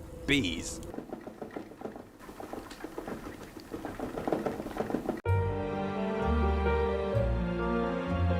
Although I've just made a lot of complaints, these honestly don't come together to ruin the experience for me at all. The game itself is so well designed and fun to play, it's very easy for me to overlook these issues. As well as this, and I can't emphasize this more, the quality of the 3D graphics, on the Index at least, are absolutely stunning, and it's honestly one of the best looking VR games I've ever played. The lighting and art design as well are practically faultless and a perfect homage to the earlier movies, not this one. And for me, seeing the alien universe come to life in full working virtual reality makes the whole experience worthwhile. You see, when it's all said and done, I'd say the biggest appeal of VR for me is being able to see and interact with my favorite characters and settings in fully realized 3D. I've had worse days. Elite Dangerous gave me the stars. The Lab showed me GLaDOS. Fallout 4 gave me whatever it was that was good about that game. And Skyrim had the Jarl. I can give this an 11, right? You want to leave, don't you? I hate this. Hello everyone, thanks for watching. If you enjoyed the video, you can help me make more by subscribing to my Patreon by clicking somewhere on screen now. Or you can just watch one of my extra videos, which is also appearing somewhere now. My Patreon will have a behind the scenes video of this video, as well as weekly director's commentaries of my last videos, or weekly streams or podcasts that are only available to my patrons. So thank you, goodbye.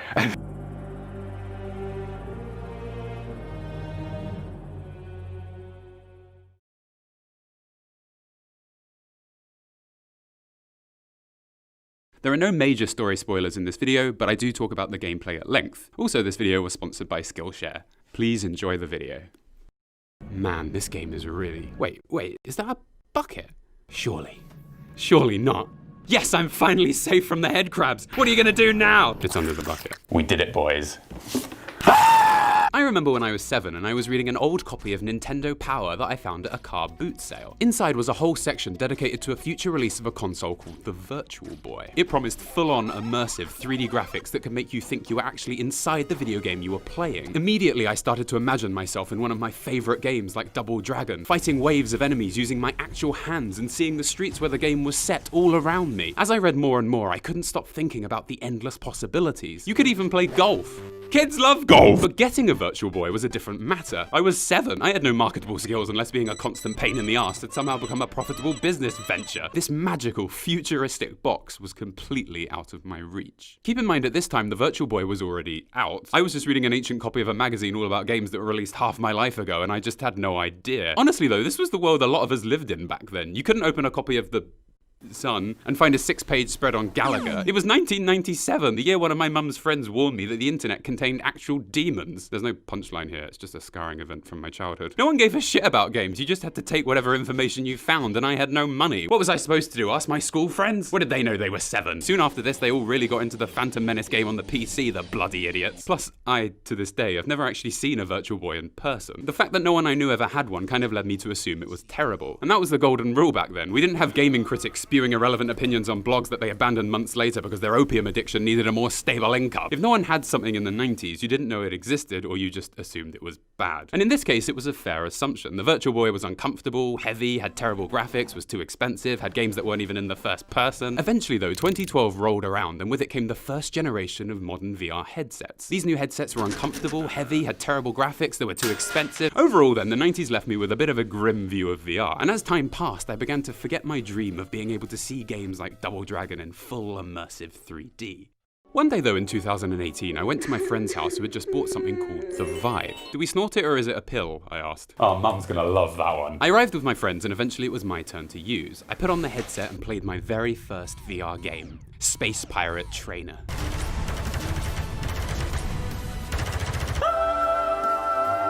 I will always remember that rush of excitement I felt when I realized this kind of gaming experience was now actually possible. Over 15 years after the release of the Virtual Boy, technology was finally able to deliver what Nintendo had promised. Jumped the gun a bit there, didn't you guys? It even had functional motion controls, that other thing Nintendo mercilessly teased and immensely under-delivered on. Honestly, I wonder how long Nintendo delayed virtual reality and motion controls by systematically misleading the entire gaming community like lambs to their slaughterhouse. Like promising a Mario-themed scuba event, but the tanks are actually full of hydrogen cyanide. Payment up a front! Since the release of the Vive though, virtual reality has unfortunately been on a bit of a rocky journey to say the least. Bethesda took the bull by the horns early on and poorly ported two of the largest open world games ever made into the most computationally demanding medium ever invented. As a result, Fallout 4 VR ran like a room full of people with no legs. And Skyrim VR, while fun, was so fuzzy playing it was like looking at a topographical map of New Zealand after having your corneas forcibly removed. Either way, everyone around the world bared witness to these inexplicably popular ports. Players lost $80 amongst whatever shred of respect they had left for VR being the incredible gaming revolution it is, and everyone left thoroughly unimpressed. Thanks, Bethesda. I mean, what the fuck is going on? Outside of Bethesda's many indiscretions, virtual reality came with a big problem that I think many people still can't overlook to this day, and that's that there are no full-length games that take advantage of what makes VR so revolutionary that are actually any good.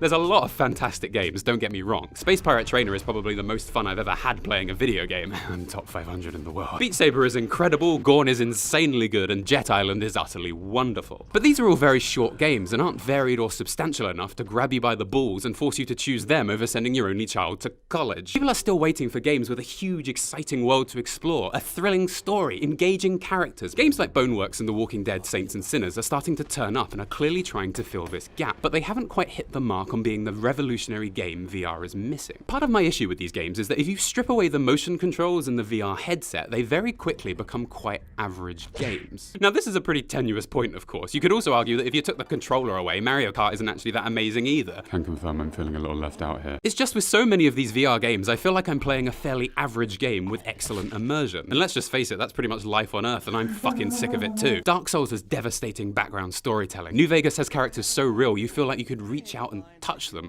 And Metroid Prime has level design that would put the Sistine Chapel to shame, which I think makes sense. Truly special games need more than motion controls and immersive 3D to stand out. They take you on an adventure of discovery and give you something rare and memorable that you can take away with you. VR up to this point hasn't yet captured this level of quality that it is more than capable of. I think I'm dying. But then Valve turn up, I'm sure there's a pun in there somewhere, kick the door down and drop what is extensively the zenith of absolute perfection in the form of a VR game. Yes, ladies and gentlemen, Alyx is the tits, and you should all find a way to get it. That's why there's a big not in the title. Let's start off by saying that I'm not actually a huge fan of Half-Life. This is a bad start. Putting me in the eyes of most gamers somewhere in the lower quartile of human scum on Earth. Even lower than this guy.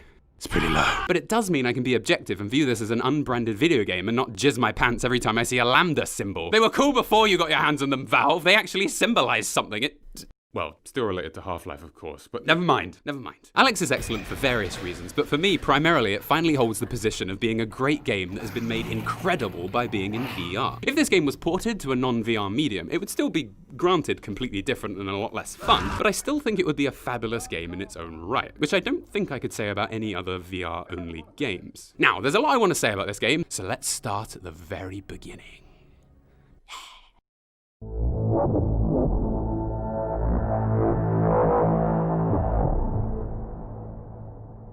In this game, you play as Alyx, who is part of a resistance group trying to fight back against the Combine, an alien race who have taken over Earth. At the beginning, your father is captured, and most of the game is spent traveling across the city you live in to try and rescue him. And that's pretty much all I'm going to reveal about the story. Let's get to the game itself. The game opens up with the world of Half-Life Alyx fading into view. A huge city sits before you, brimming with life. Helicopters soar overhead, people walk the busy streets, gigantic creatures climb over buildings entwined with wires that all lead to an ominous monolith that towers over you. Oh, yes. Less than an hour later, you are creeping through tunnels overgrown with alien flora. Later still, you explore beautiful tribal monuments, underground kitchens, biohazard containment areas, floating buildings. This is what the people wanted, injected into my veins! Virtual reality has the power to show you firsthand worlds beyond your imagining, seas of lava, magical islands in the middle of a beautiful blue ocean. Or recently empty streets of concrete office buildings and cemeteries. You see, Valve appreciates how much more effective, unique and interesting environments become in VR, and Alyx provides it in spades. Every environment you journey through is rammed full of little touches that bring it to life. Things will retract or snap as you get close. Rooms are cluttered with objects and details you could look through for hours. The world isn't just varied, it feels alive. Except this guy, well, hopefully he's dead. Although maybe headcrabs fall out of ceilings a little bit too often. This probably wasn't worth it for a joke. The graphics in this game are also fantastic. It's honestly a little bit unbelievable how Valve has managed to make this game look so good in VR, both stylistically and how crisp and smooth it is on both the Valve and the Index and the Vive. No VR game, other than Alien Isolation perhaps, has come even close to this level of visual quality and clarity. Just look at this place. I've never simultaneously wanted to go anywhere less and more in my entire life, except maybe outside during a quarantine. I don't know, that sun is awfully bright. So sit back and relax as we take a look at the wildlife of City 17.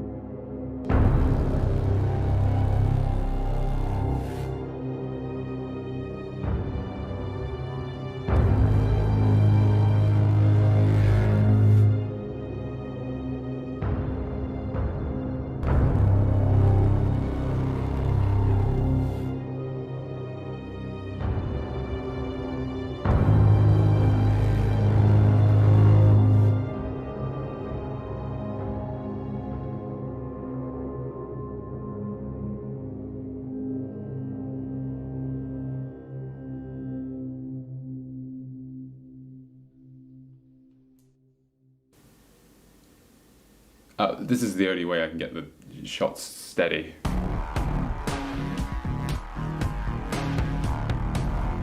When Half-Life 1 came out, it broke new grounds by basically inventing the idea of a story unfolding around you rather than directly in front of you. Important or interesting things could happen at any time, even if you were busy looking somewhere else. As a result, most of the events in the game felt like they would be happening even if you weren't there to see them. So thus comes the famous philosophical question. If a dimensional rift opens in an experimental test facility and no one is there to hear it, does it start an eternal war with a multi-dimensional empire? Everything for a price. Miss Vance. Alyx continues the trend set in Half-Life by using its environment as well as scripted animations to help tell the story over the course of the game. And like Half-Life, most of it's never shoved into your face. Hell, half of it's barely ever elaborated on. It gives the game a richness that feels effortlessly natural, when in fact it must have been a fucking nightmare to put together. Where Alyx manages to completely break new ground is with the quality and smoothness of its character animations and cutscenes, which are nothing short of absolutely mind-blowing. I have never seen anything like these scenes before, in a video game or otherwise, and half the time when they're going on, you don't even have to look at them. You're in a room stuffed to the brim with so many other interesting details and beautiful animations that I start to feel like I might pass out from sensory overload. Trains crash around you, power lines explode, grand events are happening constantly all around you, and they're nothing short of breathtaking. And I'm not even a fan. I can only imagine what seeing a fully rendered 3D headcrab would do to Harry Half-Life over here. I'm not going to put my penis in it. The dialogue is on par with Valve's other games, landing it somewhere in between the works of T.S. Eliot and Hermaeus Mora. It's witty, constantly funny, and at times extremely touching. There's a conversation where Alyx asks Russell, the guy who's helping you through the game over a headset, what life on Earth was like before the Combine, and he describes to Alyx a club sandwich. And from this strange idea comes this brilliant moment of life and depth between these two characters. You can hear how much Russell misses life before the Combine, and how excited Alyx is hearing about a world without them, like your grandfather telling you what life was like during World War II. And honestly, I had found Alyx a little annoying up to this point, as she jauntily wanders off without a care in the world to take on the entire Combine who make the Third Reich look like the Fourth Doctor. But Alyx turns out to be extremely relatable, reacting to things throughout the game in the exact same way the player does. I remember at one point turning a corner and seeing a small army of Combines strung up by barnacles, and both of us at the exact same time said, "Oh man." Sure, she's overconfident, but she's taking out an army that makes a xenomorph look like a friendly partial erection. And out of everything Alyx faces, she is notably disturbed by headcrabs and zombies in particular, which gives her personality some much needed balancing. Even one of the enemies in this game, has more personality than any character you meet in the entirety of Saints and Sinners. All your bandages, now. Are you gonna have a Oh no, she's dead. And he doesn't even say anything. This guy who turns up for about 2 minutes has a hat so incredible, it gives him more character development than every single character in Boneworks combined. I will say at times I found Russell slightly too jaunty, as almost everything he says comes with a punchline which sort of covers up some of his established depth. But overall, he turns out to be far more lovable than annoying, like my wife after the second week of a lockdown.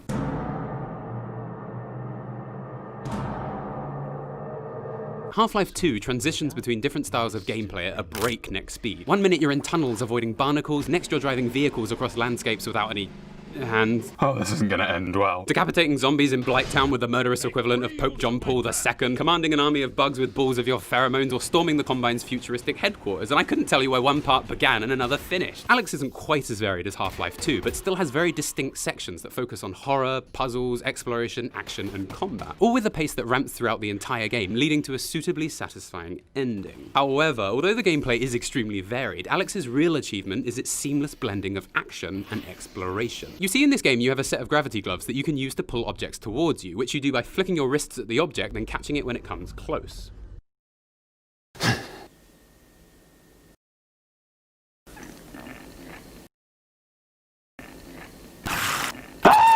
The amount of fun this mechanic is, and remains to be, throughout the entire game is one thing, but combining it with combat sections is where this game absolutely shines. During fights, enemies will usually drop grenades or precious ammo, which you can now immediately get hold of. As a result, the resources you have available to you during a fight are constantly changing. Combining this with the Combine's terrific AI leads to an incredibly dynamic combat system. There is honestly so much going on in the gunfights, I find myself instinctively dropping to the floor into cover at a moment's notice, almost forgetting I have a miniature plant pot strapped to my skull. This is made all the more effective by how well the ammo system is balanced. I never once felt like I had an excess of ammo, and never fully ran out of ammo either, so trying to grab more resources while you fight is very enticing. Saying this, I did unfortunately find the game a little easy. I was using the hardest difficulty on my first playthrough and found that the game still presents healing items in the abundance of soy at a vegan festival. Although I will say, every time I used the healing syringes, I pretended they were real and made a fake little groan of discomfort just for fun. Matt, what are you doing in there? Nothing! The antlions are particularly easy enemies to fight too, because as well as being weak to pistol fire, they're slow enough to avoid most of the time, so rarely ever get to hurt you. Half-Life, more like, please half the amount of life I have, 3 well-aimed pistol shots will kill one of them, so a lot of these fights end up feeling a little anticlimactic. The hacking minigames you play when breaking into the Combine's security systems are also a little bit simplistic, but with the motion controls, they still turn out to be a lot more satisfying than the inane garbage mastermind rip-off you're forced to do in Fallout, and you all allowed them to do it!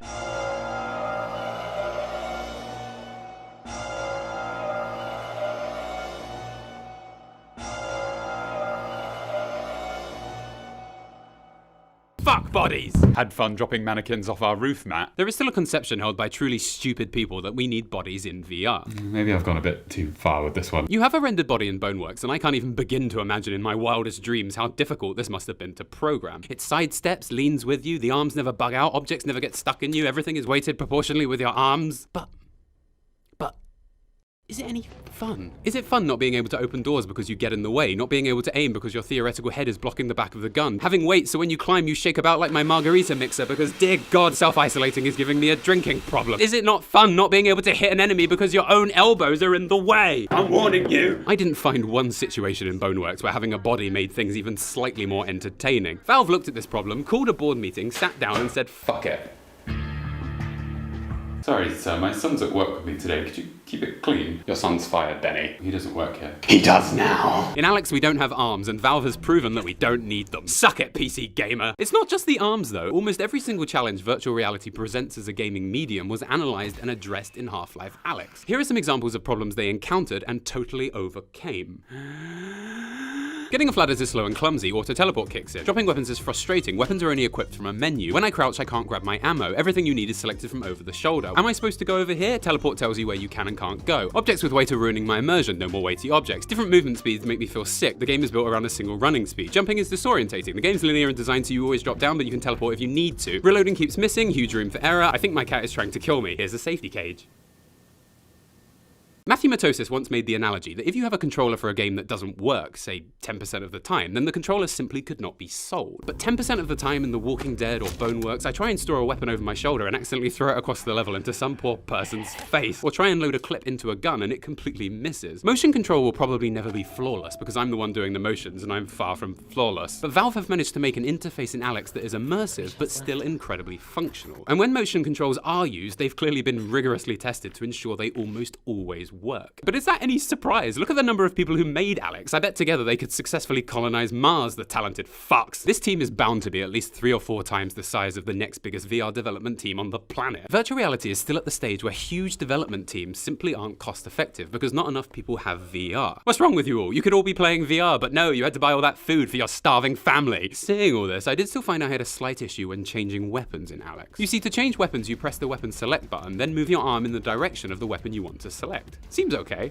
But whenever I was flustered in the middle of a fight, I found myself trying to change weapons while I was moving in and out of cover. This meant I would accidentally select the weapon corresponding to the direction my arm was moving at that time, giving me perhaps a pistol when I in fact wanted a grenade launcher. This may have just been me being panicky, and although it wasn't a huge issue, it perfectly highlights the kind of problems motion controls can have. In Space Pirate Trainer, I get as flustered as a YouTuber after his 4th cup of coffee, yet I always manage to select the correct weapon because it's done using an analog stick, which is difficult to mess up. Perhaps in Alyx, if we were to swipe along the index's touchpad to the weapon we wanted, it would improve this issue, but I think it looks like the touchpads on the index are a little too small for this, especially since we can't see them. Speaking of controllers, I played Alyx on the Vive as well as the Index, and both play this game really well. It's just the Index has slightly better visual quality than controllers. Microphone, sound is more comfortable, works better with Steam. I was sitting with my friends last week when one of them asked me to pass them a Switch controller, and I honestly pointed at it with my hand and tried to flick it into the air towards me. Needless to say, I killed them all in a fit of rage to avoid further embarrassment. What I'm saying is Half-Life Alyx is so immersive you really can forget you're playing a video game. And it's important to note that being immersive isn't about mimicking real life perfectly. I find New Vegas immersive, and half the time the maps look like they were lifted from electron microscope readouts that have been left in the sun. Immersion is truly broken when something happens that reminds you you're playing a video game. And nothing reminds you of that more than when you try and do something in a game and it doesn't work. To avoid this, wherever possible, Valve have chosen simplicity over being realistic, and as a result have made one of the most immersive VR games ever made that sets the benchmark for what VR can achieve. My hope is that this game will prove how good virtual reality really can be, and help us get to a bigger consumer base where larger VR development teams and budgets start to become viable. This game is so good, I think it proves that screens in VR headsets don't need to get that much better right now. What we need to work towards instead is wireless VR headsets, because nothing is less immersive than having a wire trip you up when you're trying to avoid a brain-sucking parasite. Either way, this game made me a proper Half-Life fan, and I'm off to play Black Mesa. Thanks for watching, everyone, and I hope you enjoyed the video. It's the fucking cheesiest outro I've ever done. Because we're in quarantine, my wife cut my hair, and I think she's done an okay job. I'm just gonna check the back.